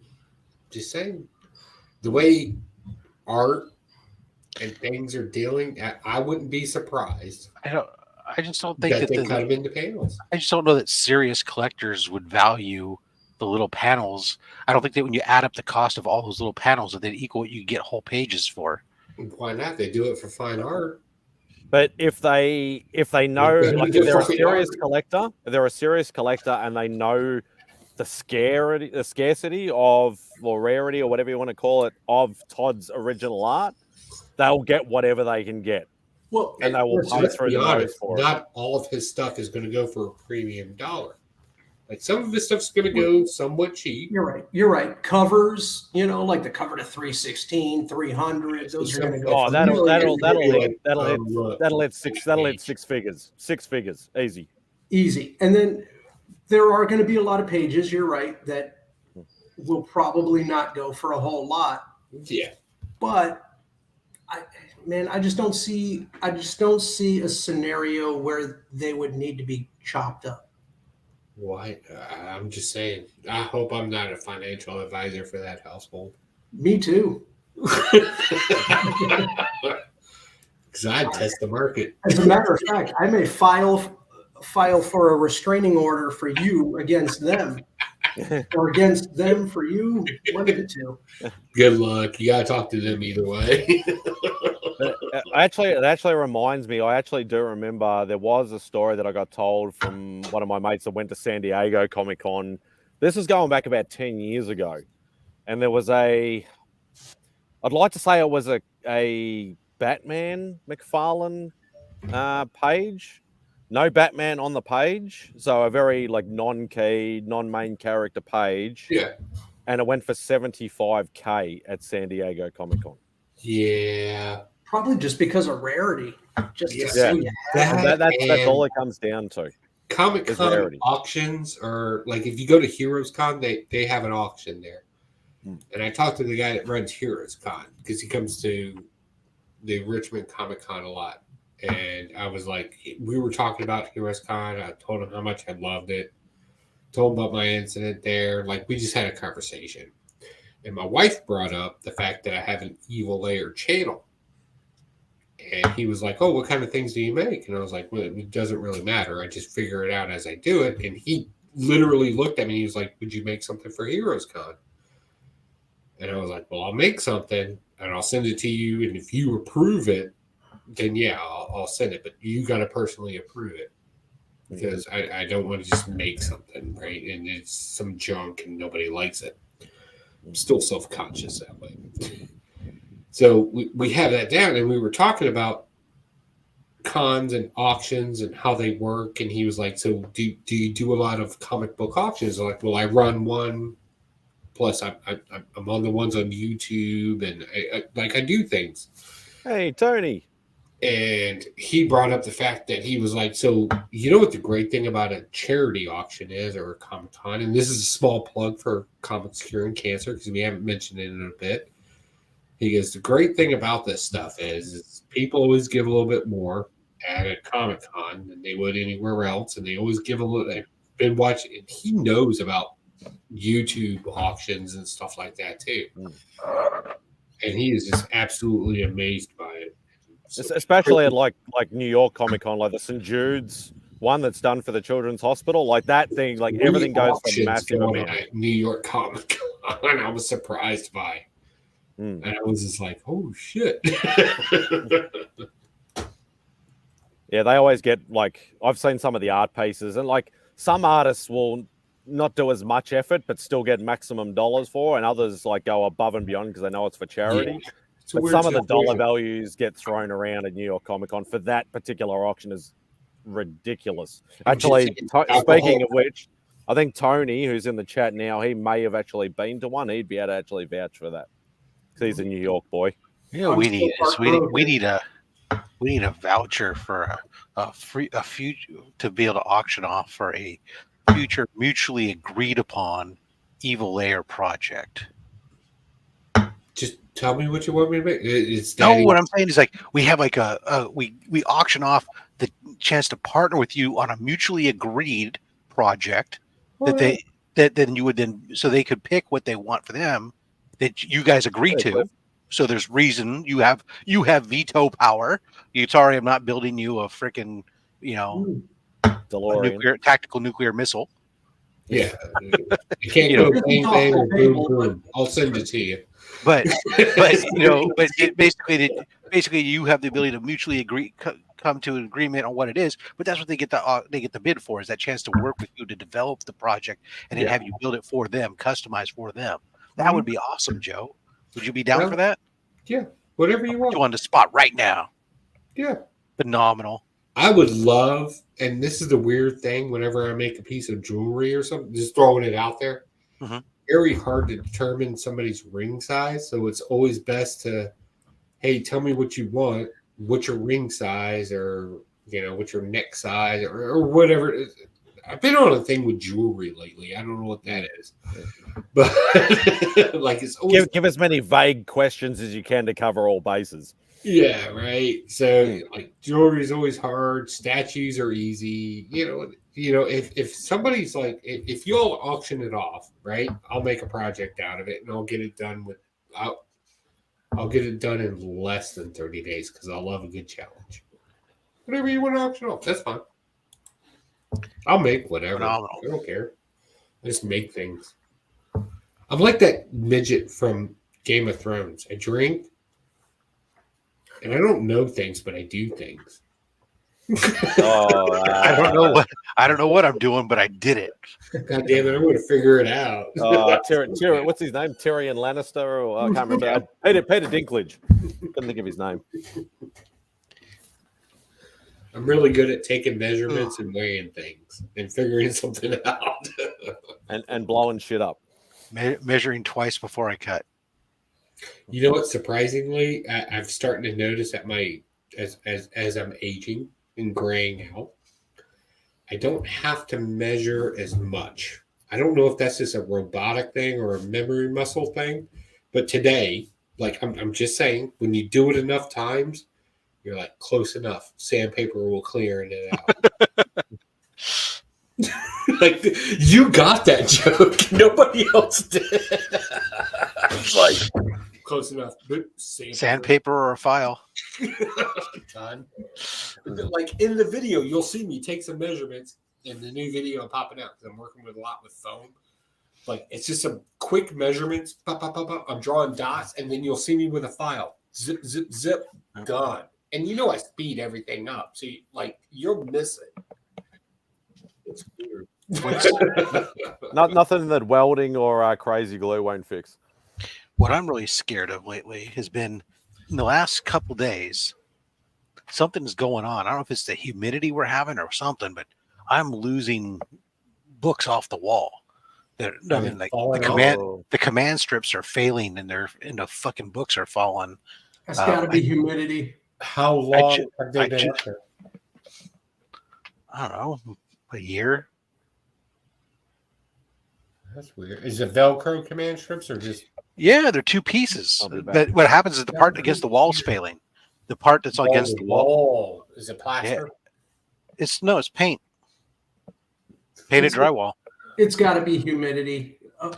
The one that just fell today. So what happens is the top starts to fail first, and then it pulls it down, and the whole thing goes.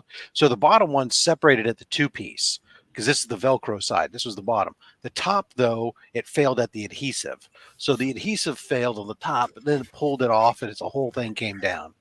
And what's scaring me so far, the slabs, so far they've only been CBCS slabs, so they've survived the falls, right? Although this one fell on my router, which scared the hell out of me because I'm like, oh fuck my router. But what scares me is your router. What about the book? Believe it or not, the book that fell was less expensive than the router. Honestly, I'm more worried about the router. Like my life is based off of a router. Yeah, a $700 router versus a $500 book, you know. But what scares me is some of the plaques I have hung up on the wall, the heavy like soccer coach plaques that are using command strips too, and I'm going like, oh, those are starting to scare the shit out of me now. I hate to say this, man. It's probably time to pop in a screw. I was trying not to put fucking a ton of screws or nails in my fucking walls because I'm tired of fucking. The great thing about a screw and an anchor is once it's in there, right? Then it's there, and if I want to move stuff around, I'm stuck. Yeah. Is your background going to change that dramatically? I don't know. It did at one point. I did see the video of you with a full beard someplace outside on a porch or something. Well, I think at one point I was doing stuff. Wait a second, outside where? Like it was the most weirdest thing. So it populated when I was watching another video, and I was like, "What the fuck is that? It looks like Rob." So I popped it up, and it looked like you were in like I don't know, like a sunroom type of thing. Does that make sense? So there's three different locations I basically. You were talking about comic books, so I know it was you. If I was standing up, it was in the garage. Then it was probably right here. The difference is I was facing the other way. No. So my desk used to face this wall, and you used to be able to see like my living room behind me. Where's it? Yeah, the living room. I saw a living room or a window behind you. Yeah. The only difference is that the camera was facing that way instead of facing this way. That's weird because like at one time, I'm gonna do this. I thought about making that my background and putting the comic books and everything up there, but with the shutters and everything, it would have looked weird. Well, So that's what threw me off. I thought you were in another house. Yeah. No, what happened was this is because my house was built in the 60s.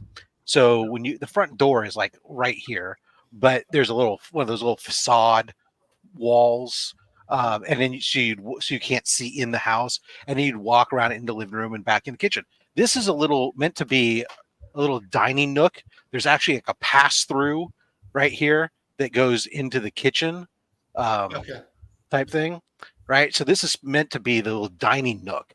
And originally I had a different desk, and it was up against the wall, and the sideboard unit went along the side this way. So that way I had maximum open floor space to make it look bigger and seem bigger.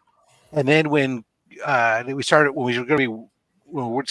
happened and we were going to be working from home, and I got money from work to refurbish your workspace and buy office desks and stuff, I bought a new desk and decided to turn it around the other way to make it now say, you know what, the hell with it. I want this to be kind of a separate space. And I don't want to have to worry about, is behind me cleaned up? So I'm sorry, I didn't mean to interrupt, but I just had a thought. I apologize. So when people first come to your house, like Joey Pocan, I knock on your front door. You welcome me in your house. I walk through. What are you doing? A little fake wall thing, and I'm in Rob Vastak's studio. Three steps in the front door. One side of you is me. The other side is the living room, furniture and the TV. That's weird, but I like it. That's why sometimes in some of my videos, sometimes if you look, you can see up in the reflection on the wall, on the things, like somebody walk by, or you'll hear because somebody will be walking to the front door or something. And so here's the weird thing. So our front door. So I'll just show you. And this is going to be weird, but work with me. So there's the door to my office. You'll notice it looks like a bar door because I drink a lot in here. Right. So, like, that's the door, and then there's steps that go up that way. I'm sorry, I didn't mean to show that. There's steps that go up that way, and then through that door, like, you'll go through, and upstairs we got 5 bedrooms up there, and then, like, we have a frog. If you don't know what a frog is, it's a weird thing here in Virginia. Like, we have the whole thing, but when you come in here, when somebody comes through the front door, my wife rushes over, because we got the camera that if you come through the weird walkway up to our house. Right. Like, hey, my husband's recording. My husband's doing something. Like, you'll see me click off real quick because something's going on.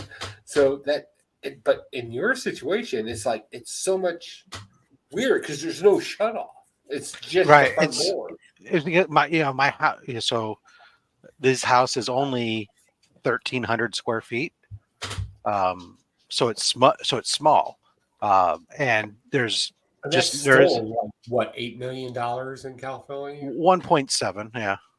Fair. I'm not making fun. I just want to. It's legit. I mean, it's just the number. I mean, literally, the house across the street's the exact same floor plan, just sold for 1.7. I remember you showing that. Yeah. So, that was the one next door. That one sold for like one. Also, 1.7. The blue house. Yeah, which isn't blue anymore, thankfully. But yeah, it's just there's not there's a living room, and like the kitchen connects to the dining room space or family room space. Then there's like 3 bedrooms. The 2 of the bedrooms are they're probably 8 by 10. I mean, the kids' rooms, they had captain's beds because that was the only way you could put a bed, a dresser, and a desk in the room and have enough room to do it. Was you had to have a captain's bed.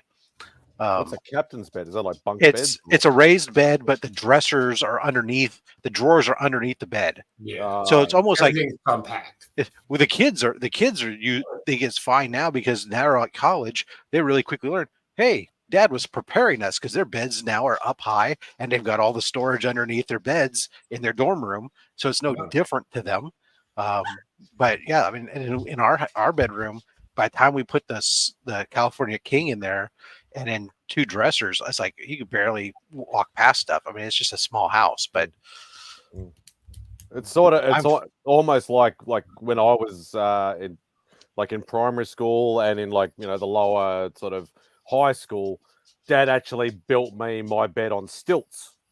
Yeah. Because I ended up having a 4-foot tropical fish tank, plus I had my my school desk and everything like that. So I didn't have room for all of that. So literally the tank and the desk that was under the bed, but I was only probably 3 feet from the ceiling. So I just had to make sure when I got up I didn't hit my head. But at least it gave us plenty. Yeah, this isn't quite that bad. That's a loft bed is what they would call that now. But yeah, no, it's just not that. It's not quite that bad. It's only they've got 2 sets of drawers, 3 wide, that are underneath the bed, so it's about to your waist, when you're standing up. But it's this thing was about 5 to 6 foot off the ground. I look at it like, you know what? I'm actually I thought about adding on to it or something, but I'm quite happy with it. I have no desire. I don't need a big house. Don't change it if you if I'm good, I know sell it, move, but because I'm finding right now, my wife is like that. Like we have land, we have a house, we have tons of things, and now my wife is all of a sudden like, we should add something. I'm like, we're not adding shit because at this point, adding something is a major construction in this house.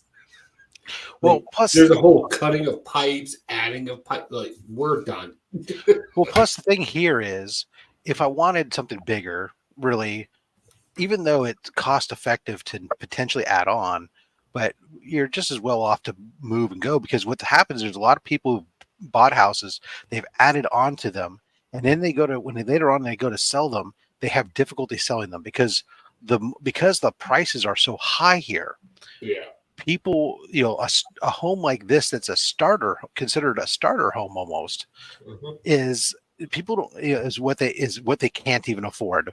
But they'll figure a way to make it happen. But if you add on to it, and all of a sudden you try to go, oh, now it's a $2.5 million house. People go, I can't. You limit your audience. If I put up a new fence, that's a totally different price point where I'm at. Yeah, but that's a new thing. Now, mind you, I have 7 bedrooms here, frog, an office. I have a lot of things going on here. Yes, you say frog. What's the frog? A frog is a forward room over the garage. Ah, okay. If you've ever seen a video with all the pops in the room, that's our frog. Yeah, you used to jump on live streams for that, but you had bad Wi-Fi up in there. Yeah, well, we fixed that problem. We've turned that office into something else, so we have a couple off. Eli, I know I could sell it and move to Texas, but then I'd be in Texas, and the problem with Texas, I don't know if you've noticed, is it's hot. So my house, I guarantee you, I get Texas, totally get Texas. They're proud of their heat there. They're proud of everything else. Our problem here is my house cost me $400,000. Mm-hmm. That's before I came in and did my anything, right? The things I wanted to do. $400,000, and but I live in an area where, let's just put it this way: after hearing what Taylor Winder can't deal with, he would die here. Right. Within a week. Yeah. I mean, I can't look, California's got a lot of weird issues. Don't get me wrong. A lot of fucking really weird issues. But where I'm at, I cannot emphasize enough. I mean, even California's got some weird weather in different spots. But the part of California I'm at is the sweet climate zone where, when I tell you, we have a dozen days a year that are over 90 degrees Fahrenheit, and I have a dozen days a year that might hit the freezing point in the overnight. The rest of the time, yeah, exactly. The rest of the time, we sit predominantly between 60 and 80 degrees. You know what? That's fucking lovely.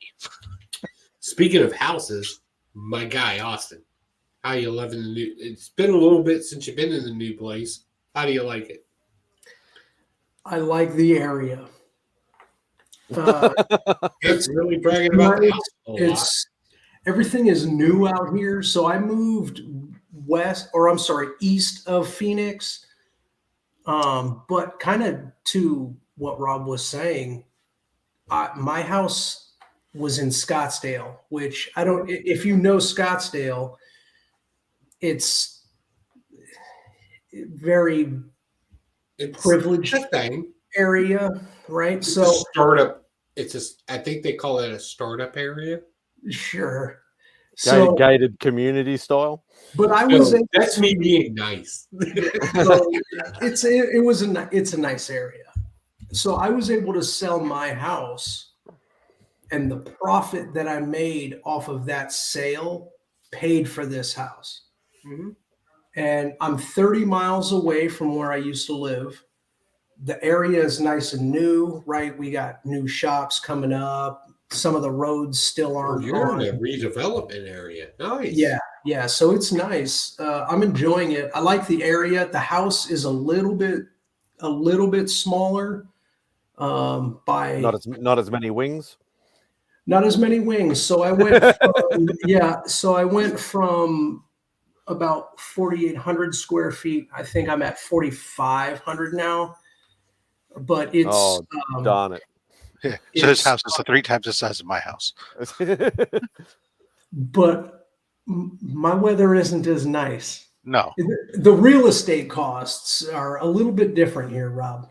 No, I understand. A little bit different. Yeah, because you live in a fucking desert. It's desolate as shit. I tell you, you know what that room needs, Austin? I'm just noticing it now. You need some sound treatments. Am I echoing? There's a little bit of a reflection, a sound reflection that's coming back that's behind there that's causing it to muddy up your sound a little bit. It's not bad, but check it out. It's not a full echo. It's just if you point at the stormtrooper mask, and on my camera, if you go left, nope, other direction, my left, not yours. If you add a foam frame right there and put a picture behind it, because that's where your reflection is coming from.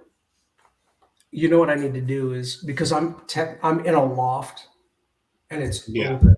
So it goes like right there. You got a high ceiling in it too. A huge foyer into the front of my house right there. So maybe I'll get some. I really would love to. Actually, I'll get like some sweet idea. Acoustics. Actually, just you turning your head, you can tell the difference. Yeah. In echo from when you went to that way. It was like it was way worse. I love it that now Spidey's picking up on it too. Is it my mic? It could be my mic. It's the echoing. Yeah. So check it out. It's only until Rob actually pointed it out. Like I've noticed it, but like literally until Rob pointed it out, I'm like, I wasn't going crazy. Oh my god, I got an evil layer project. Y'all stop talking. Just be quiet. Let's just let this happen. Let this happen. Just stop. Because I need an excuse to go out to Arizona. Like I can fix this whole problem. But like for a second, I thought he was trying to sweet talk us into the bedroom. How far away are you from Fort Huachuca? I'm not familiar with that location. Let me Google it. It's in Arizona. You don't know your state? It's a big state. Oh, we got it's a huge base too. Like they legitimately run banks on that motherfucker. Hi. Hello. Guys. Hello. No more trash panda. Oh, I still look at hot trash. Yeah, no. I did nothing to prepare myself for this. Yes. So Fort Huachuca is actually way south Arizona. What's way south? Like close to Mexico. Yeah. Whoa. So 2-3 hours.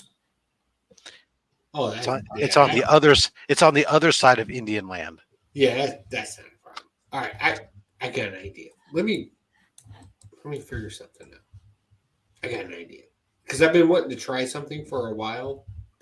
Well, I want to work with kind of like reverb and verb and standing waves. In their studio. Well, now you got me self-conscious about this. I didn't know that I had an audio issue. It could It's be my not bad. Like it's not mad. It's like I said, it's not echoey. It's just muddies your sound a little bit. You hear how I sound? You don't sound like me. And I have foam on the other side of me. Well, that's by design, Joe. Yeah. I'm going to come design for you. Could be my mic. This is what I'm working with. Well, it's what's all where it's picking up its sound from. Is it set up as omnidirectional? Is it set up as a cardioid? Is it? Why are you ruining you professional YouTube guys, or you're speaking a language? Austin, you remember my background was I was an audio engineer in radio. Yeah, I should know better. I was a classical DJ for a classical radio station. The worst project I ever got, Austin. I walked into a bar and we were doing a live broadcast, and I'm going to drop a name of a band, but it's not to be cool. It's just to date myself here. Dishwalla was good. So the 90s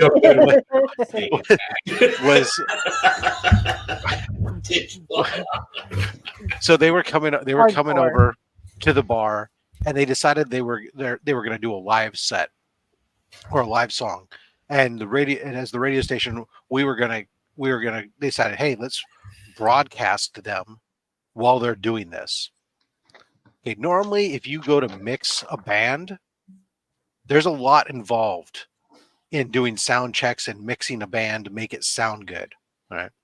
I did not expect, as the sound engineer, to have to mix a band. I thought we were doing a few takes of live throw it out to you, DJ in the field between songs. So I thought maybe we might do an interview. So I had 4 microphones and a 4-channel Shure mixer, and that was it. And I had no sound check, and I had to live mix on a 4-channel frickin' mixer the band, where I literally took a microphone out of the DJ's hand and put it onto an instrument to try to catch the sound as we were going. It was absolutely the worst fucking thing ever in my life, having to try to do and make it sound good. So I'm going to have to get you out here, Rob. Now, go ahead, let Joe. He wants to do it. I don't have any of my equipment anymore. I had one setting on my mic, and I just clicked the button. I don't know if that made any difference. No, don't worry about it. I'm sorry I brought it up. It's not like, you know how when people have StreamYard and YouTube open and you get that full echo? Yeah, it's nothing even remotely close to that. I've heard and see if I can hear it. Yeah, they said it's just like a slight muddying of the sound. It's like I know you sound better than that. Well, I'll take that as a compliment then. That's right. Aww. It actually gives the acoustics some character. Well, it's more like it's almost, except it's got better overall spectrum. It sort of sounds like a little bit of talking into a tin can, a little bit type of thing. Are you sure that's not just my voice? It could be, but I could have sworn you sounded better than that. I would hope that you're right. Yeah. But what are you working on, Katie? A sneaky project for C3. Ah. That may not be a collab piece. Yes. Well, there's no sneaky projects here. We like to share. I'm trying to get it done as much as possible because I will be on Between the Lines on Monday doing art. And I might be revealing it on there if I get it about 80% done. So nice. Yes. Just pencil and ink, or you go on some markers? Oh no. It's just this is just the first stage phase. It'll be a pleasant surprise. I'm doing finger paint project for the. Woo! I'm beard paintings, Rob. And old school paste with construction paper cutouts and paste. Just try not to eat it all, Rob. I try. But it's a good vintage. It's a good vintage of paste from 1978. I'm an 85 guy myself. You'll like this one, Rob. My theme for Monday for Between the Lines is non-Batman / Tim Burton characters. Nice. Yes. I hope to get a healthy dose of NBC and maybe some There'll be some fun ones. Yeah. so you get some Edward Scissorhands in there. That's a good one. I have right there. You The can't Corpse see it. Bride. Yeah, Stain you can't Boy. see it, but there's a Edward Scissorhands right there. Frankenweenie. No, right there. That was weird. Of course, Beetlejuice back in the news. Stain Boy really got me onto Tim Burton's artwork. Oh yeah. Well, you know, Austin, actual books. Yeah. I've been super tempted. I keep getting notices that the futures are available for the winery that I keep telling you that we're going to go to. Mm-hmm. The futures are available for the 2025 or 2024 vintage. Anyways, or release. It'll be it's the 2022 vintage, but it'll be released in 2024.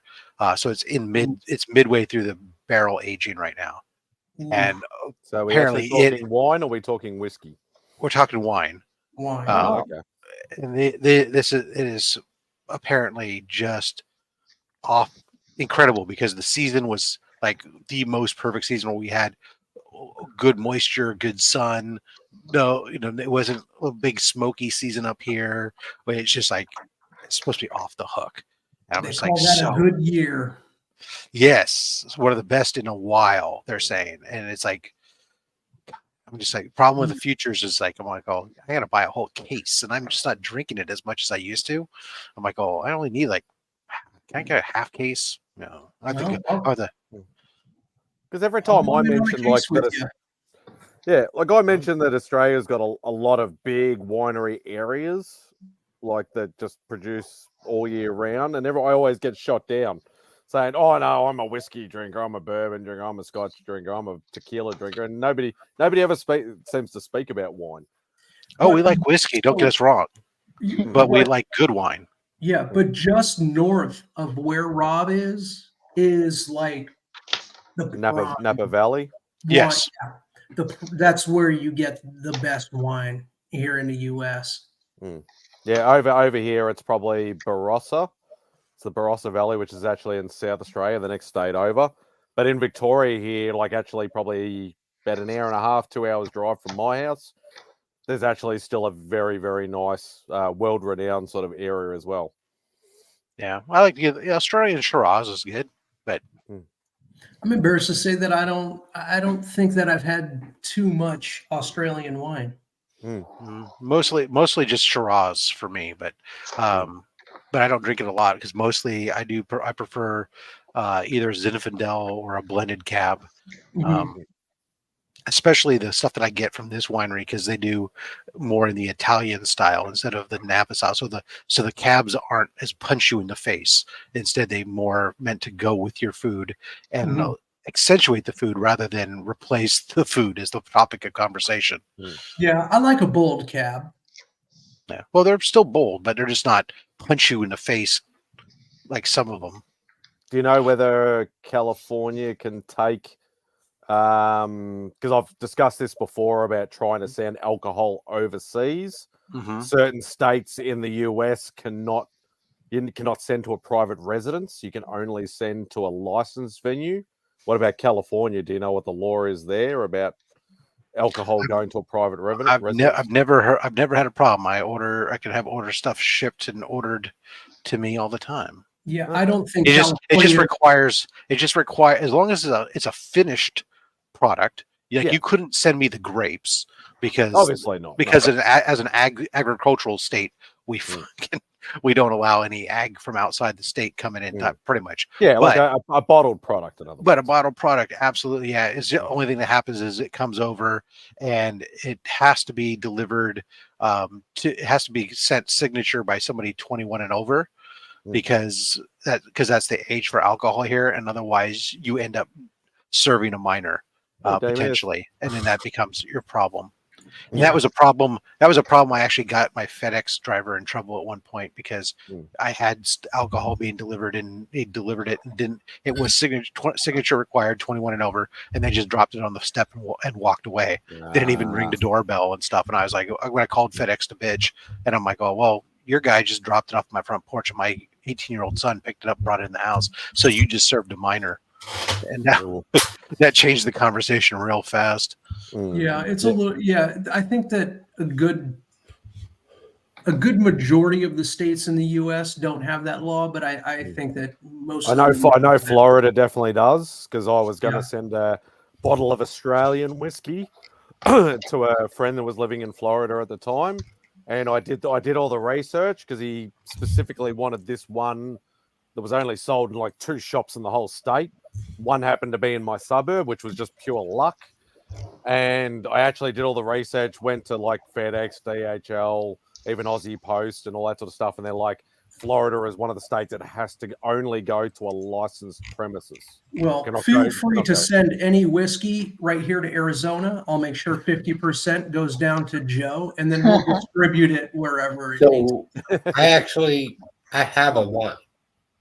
Most people don't know this. A couple of people found out at Heroes Con. I have a wine that I'm part ownership in. It's Federalist wine. We get our grapes from California, and we manufacture it.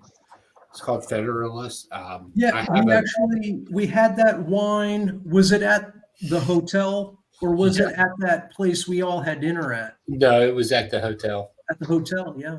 Yeah, the distributor brought it there. So I have an alcohol dealership license. If you want to send something, hit me up in the DM. I have an alcohol dealership and distribution license as well. Because I know Remy is a rum guy, or I have seen him like drink rum quite often. I actually wanted to send him a bottle of Bundaberg rum, which is an Australian rum, but I didn't know whether his state would be able to handle it or not. But I could always send it to Joe. He's in North Carolina. Yeah, he can. Let me check real quick. Hold on. Don't they also make root beer? Root beer. Yes. Well, they call it ginger beer over here, but yes, you're right. Ginger beer is different than root beer. It's very different. Well, they have in my grocery store. They have the whatever you call that. Bundaberg, they sell root beer of it. Yeah. Oh, okay. Yeah. Okay. So here you go. I asked Bard. Ooh. Bard says that no, it is not legal for someone in Australia to ship alcohol to someone in California. The United States Postal Service prohibits the shipment of alcohol internationally, and private carriers such as FedEx and UPS require shippers to have a special license to ship alcohol. In addition, California law prohibits the importation of alcohol from outside the United States without a license. There are a few exceptions to this rule, such for personal use while moving to California or when crossing the border, but exceptions do not apply to shipments from Australia. But that's person to person, right? Because I've had. Yes. Okay. If you're looking to send alcohol to someone in California, you should work with a licensed retailer in California. There may be many retailers that offer interstate or international shipping of alcohol. Okay, so yeah, I guess California. Virginia doesn't have that law. You can send it to me, and I'm happy to ship it to whoever as long as you send me a bottle too. Sounds like a plan. And if it's a licensing problem on your end, I have a licensing number. Well, the only thing when I went to check, the only thing that I was told was that the receiving end cannot accept it unless it's a licensed premises. I was never said anything about me needing to be licensed. Apparently, too. according to the internet, Virginia has the exact same rules that prohibits the international importation of alcohol from outside the United States without a license. Unless it's a gift or a license. Unless it's personal use when moving to Virginia or crossing the border. So if you are physically moving from outside. If he ships me a bottle as a gift, that's fine. I can make up the excuse that he's coming here, or I can just give him my licensing number. So it's not as easy as I thought it might be. No, that makes me question now. Can I send my whiskey to Dr. Von Hoot? Well, the luck you've had, probably not. Here's the cool thing about it. As I'm looking at it, you can send, and this applies outside of the law, but it is a thing. By the ounce, if you want to give somebody a sampling, because it doesn't cover under the same law. So there might be a quantity. So if you want to send airplane bottles. So like one shot little hotel type bottles. Yeah, something like that. But I have a licensing number. That's not a problem. Of course you do. Yeah, I own a lot of shit. The United Kingdom has strict laws regarding the importation of alcohol and can only be imported by UK licensed. I don't like it when somebody says I can't do something. And then I say, well, how can I do it? And then what I do is I monetize it. If I'm going to get the license, I'm going to monetize it. Yeah, because obviously I don't want to go and spend $100 on a bottle and then $50 to $100 to ship it to somebody if it's just going to get destroyed at customs sort of thing. So here's a weird thing about if they check it, if you declare it, and if they check it. It's not a because I literally brought like moonshine down to another state and gave it to people in a hotel room openly. Like I wasn't scared. Oh, was that the peach? Yeah. That's a silent killer, that stuff. Moonshine is delicious. Never tried moonshine. Yet. Oh, you need to come here, bud. I will give you shit. Though I'd be a lightweight because I'm not really classified as a drinker anymore. So. No. This came down really smooth. It's not a problem. Just don't drink much of it. Yeah, just drink like one shot and pass out. No, there is no shots in moonshine. You just take a swig and pass the jar. Yeah. So it's like gulp, gulp, pass. Yeah. And then don't take it again no matter what. And that's where the self-restraint comes in. Yeah, that's the hard part. Because I remember we were hanging out and the jar was just sitting on the table and everyone was just grabbing the jar and taking a swig. It was so good. It was dangerous is what it was. I purposely made that so smooth and it was still at a what was it, like 90+% alcohol content, but I made it so smooth with the syrup from the peaches in it. It was so that's the other question I was going to ask. Because you guys work more on proof than percentage, is that right? Or do you work on both? Or proof is half of or double percentage? Yeah, proof is double percentage. Yeah. Because like everything over here is just percentage. So it might be like, like say you buy a bottle of just normal black label Jack Daniels or red label Johnny Walker or whatever it happens to be. So just basic stuff. It'll be like 38 or 40% alcohol. Yeah, so just cut it in half. So a 90 proof would be 45%. Okay. That makes sense. All right, Katie, let's see what you're working on. You jumped online and then like, you got I know. What are you doing over there? Reprinting some stuff. Being very secretive. Very secretive, yes. Fair. Does Rob even know what it is? No. Oh, that's really secretive then. It is secretive. There's only other one person, and they're not in the chat anymore. Just saying. Roscoe. Maybe. Had to be Roscoe because she brought up between the lines. Is Roscoe, what is she drawing? Is Roscoe still in the chat? No, I did send him a link like ages ago, but he never. He needs to jump on. I like Roscoe. He makes me happy. Not that you guys don't, but Roscoe's good people. There he is. Come on, Roscoe. Get your ass to the desk. Frosty, can I give him a sneak peek of what we're kind of working on here? You don't need Roscoe's permission. I'll give you permission. Should I, Rosky? He says yes.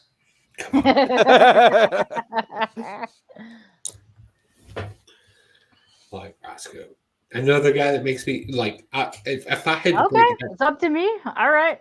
Hold on. Go ahead. Show us what you got. Okay, I gotta rip it off my wall. Hold on. Now, So this is potentially going up for auction for C3. it will be a 1 of 1 going up for auction. Hey, Darren. So we've got. This is just a very rough draft based on his drawing, but it's going to be the My Pet Roscoe plushie. Ooh. It will have legs and it will have a shirt, but yes, here you can see it better in this design here. But yes, There we go. Yeah. A plushie. Yeah, plushie. Very My Pet Roscoe-ish, but yes, there you go. Nice. First draft of it. He will have legs. He will be sitting down. He will be most bitching. That's what we need to actually make come to fruition is actually a My Pet Roscoe. Well, the next step That's is you what can it's happening. convert that into a pattern. That's what I'm doing right Nice. now. Yeah. Yes. Nice. So what's Now, happening this is right why now? we need pre-bids. Yes, but that's what's happening right now. So I'm hoping to get all the patterns cut out and have it halfway made so I can show most of it on the show on Monday. So yes. Are you pre-ordering? My what? Are you pre-ordering? Not pre-ordering it. I'm just trying to get through the first one first because what I'm going to do is give it to the person, whoever wins it, and then have them kind of test it out to see what needs to be tweaked. Tyler. Never seen anybody pass up money so quickly.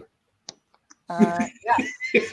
Thank you, Shattered. But yeah, I jump have on, dabbled Tyler. in the plushie making many times. So yeah. Right on. No, that's awesome. I can't wait Yeah. to see it. So I made this before, but yeah, I make plushie things. I hand sew them. But yeah. So yeah, that's what I'm working on. So yes.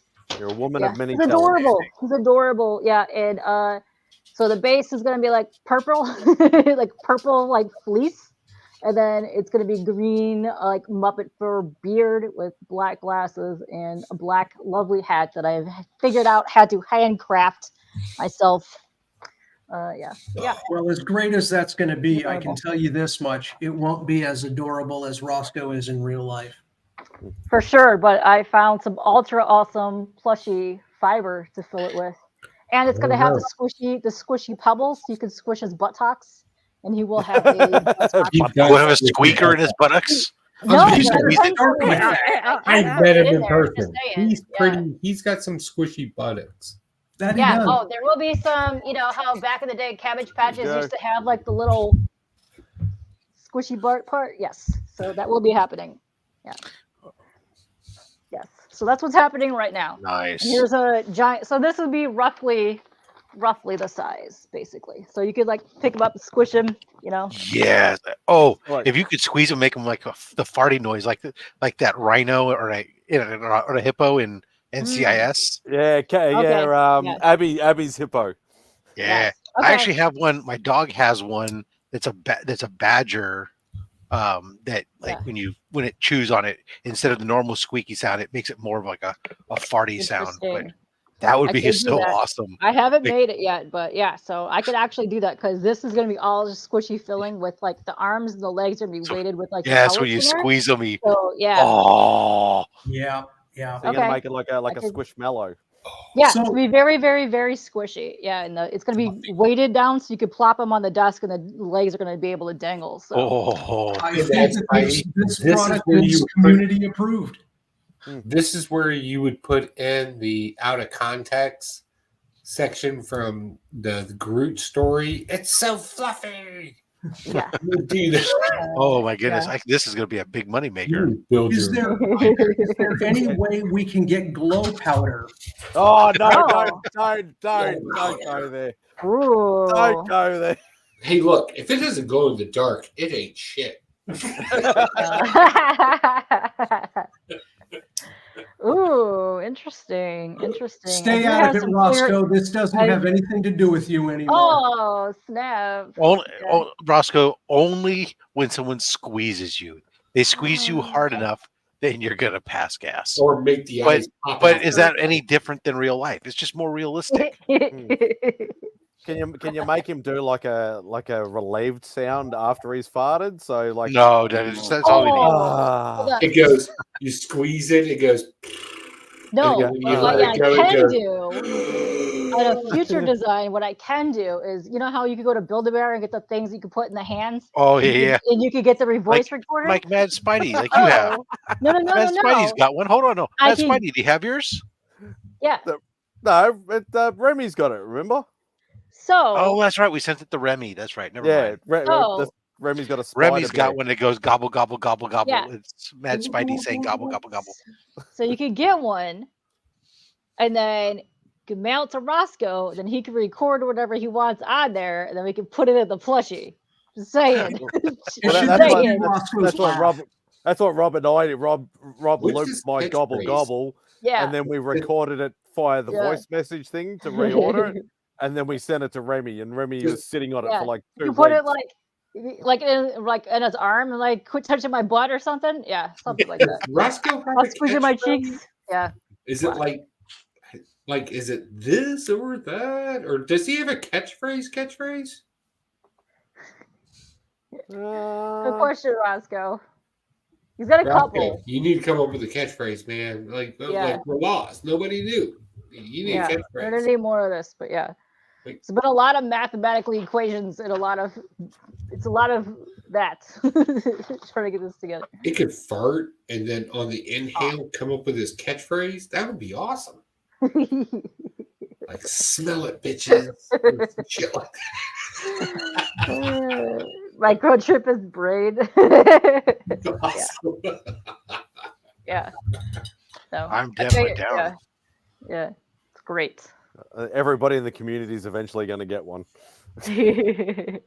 Yeah, because this is the part that takes the hardest. Because making these, I could do them easily, but plotting out the size and then figuring out the way that the patterns go takes the hardest part. Well, once I get that down, like just making them is easier.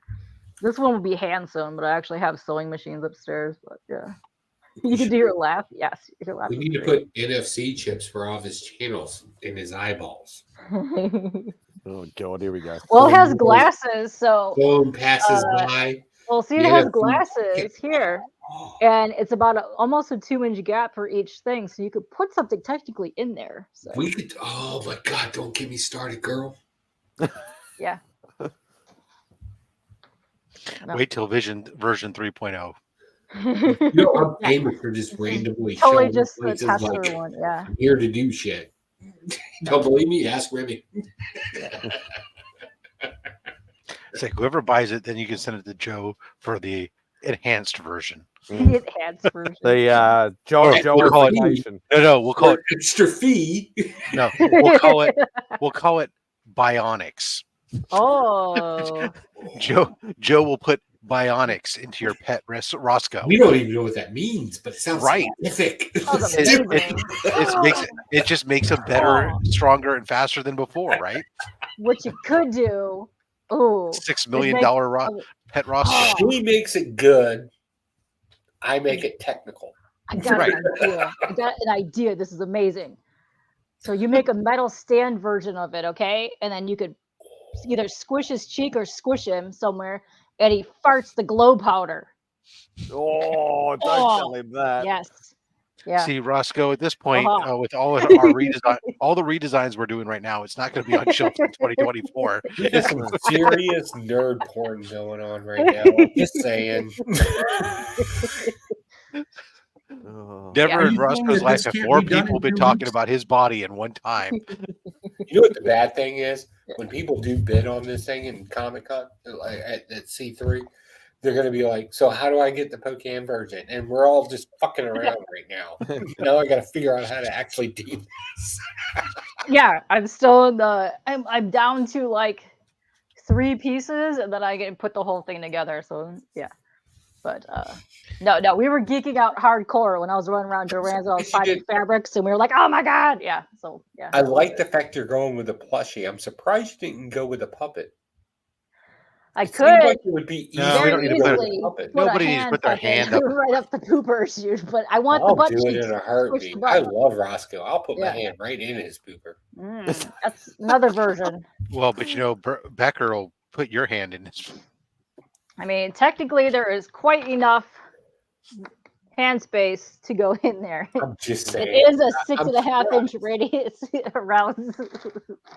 No, plenty of things can be stuck in And there. get the plushie. I was just like, I'm not a plushie guy. Yeah. But I was like, it just fabric and material to kind of cut down. I think it's the greatest thing ever. Yes, and you see the color combo is great. I think plush is definitely the way to go.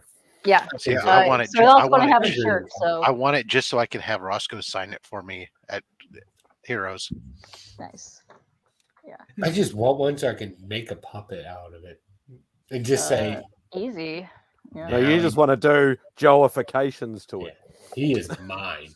Look, I've never owned a toy without me modifying it or blowing up or burning it. I'm just saying, if I buy one like that, I'm gonna do something to that. You know, you don't tell a zebra to change its stripes. You don't tell Pocan not to buy something, change it. Like, I'm sorry. Yes. All right. Well, that's awesome, Katie. Oh, well, thank you. Yes, it's been fun getting into the creative spirit. Yes. But yes, the art piece that I'm going to be doing the line out for tomorrow for Between the Lines, I will be also putting up when I do so I'll be doing the art thing with CJ on his Insomniac thing. Joe, no, not you, Joe. I'm sorry. I'm adventurous Joe. I'm just like, no. No, as you can see, no, it does not. But it does have a lovely fluffy beard. Don't want it to, because otherwise people will do unspeakable things. My guy. Not saying you would do it, Joe. My guy. No. Not saying you would do it, but we're not putting that kind of product out there. You know what? We knew that Tyler's lurking. So. Oh, Tyler. Love that so guy. Roscoe, please. Oh God. But yeah, so that's what we're working on. Yeah. That is awesome. Well, thank you. I campaigned CJ to let me have admin rights for the night because I won't be drawing because I can't draw. So I thought if he's going to draw, I can do the clicking of the chat stuff. Ah, smart, because I will be busy drawing. And you will be on there as well, Austin, right? You're going to be drawing? Yeah, that's the plan. And he's going with a horror theme, right? I think it's horror, or I think it's whatever. Creatures of the Night. You do horror or something. Or... The CJ's theme is Creatures of the Night. So it can be horror, it could be something else, but since it's Insomniacs, it kind of ties all in together. Okay, well that's also good to know because I did not know that. And he's starting at midnight, or maybe he's changing it up, and I'm just going on my own thing. But I know that's what he and I discussed, but it doesn't mean that's what he's doing. I don't know. All I know is it's 7 hours, and it's going to start and then from the 20th and go into the 21st. So it's going to be on a rotation. But it's easier for me because I'm on the West Coast. Right. Yeah. Yeah, it starts midnight Eastern time.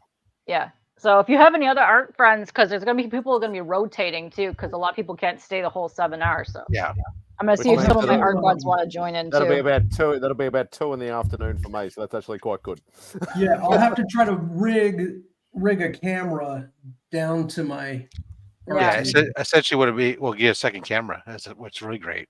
Yeah, right. And then I'll probably do an 11x17. Yeah, because it'll be right after. It'll be right after. Between the, it's right after DJ Links. Okay, in the that mix. Works. In the mix, yeah. And then the pieces that we complete will be available on the auction Sunday. Maybe on his show. Maybe later on. Depending on whether you finish it off or what you decide. But yeah. So is the expectation is to like I've always been concerned about this. Let's clarify, right? So are they drawing, people are watching, and then at some point they stop and then the bidding starts, or are we kind of doing a thing? Yeah, that's my question. Depends on how he wants to do it. We're gonna have we haven't worked out everything on all those aspects. We're gonna have a meeting like with the channel hosts. I'm gonna try to set something up next week. I think that's a good question. I Because think the way CJ was talking, it's always been do I bid now? Is there a start line? Like you always see those questions. I think CJ's idea was for him personally, he was going to try and knock out as many pieces as he could and auction them through the show, but I don't know about anybody else. Yeah, I'm not sure because people were asking that question and they weren't sure either how that was working. So yeah, we got to figure that out. So yeah, I'm probably just gonna do one piece. I'll do an 11 by 17. Okay. I'll just figure out my camera deal, so I won't be on camera, but I'll just sketch live. Just order a cam arm. They're like $16 off of Amazon. Oh, I have cameras. It's just I don't have an arm. Yeah, cam arm. Down, yeah. Oh, the arm, yeah. Literally what I'm saying, cam arm. Oh shit, my thing disconnected. So yeah. Oh my god, stupid camera.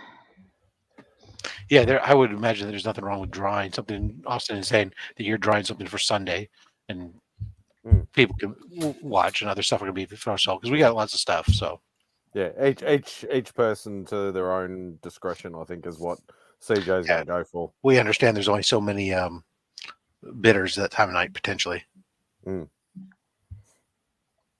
Yeah, I think the only people that might have a bit of dosh that will be part of the Insomnia crew is probably Joe.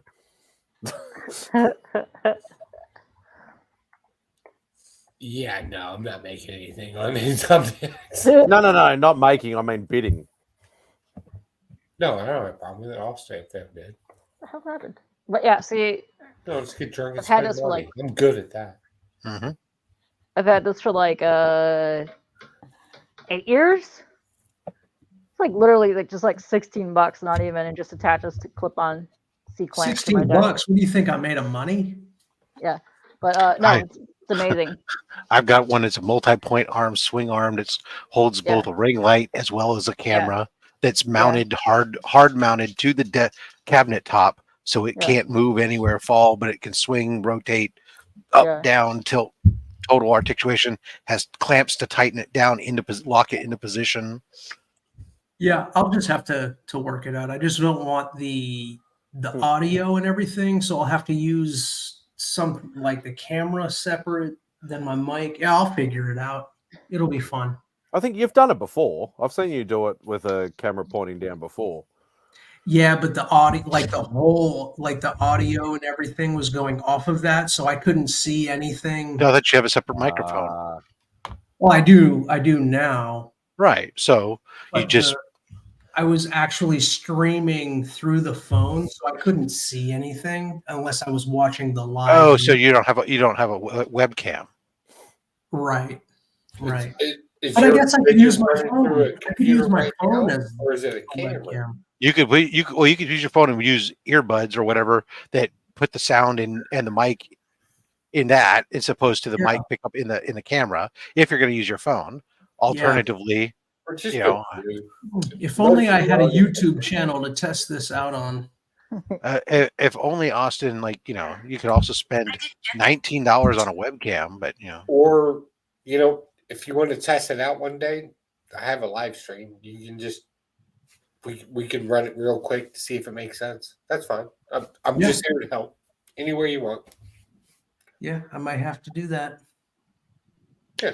I have to work on setting up a second camera setup because something that we want to do for the auction. So I got to try to clear off a bunch of stuff off my desk and set up a second camera to be able to have like a featured item while we're talking about something else. And speaking of, in regards to the donations for the prize wheel on Saturday, yes,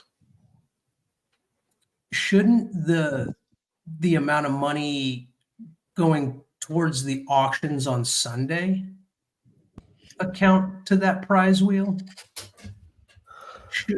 How if I do the prize wheel Saturday, how can I do auction stuff you spend? Well, that's what I'm saying. Should the prize wheel have been Sunday? I'm just throwing this out. So the reason we do it the way we do it, right? The auction is its own thing. This was something to encourage some of the stuff in these the build up to these shows ahead of time. Right? Oh, what's up? So that was the original impetus of it. Right. Last year to get on it, all you had to do was pledge or do a $25 gift. This year we doubled it and made it a $50 donation, because if I have 100 people donate $50, holy cow, right? We're great. So it's really just a matter of figuring those pieces out. This is why we did it the way we're doing it, with the prize wheel for the first 2 days worth of stuff, and then the auction is hopefully just all cherry on top for us, right? Hopefully we've already reached that, because we're sitting at over 9K right now. So listen, Rob, I have full confidence that the 30,000 mark is going to get hit. Oh, I'm hoping for 40. I want to see Tyler get that tattoo. I want to see the eyebrows waxed. That's at 30. Oh, that's at 30. The new Yeah. should be, I should give Tyler the tattoo. Oh. Ooh, Can't believe you just brand him. Yeah, I should give him the tattoo. So I'll make the tattoo. Joe is giving the tattoo. Who do I make the check out to again? I'm just saying, if Tyler's down, I will make a tattoo gun, prison style, and I will give him the tattoo. Prison style. I have. Yeah, there you go. It'd be cool. I have a tattoo on my back made with a homemade gun, and I wouldn't recommend it. No.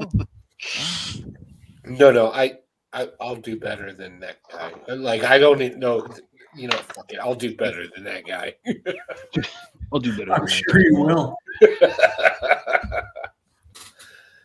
Because I'll actually be worried about what I put on Tyler's back. Oh yeah, this was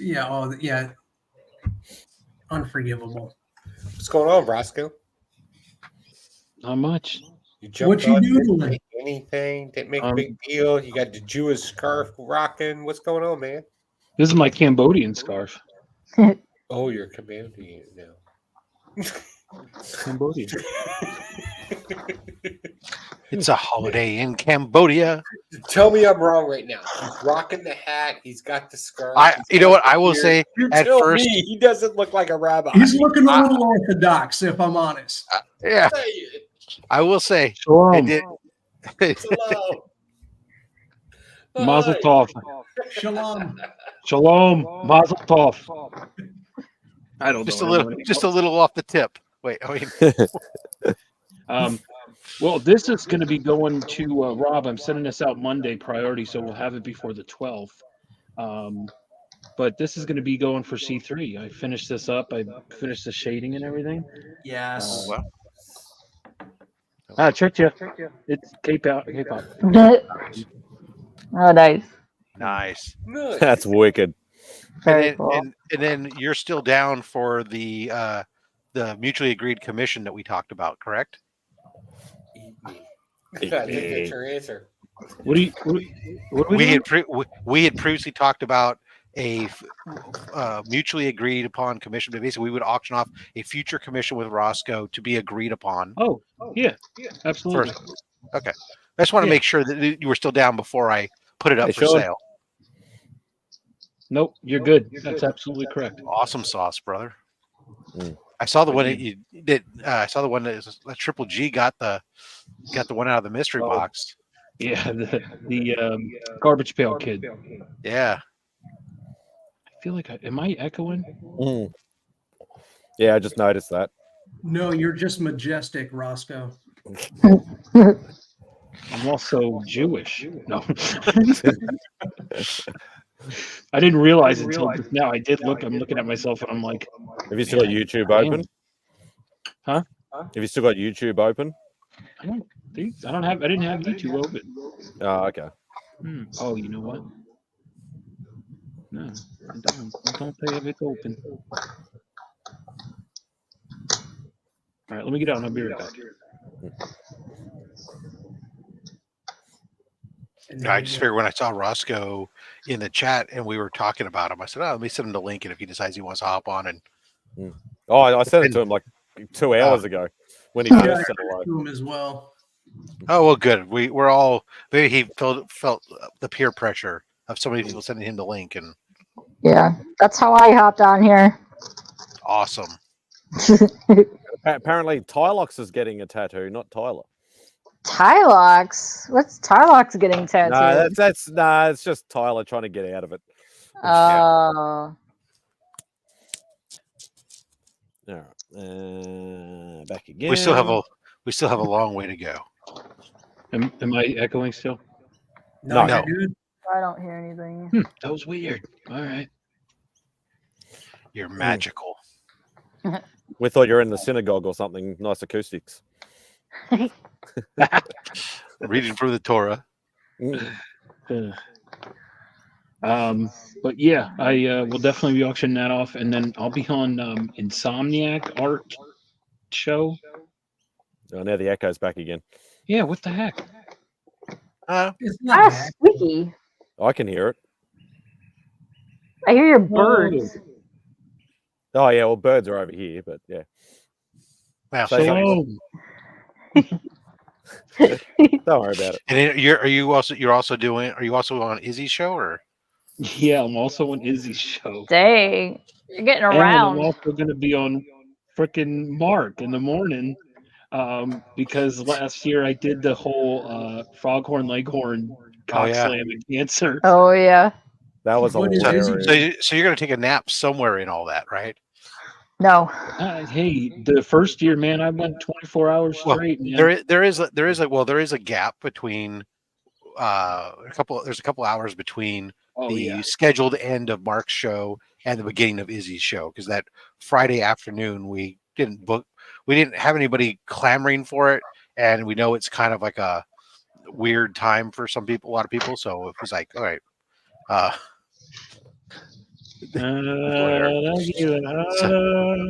So there's a gap there, and then you could nap during in the mix, I suppose.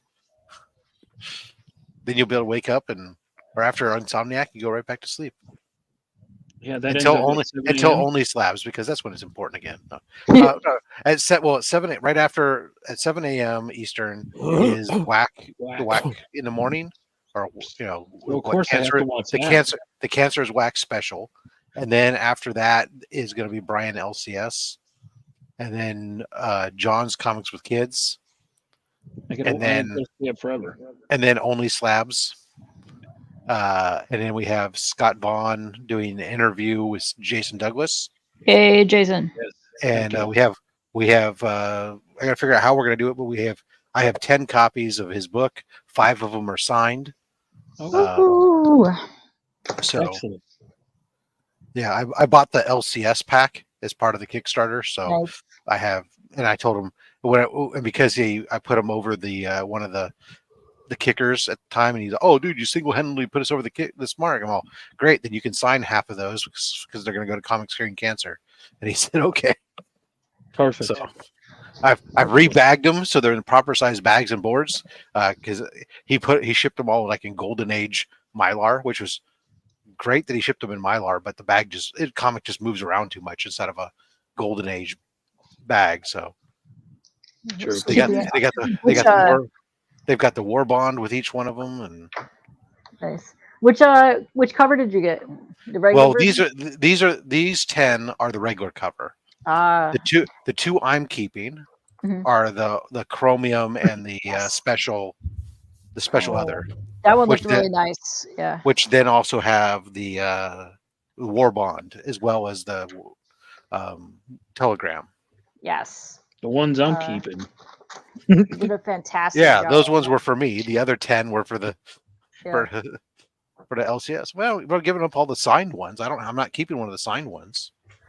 No, I'll get another one signed. I'll find Jason another time. Easily. He lives 20 minutes for me. I mean, I have in my possession the only triple signed copy of Parallel.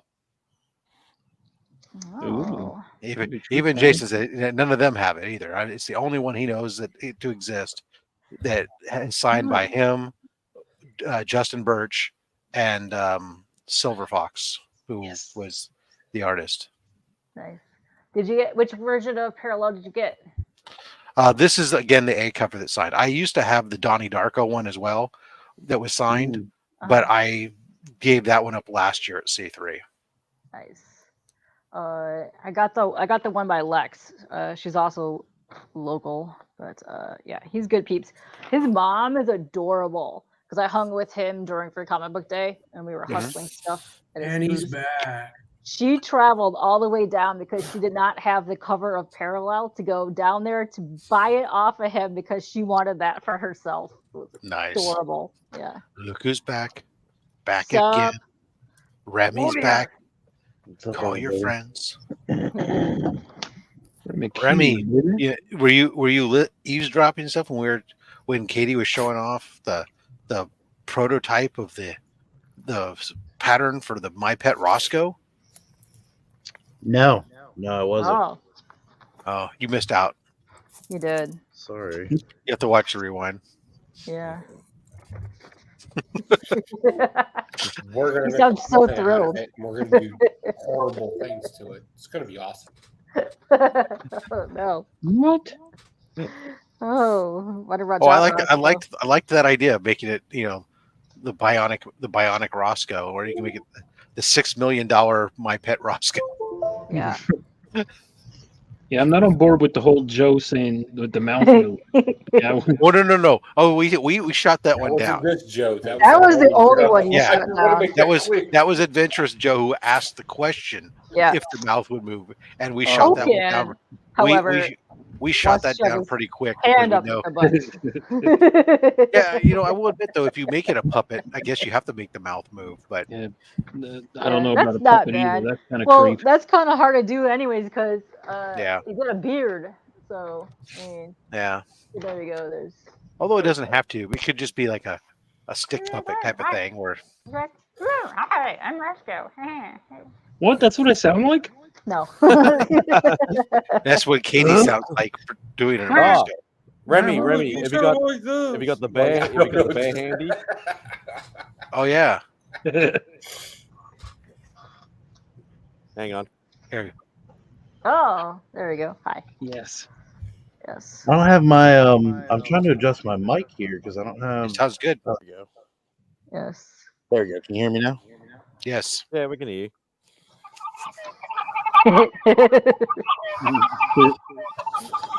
The best. Yeah. It's amazing.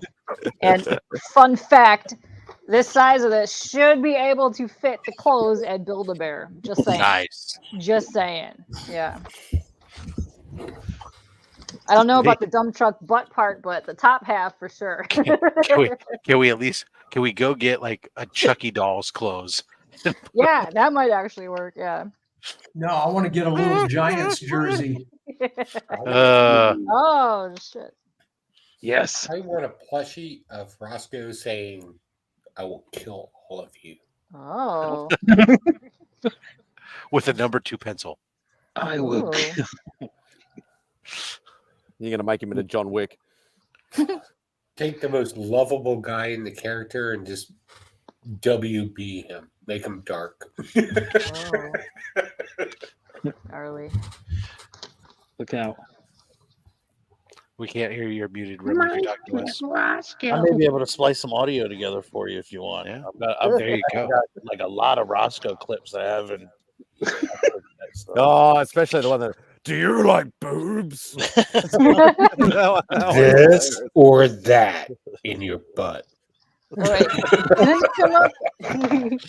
didn't you come up with a new catchphrase the other day? What was that? We were giggling holy, about that. What the hell holy was that? unicorn tits. Oh yeah, that's right. Holy unicorn tits. I was There like, we go. holy unicorn tits. Spidey's Outback. That should be a good one. 457. Yes, because I think I wanted. Yes, I know. I have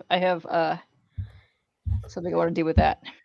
Yeah. So the weirdest thing was like when we did that whole recorded that gobble gobble, is like I had because MadSpidey couldn't call in because it had to be you had to call from within the United States. So I had strung the audio together on my computer, but then I had to call this 800 number on my phone. So I was like playing it in my headset, and I was sticking my phone mic into the headset ear. And it came out pretty good, actually. Yeah, it worked well. It was definitely not the ideal. I just like the bit where it's like, we were doing Remy's plays, and like only Rob and I, and obviously Beck knew about it. It was actually Beck's, harebrained scheme to do this, because she's the one that actually found it. And it was literally like Rob had done it. He's like, yeah, I've done it. I've recorded and everything like that. And then it got sent to Remy, and I had the tracking number, and I'm like, it's been with him for about a week and a half. It's like, he hasn't said anything. He haven't done a video, nothing like that. And because it was addressed to his government name, Remy's like, oh, it must be just a Christmas present or something like that. So it's just been sitting there for like a week. So I had to say something on Remy's place. It's like, did you get a parcel from FedEx? And he's like, yeah, I got one right here. I was like, yeah, that dude. confused him. What do you mean?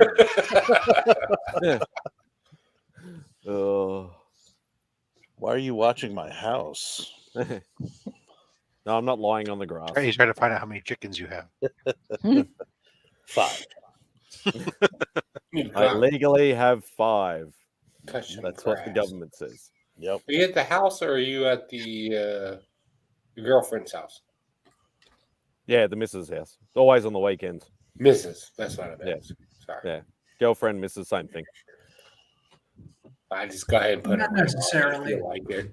Yeah, there's a certain point where they start to think differently. Oh, if you marry her, can I make y'all's wedding bands? Oh, fancy. No, that won't be happening. Not after this amount of time. We've been together almost 20 would be years. the excuse. Did he still make you one? Without getting the married part? So 20 years, and so you still keep separate places, and you don't even decide not to get married or anything else. Yeah, it's asking to be analyzed, MadSpidey. You know that. It's almost like, Yeah, I know. I probably shouldn't have said anything. It's almost like And that's the end of Spidey's Outback. Yeah, I knew that was gonna. It was good seeing everybody. I'm just saying. If you're thinking about it, I mean, what to kind of do a project where I do a wedding band, like a matching for set both sort of thing. people. That would be cool. I would do that. I'd say the matching set would be, I'd have like a Spider-Man ring, and she'd have a Spawn ring. We could do that. Oh, fun. I say that, but we could do that.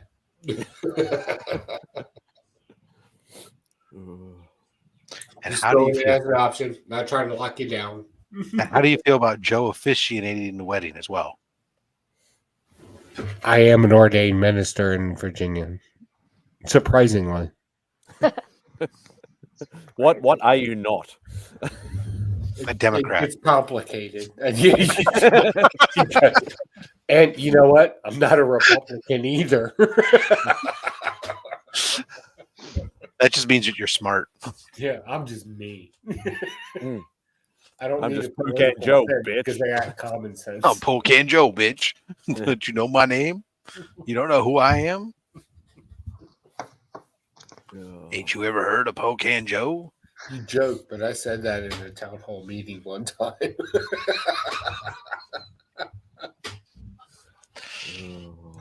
I'm rich. I do what I want. That's right. Do what you want. Fines and penalties just mean it's legal for a price. Yeah, that's all that means. You know what? Yeah, more a truer thing cannot be spoken. That just means you can do it for a price. Hey, you want to speed? That's fine. Just a price. As long as you got that ticket money, you drive as fast as you want. With only one person in the carpool lane. Yep.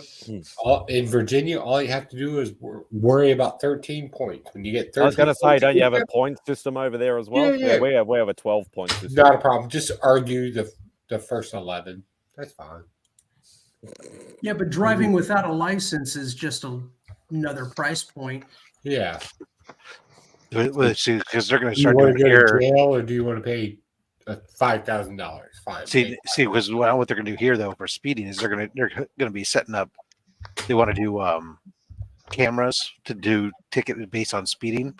So that just means that they can't give you points for it. They'll still give you the ticket because it's a speed camera that's just taking a picture of the vehicle and sending it to the. They're sending the ticket to the vehicle owner, but they're not.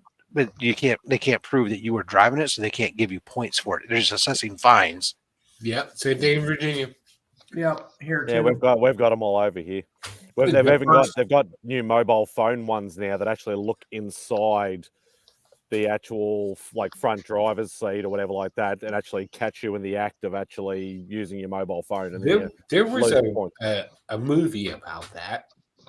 Didn't work out so well for everybody. Apparently, they ended up building some robots and trying to kill humanity. So I don't agree with that. Yeah, it's more the fact of all you want, but we've been warning about it for a while. Yeah. At the end of the day, they're putting it down to like what they do with all cameras. It's road safety, trying to bring the road fatality down and stuff like that. At the end of the day, it's just revenue raising. Just government revenue raising. If they catch a picture after the fact, they're not bringing fatality down in any way. No, exactly. All they're doing is fatality already happened. Joe just disagrees because he didn't get the contract for that. Fair point.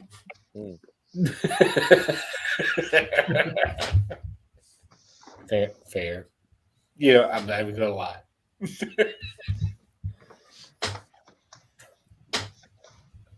Joe probably would have put a laser guided missile in there or something like that. So if you were actually just shoot him before the accident happens.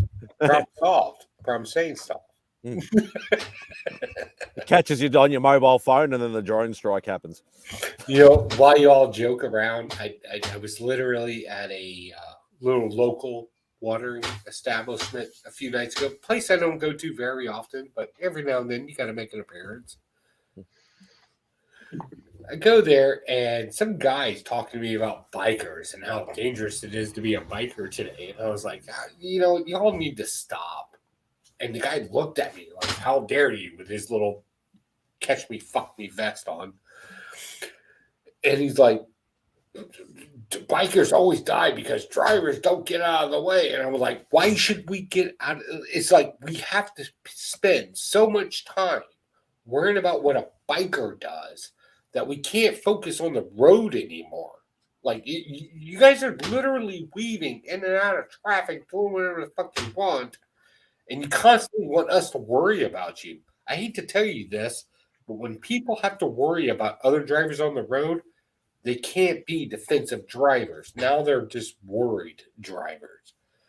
The guy got all fucking pissy with me, and I was like, eat a dick. I'm like, what the fuck? The guy was like 4 foot, what the fuck ever. He's like, why don't you wait your turn in line in the vehicle line with everybody else, and no problem. Yeah, stop cutting around everybody and thinking that because you're on a motorcycle you're different. You're no different than a car. Therefore, you should act as a car. The moment you step out of that line, you get no benefit. I'm sorry, I will purposely hit you, and I'll eat the charge. I'm sorry, I went on a rant. I do. Yeah. We love your rants. I think you went a little dark on that one at the end, but hey. Run your ass over. Going on a personal swing in Transformers. So no, I didn't go that dark. Fair enough. I got a question for you, Rob. Yes, sir.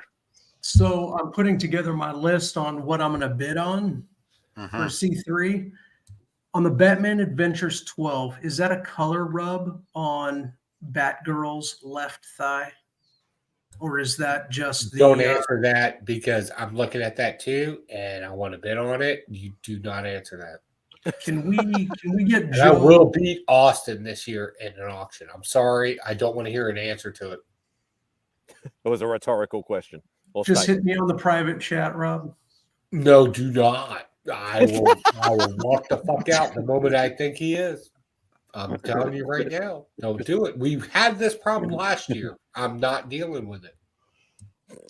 What about against Scott? Scott's a pretty big bidder sometimes too. Mostly on original art, he is. The biggest auction for the most thing that happened was between me and Austin. Most other things, like I was willing to back off of, like I got a little hard on things. But then all of a sudden, Austin shows up with some random fucking auction that I'm on, and me and him got into like I want to keep my friend into a dick swinging contest. Like, There you go. Let's just be honest. It was a straight dick swinging thing. Anything you bid, I can bid higher. That was for the Iggy. The Iggy artwork, and I wanted it. But we both won on that deal. Let's be honest. We did, but I wanted to be the winner, and you were the winner, and you pissed me off. and you know what? I'll be humble for a second. Congratulations. Thank you. But your second's done. Now, fuck you for outbidding me. I was not happy about it. No, I'm joking, man. I love you. But I saw what Iggy put together for you. Oh, I see what you're talking about. Oh, you're talking about the on the left thigh? Yes, sir. Yeah, that's my That's the reflection of the plastic. That's my wedding ring. You can see my hand. If you look at the reflection there in that one spot you're looking at, you can also see it's my hand in there too. That's all I wanted to hear, Rob. That's a good looking copy.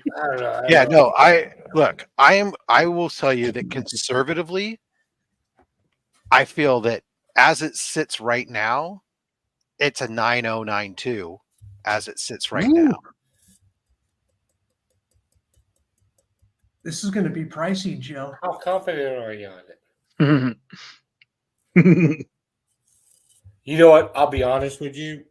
I don't want him to say it. There's a couple of other things that I'm extremely excited about that I don't even know about. And I'm going to be honest with you. Like last year, I'm more focused on the individual artists because I know they're going to be bringing their in. And I'm kind of focusing on one person who I buy art from a lot. Or, I'm sorry, not a lot, but a few pieces from. I'm kind of interested in another guy, and I'm not giving any specifics. Like, the comics are a hot thing, not even doubting it. Mm-hmm. But I'm kind of like, hey, some of these guys, I know they're going to pop at some point or another. I just need to buy their stuff now. So when it does happen, I'll sell that shit off and make a fortune. So one of them's Roscoe, and another one's Austin LeMay. I'll just say that R&B. You joke around, and I say this, and like people are like, "Oh, Joey's just being nice because he's not a nice guy." Look, I'll be honest with you. I have Roscoe's stuff. My wife gets confused between the prints I have for your stuff and the prints we have from like legit Spidey. Like she's like, which one made this? And I was like, well, his name's fucking on it. Like he puts his name on it. She was like, well, I like this one better. And I was like, well, this is a guy in Florida. And she was like, oh, who's this? And I was like, that's Scotty, the shit you make me buy all the time. She was like, oh, when is he doing comic book stuff? And I'm like, I don't fucking know. Let me ask him. That's how shit works in my house. So if you see his shit, I just want you to know, every week you get a comic book review from me. Every week, you know I have to buy something Scotty for my wife. And then I end up reading it, which is written by somebody else. But Roscoe's artwork is legit, and I don't know that it's Chibi, I think is what we're calling it now. Chibi. Remy, is that right? Chibi? You were on the show. Mm-hmm. Yes. Yep. Chibi style, yes. Chibi style. I don't know. Yes. Yeah. Okay. Yeah. My wife loves that shit. I like it too. Yeah, that's Scotty's style is chibi Yeah. style. And don't buy Awesome May stuff because I'm bidding on it. Yeah, well, I think there's quite a few people who are interested in the Austin LeMay original cover for Sav. So, because I know that. Hey, Rob, stop fucking up my shit here, man. I'm just telling you. I know several people who are interested. I'm just telling you. The only thing I've seen that definitely- I'm interested in is the Captain America 100. Yeah, that was a surprise to me that came in. Yeah. I'm this much interested in it only because mine's only a 6.0 instead of a 6.5. But I don't care about the grade. I just want the book. But I I'm know not going to be able to afford it. Not because that'll go reasonable. So $200 it should. Yeah, which I won't be able to afford. I'm interested. So there's still, I know there's like 4 more sketch covers coming in that I'm interested to see because there's one from Chris Campana that he was finishing up this weekend. It was going to send out. He's doing a sketch cover on an AF-15, so it's going to be a Spider-Man sketch cover. And then another one is from James Pesco, who did my wraparound Adam Strange that I had done. I remember that. He is doing a cover, and then I got 2 covers coming from Scott Morse, who just recently I did that Scarecrow one I just had. Plus, he had also done some of my ink wash. What was the Planet That's Comics? That's your That's college buddy? My high school buddy. High school? Yeah. He's doing 2 covers for us that he's supposed to be finishing up this weekend and sending over. But so I'm interested in seeing those because I love Scott's work.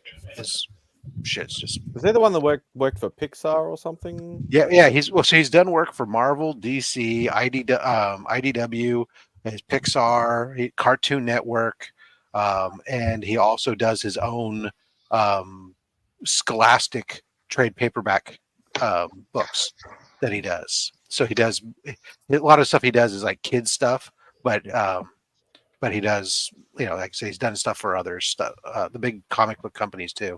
Not a ton, but he's done some. Yeah. Most of his stuff is animation, but yeah, well, the Chris Campana stuff should be good. I've got two, I think 2 or 3 original pieces from him. Yeah, these are just be sketch covers. We have 2. Yeah, we got one that he's doing for us specifically, and then one that somebody sent in that was an older piece that he did. It was a Wolverine a while back that got sent in. There's some interesting stuff. I mean, I'm interested to see, like, we have the infamous acetate book in there. I want to see what that goes for. I'm curious. It's funny. Is like when Andy offered it up because he's like, he bought them to give to charity, but some of the charities didn't want them because of the negative stuff. I said, I don't care if people are paying money for it, and that's all I care about is their money. I don't care about that stuff with it. So. Monetize the drama. Exactly. That's why I said, hey, we have the infamous book. You can own a piece of history, man. I guarantee you that will never happen again. They've learned their lesson. The sketch covers, this one with the Ray Stevenson Punisher and the Charlie Cox Daredevil. They were awesome. Oh, so here, let me share this up here. Let's go. Let's share screen so people at home know what we're talking about. Yeah, the Joker with the Batman in chains hanging upside down. Oh yeah. So yeah. This one. This is all painted on the cover.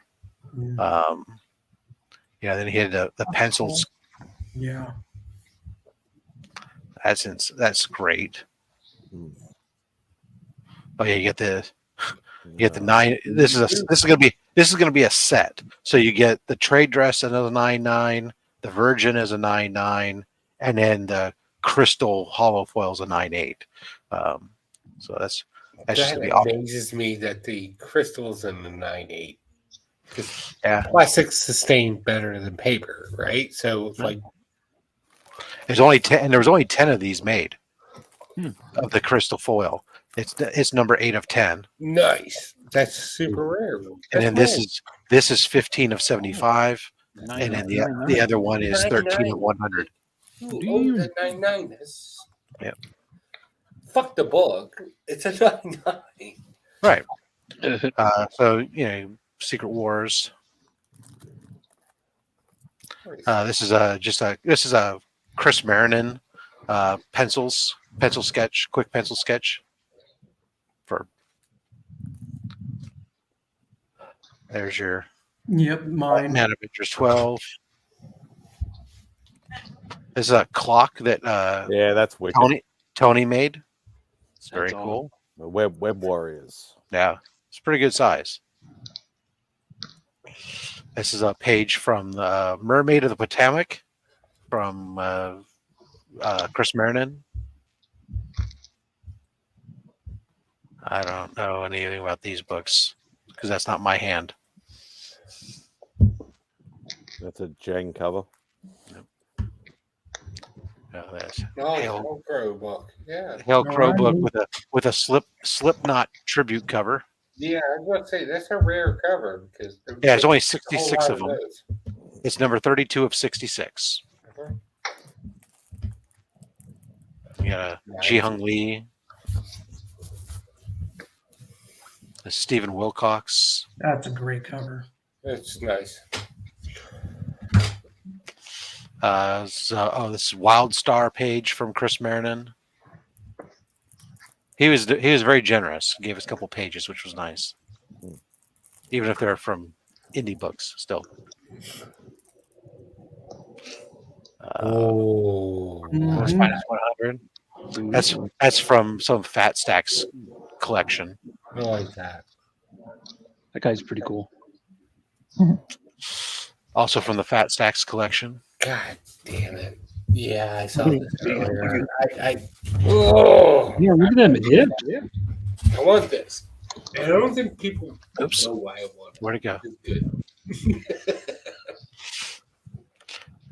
We got one of the Invincible number 1s. There's some more David Nakayama. This was Mike Dater. Oh, Mike Dater's the guy who donated these. There's actually multiple. Dater, I hardly know her. That's right. Here's the Campana cover. That's the Wolverine. And then there's a couple Wolverines from different artists. Ooh. Ryan Degawa was on Between the Lines. Yeah, he's a nice guy. And that's nice. Got Smock. Yeah. Yeah, that's another one. I remember seeing that, and I was like, Yeah. Ooh, that's cool. Yeah, that's a nice book. Yeah, I got a whole mess of these. Yeah, I want some of these. These are going to be these are all going to be part of the prize bill stuff. I actually have gotten more of these since then, but this is the one you're talking about. Yeah, this is from. I'm going after this one. Todd Very, Smith. very, very Bruce Timmish. Well, this is from the animated series. This artist, Todd Aaron Smith, worked on the Batman animated series, so it's that animated series style. Yeah.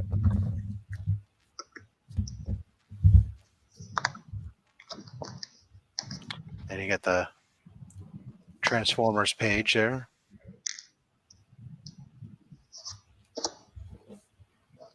Oh, what the fuck? My goddamn desk, my overhead light just went off.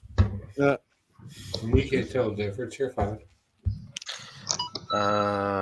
It's driving me nuts because I don't like being in the dark. Office fan. Since the time you were born, we were all in the dark.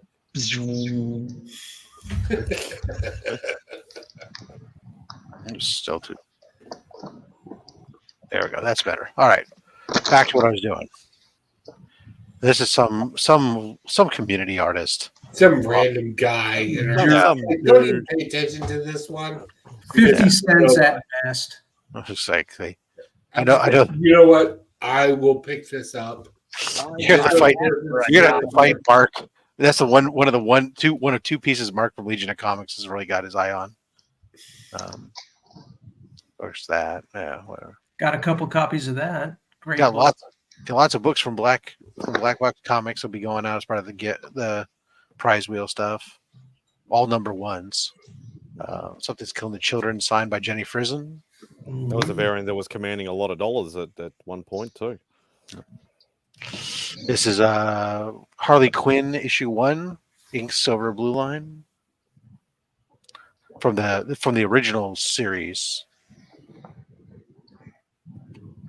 We got a Spider Boy.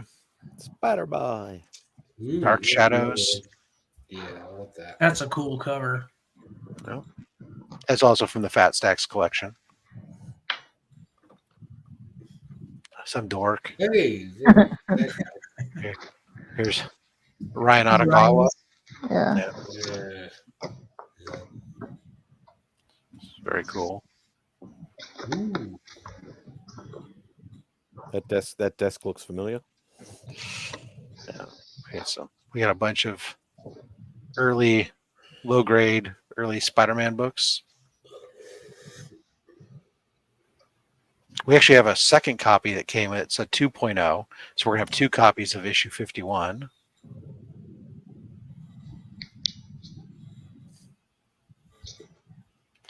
That's nice. No, that's not there. That's mine. Well, hang on now. Things can be bought. Everything has a That's price. another one I'm interested in. Yeah, no, you're not. Yes, I am. Love the lizard people. Yeah. Yeah. Yeah, it's very cool. Monster cover. I love Golden Age, Atomic Age comics. And the skull and the rocket. Come on. Yeah, No bubble helmet though. Yep. And boobs. Got boobs on it. Woman in red dress in distress. Yeah. We got 2 copies of this. A 2.5 That looks like a prison scene, so I'm not interested in that.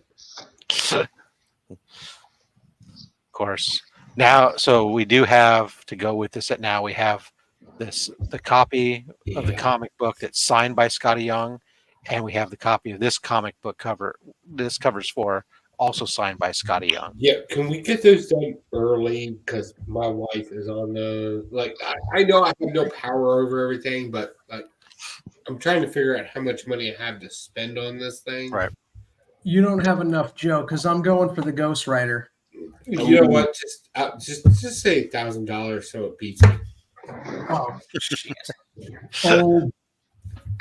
No, I'm not kidding. When my wife found out that was signed, she was like, I want it. And I'm like, all right, let's put a price on it. Yeah, so what we're doing is we're going to sell the Ghost Rider print with the Ghost Rider comic book that's signed as one item. The Venom one with the Venom book will be one item. The Daily Grinds will be an item, and then the ASM slab will be an item. Yeah, thanks for that. And then we also have another copy of this that's raw that's signed by Scotty Young. Jesus Christ, I fucking hate you guys. Well, you have the opportunity to get her something. Hey, I get his charity. Fuck y'all.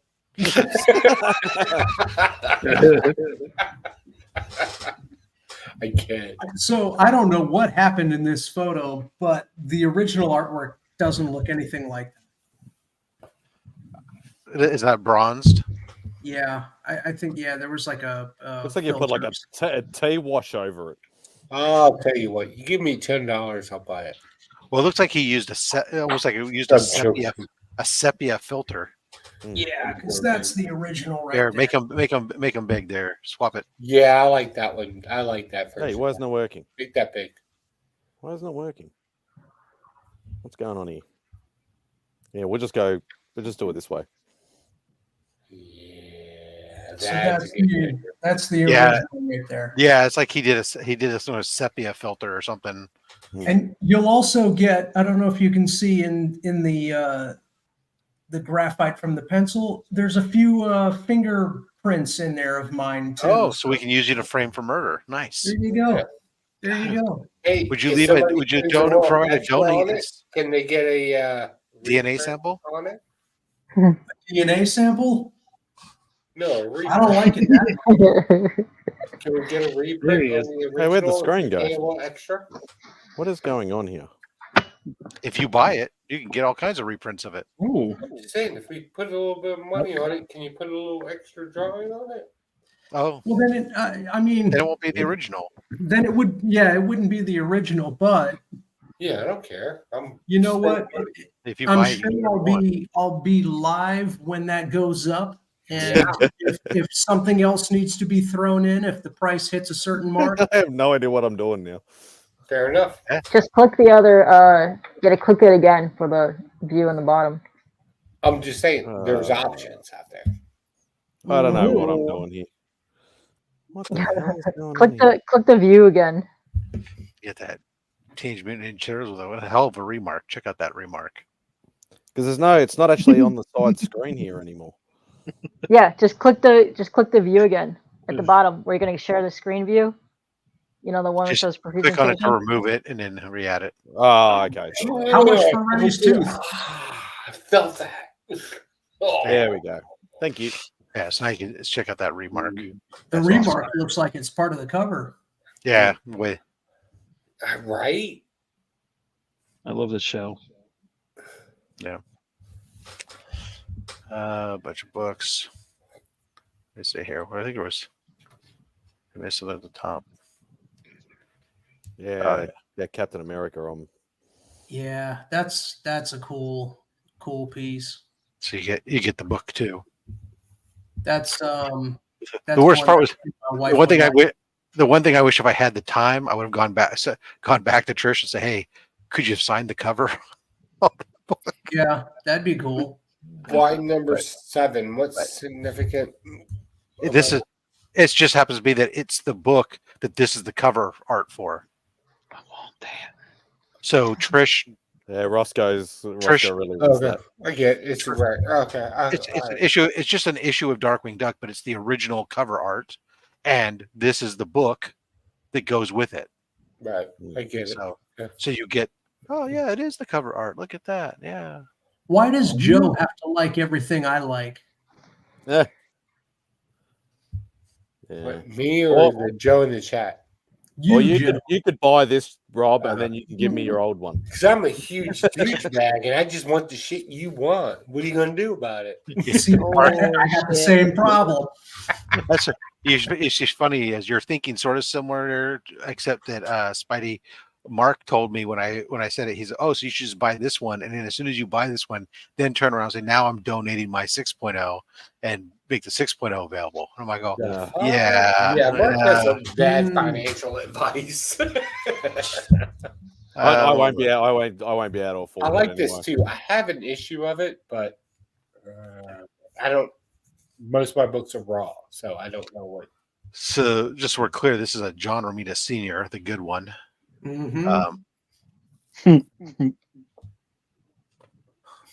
As opposed to the sometimes I'm good and sometimes I'm not. Sounds about right. Something's killing the children 21. That's a cool cover. Yeah, I like that one too. A Warp Zone exclusive. Hey, LeMay, you got that one.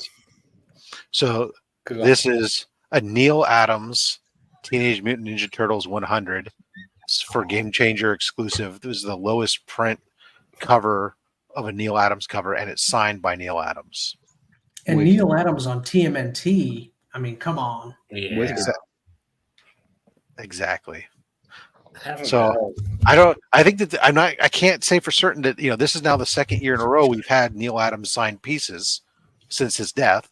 I honestly can't guarantee that next year we're going to have a Neil Adams signed piece again. Just ask Beckerman; he'll have something. Well, this was cool. This was something that Porter's Hide managed to finagle for us, along with some art that I haven't seen yet. Of course, there's another Trish Stray Dogs cover. Nice. I need that book too. That's just gonna be part of the wheel spin. Oh, okay. Well, if anybody wins it, just send it to me. Beck's saying I'm rude. There's the. Oh, let's just skip by this. That thing is called Trump. Whoever wins it, good luck to you. It's cursed as shit. It's either going to go for like $1 or it's going to go for $1,000. It's going to be something. Yeah. No, they sell for about anywhere from $100 to $300 still. Really? Wow. Yeah. I mean, unless the only ones that are sell for really high money are the few that snuck in and have Blue CGC blue labels. Yeah. Mm-hmm.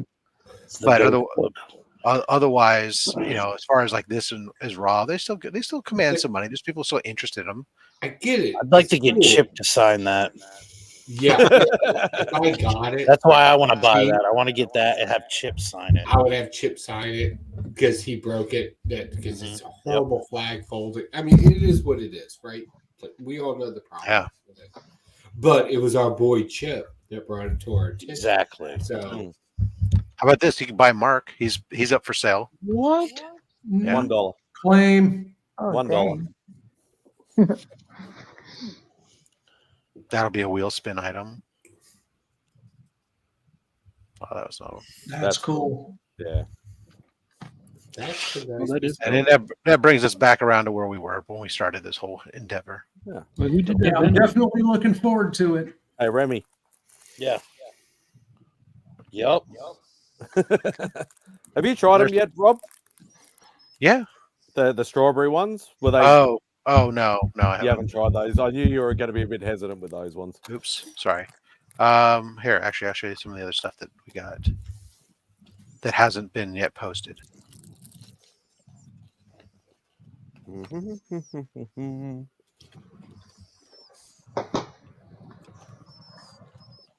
That's interesting. that's pretty cool.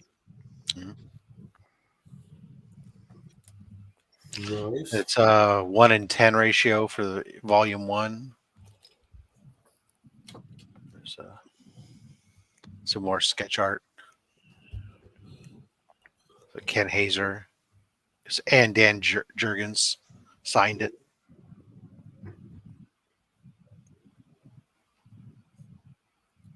That looks familiar.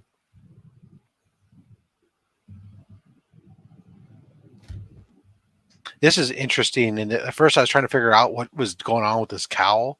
And finally I figured it out because this is issue 50. It's the wedding issue. So the the artist did this thing of Batman, but then made it with like Catwoman's cowl, essentially.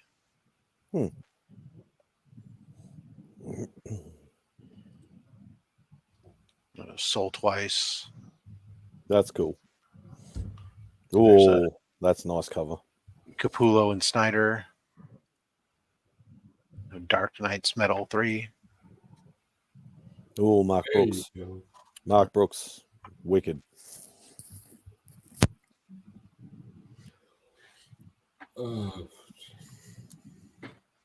Ooh, yeah. If you haven't read that book, it's actually quite a good book.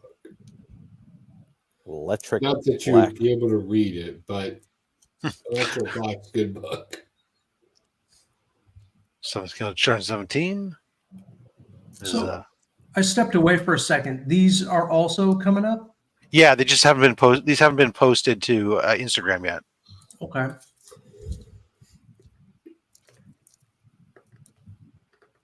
Some Murder Hobo.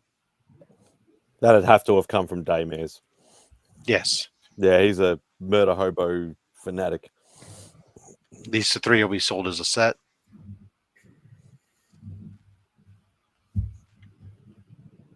Jim Chung cover.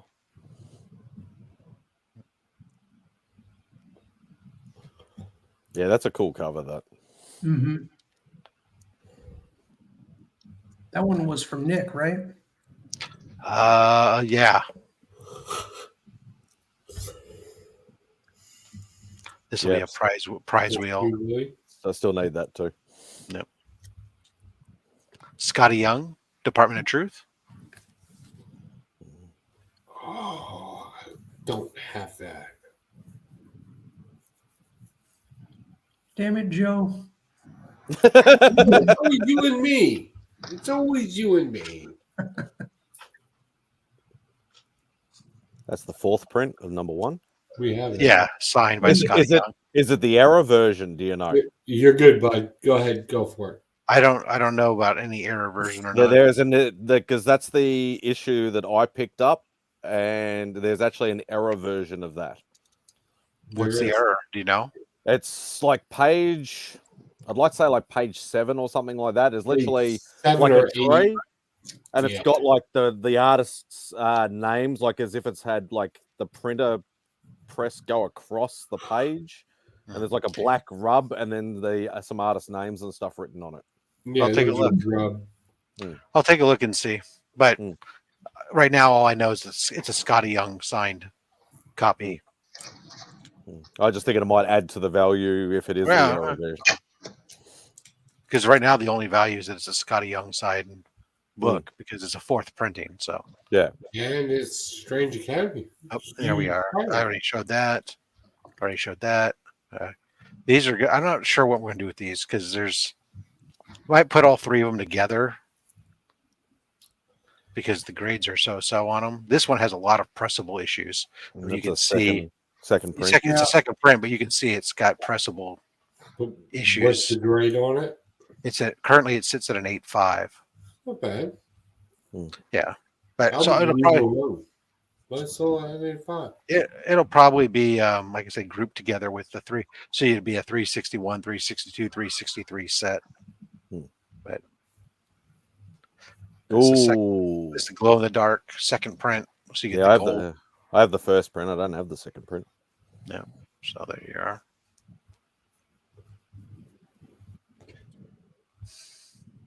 Ren and Stimpy.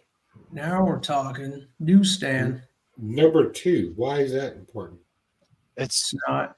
Yeah, it's not. It's just what somebody said. Some of the stuff those people have sent in have been things that they've sent in. Okay, I get it. It's just number 2, you idiot. Yeah. There's you can sit there and say, appropriate stuff. And some people's idea of what's I was appropriate. just trying to be a jerk, but everything else we saw kind of had a thing. Right. Now there's some things just came in that are like, hey, let's buy them up. Hey, if you got number 1, you need number 2. That's right. Where it's like I have 2 copies of this. I'll send and then my copies in. I said that because this didn't get given away during my subscriber push.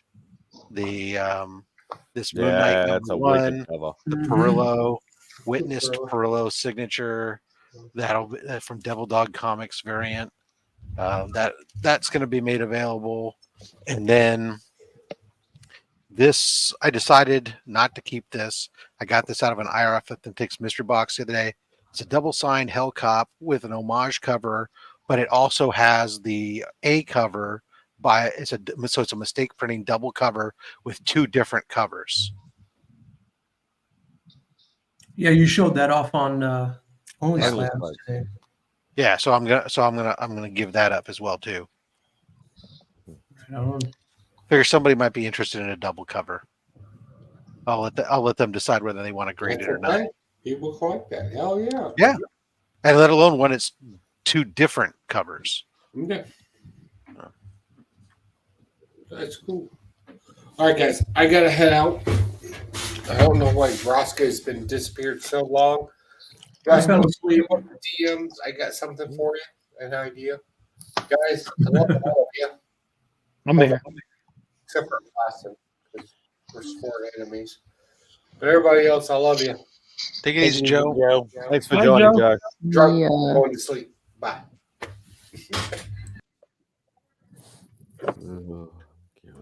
I just had my head down, and I didn't want people to be like, "Hey." What are you doing? Commissions, man. Commissions. Is that what they call it these days? Roscoe's got to get paid, yo. Oh shit! Heck yeah, man. He's got to buy some sleeves for that shirt. What? Go along with his scarf. Heating on my sleeveless dark tee and That's my right. Cambodian scarf. Call him Jewish. Why the hell did I come on here? Because you Why love do we us. always come here? I guess we'll never know. I know. And then you're talking about making me fart now. We Hey, always talk about only- that. no, You talk about only, Roscoe, only when we squeeze you. oh. Only when I squeeze you, because I got a spot right over here for that plush. Or when we squeeze you because you just get passed around at at Heroes. Oh my gosh. Oh yeah. Oh my. Yeah, I'm wondering who's going to buy it. It's who's going to get it. Good It'll be Joe. Heroes Con. It'll be Joe. I don't know. Who Yeah, came I up think with My Pet Joe. Roscoe originally? Who came up with it? What do you mean the Like the concept. Someone did Well- a hashtag. Was it CJ or who started? No, so CJ said he's a plushie, and I said you're my pet Roscoe. Ah, there you go. Aha. Then you drew it, and then I tweaked it, and then there we are. That's true. I did draw it. and now she's building it. Now I'm I building know. it. Yes. It's wicked. She was at Joanne's Fabrics looking at all the different. I'm like, yo, look at that. That'd be I fucking know. crazy. It was awesome. I know we live streamed during a thing when I was running around Joanne's, and we were like geeking out over fabrics. It's awesome. Look how furry that thing is. Yeah. Genuine Roscoe hair for the beard. Oh, yeah. Oh Pretty man, much. my hair's crazy too. Yeah, the fur for the beard is out of control. It's great. Nice. Some Oh. faux bear rug or something. It's Are you live? legit. No, We we're are not not. live. We're not. It's We're all dead. Roscoe hanging out. murdered us, and we've been replaced with animatronic versions of ourselves. We do appreciate you catching the rewind, though. Make sure to hit like and subscribe. And don't forget to squeeze Roscoe so he makes a fart sound.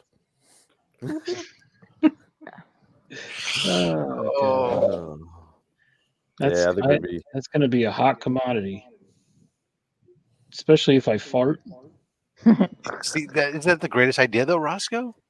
Yeah, that's definitely going to be like where people are going to be. What if I squeeze him? He farts. Like people are going to be like, oh my god. Yeah.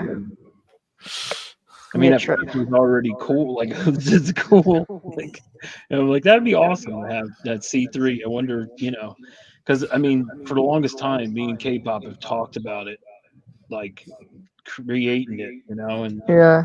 so she's like, let's do it for C3. I was like, all right. I'm pumped. I thank you. That's gonna be awesome. Oh, you're welcome. The people that know you will want to bid on it. And look like this, Roscoe. You'll be able to watch it happen. And anyone who doesn't bid, you know that they don't like you, and you can put them on your shit. You can put them on your shit list. They're not invited on between the lines anymore. Look at that. Your commission just dropped down the list. Oh, Your pricing just went up. But unfortunately, the cost of pencil shit. has gone up 3,000%. Damn. Yep, and my microns, they're $1 million. Sorry. My pencil, I use a special lead, and I have to get a new lead just for you. Yeah. You do have a special kind of blank cover. The paper quality needs a special kind of ink. Your post office rates just went up out of nowhere. All I know is I'm never gonna give Austin red shiny covers again. That was rough, man. I'm sorry. Yeah, that was wicked. The Did you get a 9.2 ink or just 9.4? bubbled. Well, the book was not in good condition. It had issues before it got to him because they were it was a solid red, and they did not treat them well.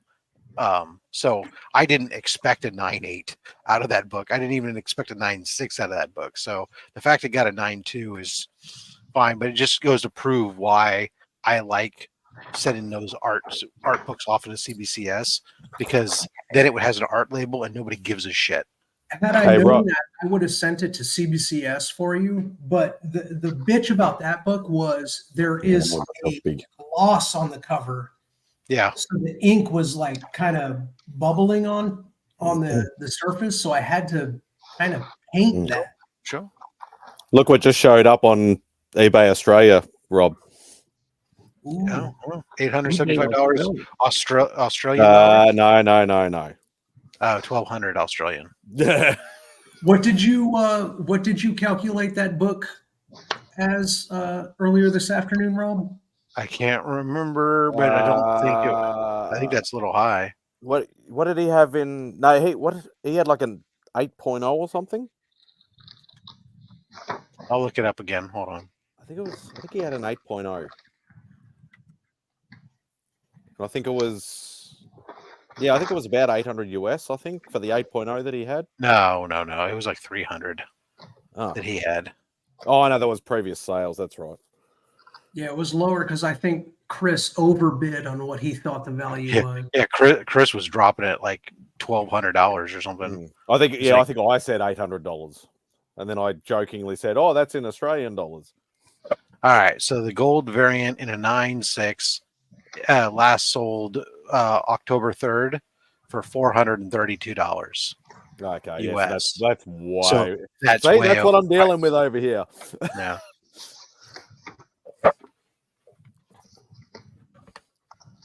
Now, granted, a 9.4 sold for $525. 2 days I'm going to before, be ending it 2 days soon, before TJ. that, but still. Oh, then that book is just one of those. It's all over the place, really. Yeah, like I have the original. Like I bought the original off the, off the stands. But I'd love to get a gold or even the black one. Yeah, but I mean a 9.8 sold in September for $773. Yeah, so it's a bit all over the place. Yeah. Yeah, I'd love to have the set, but I'm not going to actively hunt it. I'm not paying that kind of money when I have the original version anyway. No, there's other books that I'd rather have right now. Yeah, for that particular price, yeah. Right now, I'm kind of like, I've got a couple books I've been looking at. Right now, I've got one that I'm waffling on. It's the giant size chillers. I actually acquired one of those. I'm paying it off at the present time. It's not hard to get. I mean, there's lots of them, and there's. I've never seen one. Never seen one over here. Really? This is the first time I've ever seen one. And the guy that I was talking about earlier that said he had some Tomb of Dracula books had one of those. And I said I have to have that in there. As like if you want like a mid-grade raw copy, they're like anywhere from $24 to $50. So they're not. They're not. I've never seen them over here. It's not a very common book. I'm just looking something a little bit better than that. But I have to decide because I've been looking at a Tomb of Dracula one. I've been looking at I've been looking for my Hero for Hire one for a while. Still know that. Lately, I've also had my eye on a Hulk 102 just because I realized how damn cheap that book is.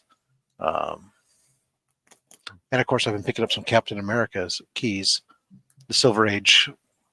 In that first 20 issues, there's a bunch of keys, and I've been able to pick up like 8 5s and 9 0s for like less than $200. It's crazy, and they're books from the 60s. It's just criminal to me. Yeah, I actually looked when I was scanning all the stuff in that I hadn't scanned in. I realized I don't actually have that many like old Captain America books. I've got a lot of stuff from the 80s and 90s, but I have barely anything from 60s or 70s. I really need to get a little bit more of that. So, well, this Monday's mail call on box 3 Captain America books from the first 12 issues. Nice. I did pick up first Falcon earlier this year. That was one I at least scratched off the list. That one's a pricey book. I picked that up for $200 over here, surprisingly enough. Well, but you got picked up raw, and what grade was it? What condition was it in? It probably would have been a mid-grade book. Okay, I'm no professional. I'm not a slab guy. No. I'm not asking you to put it. I'm like, low grade, mid grade, high grade. I'd say it'd be about a mid grade for about $200, which I thought was actually even in a low grade. That's reasonable. $200. That's reasonable. Yeah. No, it's so funny because when I got mine at Heroes, and I talked to the CEO of my company. His name is ending it. The CEO of my company's name is Sam Wilson. Oh, And okay. right. And he leans into that. So like when he got when he was our CFO, he got all the finance team people. We got vests, and the vests on the back of them said Team Falcon. So he's like into it because he's a comic book guy. And so he was talking to me the other day, and I told him, I said, hey, the other day I picked up I showed him on the picture phone. I picked this up, first appearance of Sam Wilson. He goes, no shit. He says, I need one of those. Can you get me one? I said, I absolutely can get you one, but what we got to talk grade because there's a wide disparity. It's not like I just go pick one up for $5. There's a variety. And so we're talking about all this stuff, and he decides that, he wants to spend like a couple $100s or something. So we're talking like looking at like a mid-grade book or whatever. And finally, at one point, before I pulled the trigger, I said, "Hey, here's what I can do. Because we were talking about tax and everything else, I can get you for what you want to spend. This is like the condition of the book I can get you. Or since you're not buying it for value, you're just buying it for to hang in your office, I can get you a 9.8 graded facsimile for less than the $200 price that you said." He was like, "Well, get me the facsimile then." So I ended up getting him a 9.8 graded facsimile. And then I happen to have an extra frame that you just drop the slabs into.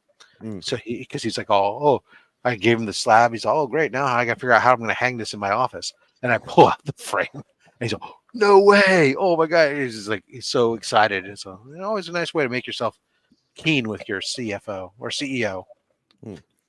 CJ, ice cream. I appreciate that you're having ice cream at this time of the day. Well, it's not this time of the day. It's this time of night or something. Time of the day. Time of the night. Time of the morning for you.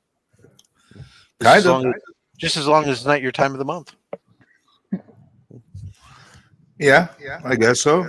Well, it's a Klondike bar. It's never the wrong time to have a Klondike bar. It's almost as good, but not quite as good as an ice cream sandwich. Well, that's true. What would you do for a Klondike bar? I'd let you squeeze Roscoe. Been there, done that. Yeah. I have no problem with everybody echoing today. Yeah, no, I know CJ's got the echo now. Where's me? What the hell? Roscoe's had the echo. CJ's had the echo. I think Remy had a little echo for one thing. Hello? Yeah, still echo. Why is there an echo? I have no idea. I don't like that. Neither do we. That's all right. I'm going to end it in 4 minutes like anyway. The voice of God. Say hello. 4 minutes. Yeah, everybody's. Even Remy seems to be echoing now. It's like everybody's echoing. I don't have this open somewhere else, do I? No. No. I'm not echoing. Katie's not echoing. Rob's not echoing. Austin's just got the open. How am I doing?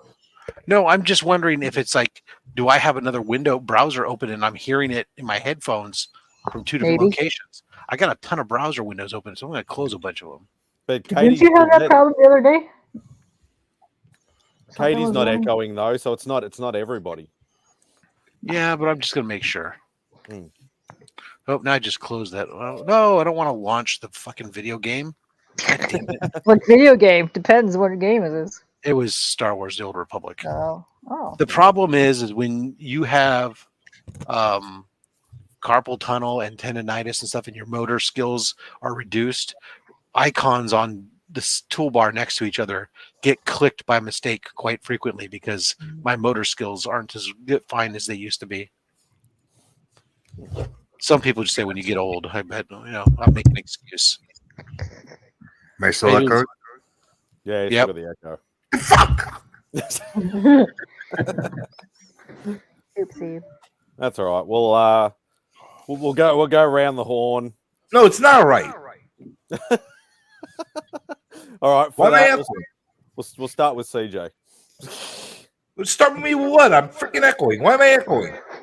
I don't know. He's ending the stream anyways. Yeah. Yeah. So it's Yeah. okay. What have you got coming up, CJ? Why are you ending the stream? Because I just kind of came on. You ending the stream. I was No, so happy you're streaming, so I don't have to do Insomniac, and now you're freaking ending the stream.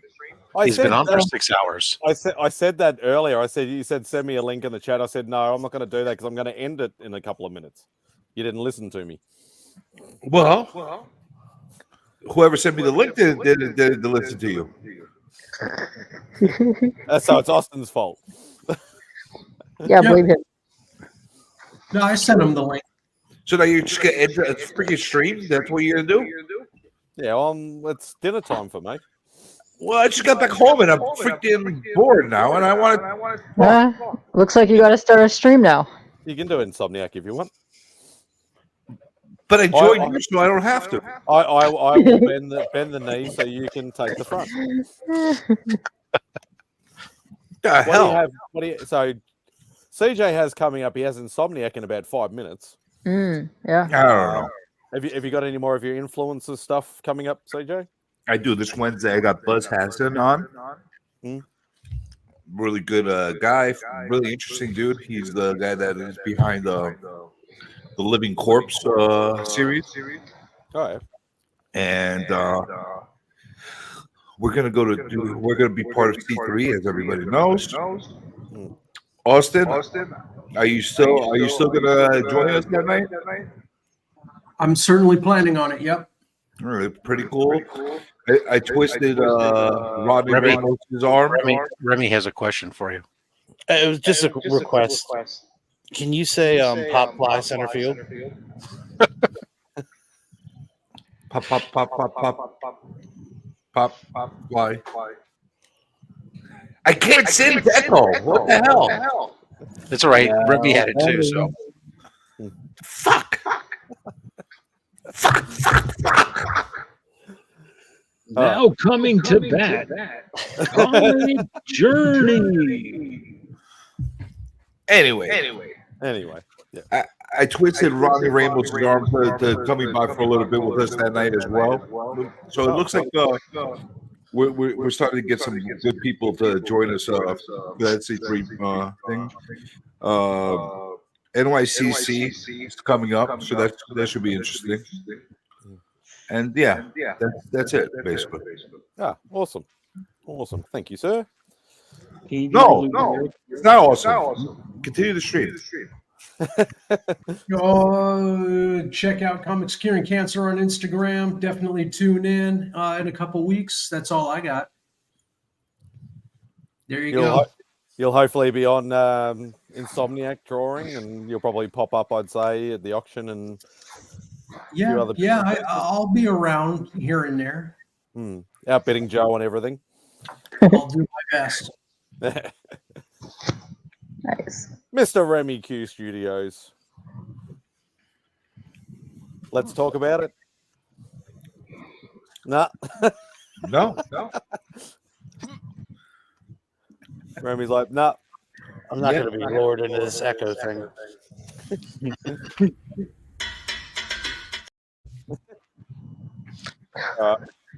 Katie. Hi. I will not be streaming tomorrow, so I can slave away making this little fucker. So I will be making him tomorrow. Hey, that's me. Yeah, that is you. Yeah. Hi. Hey, I'm Broski. What's that? Hi. So I'll be making that tomorrow. Is that actually going to happen? Yes, that's actually happening. That'll be up for grabs for C3. And then I'll be on Monday Between the Lines, and the theme for that is non-Batman Tim Burton characters. Yes. Awesome. Any farthest feature coming up? Yes. What is this? The 10/13. I will have Eric Aurelius, who does a lot of Iron Maiden art. Ooh, yes. That's cool. Yes, he does a lot of Spawn art as well. Check that out. Awesome. Dope ass dude. Yes. Beautiful. My pet Roscoe. Between the Lines, Monday night we'll have K-Popper on. Non-Batman Tim Burton related artwork, and I got something cool that I thought of. So yeah, keep an eye out for that one. And am I still echoing? Yes. Okay. Not nearly, not the same degree as the other guys. I was hoping for like Jan Saperstein. Please, we have your kid here. Please come to the lost and found area. Retrieve your sleeves.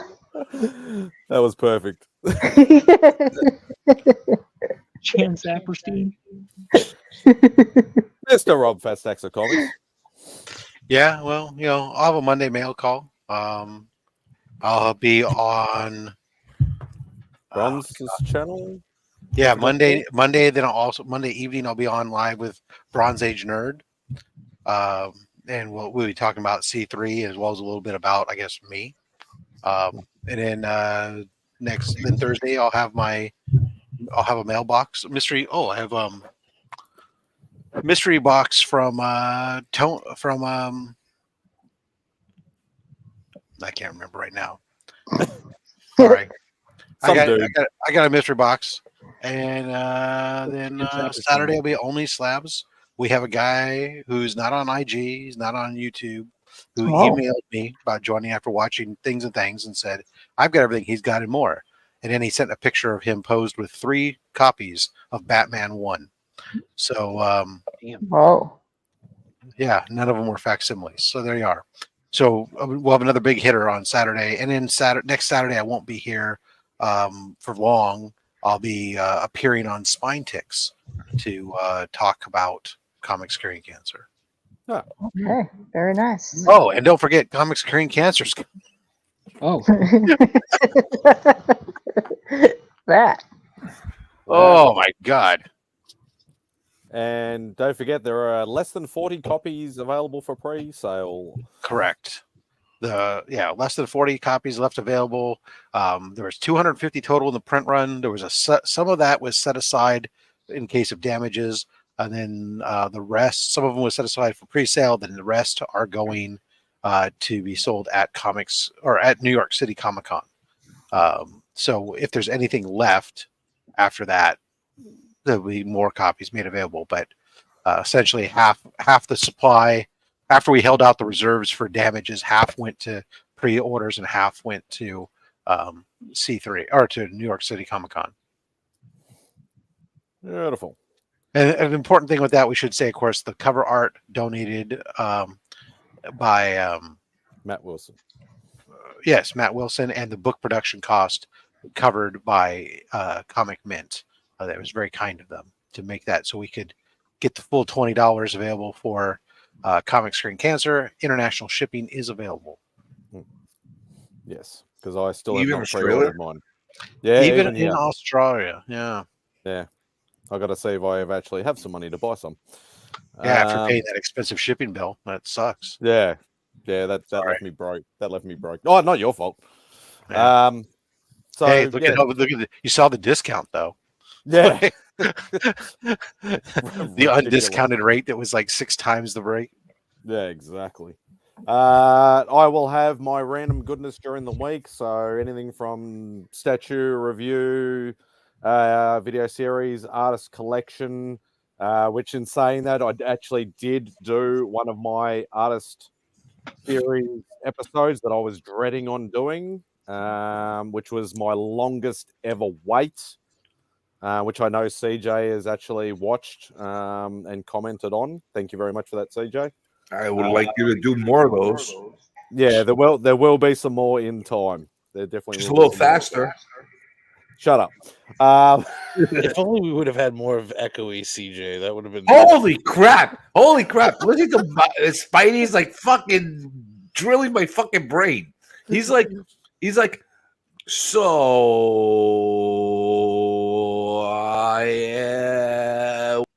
and that's the end of CJ. Video. I love that he was still going. I know. Dreading the video. All right, no, I'm not doing it anymore. So Mad Mail Call and all the rest of the video series that I do, and obviously Spidey's Outback next Sunday, Australian Eastern Daylight Saving Time at 12 p.m. And it'll be 9 p.m. US Eastern Time on Saturday night. So we'll find something to play us out to. Nice. Yeah, let's just play this. Thanks, everybody. Oh, hello. How are you?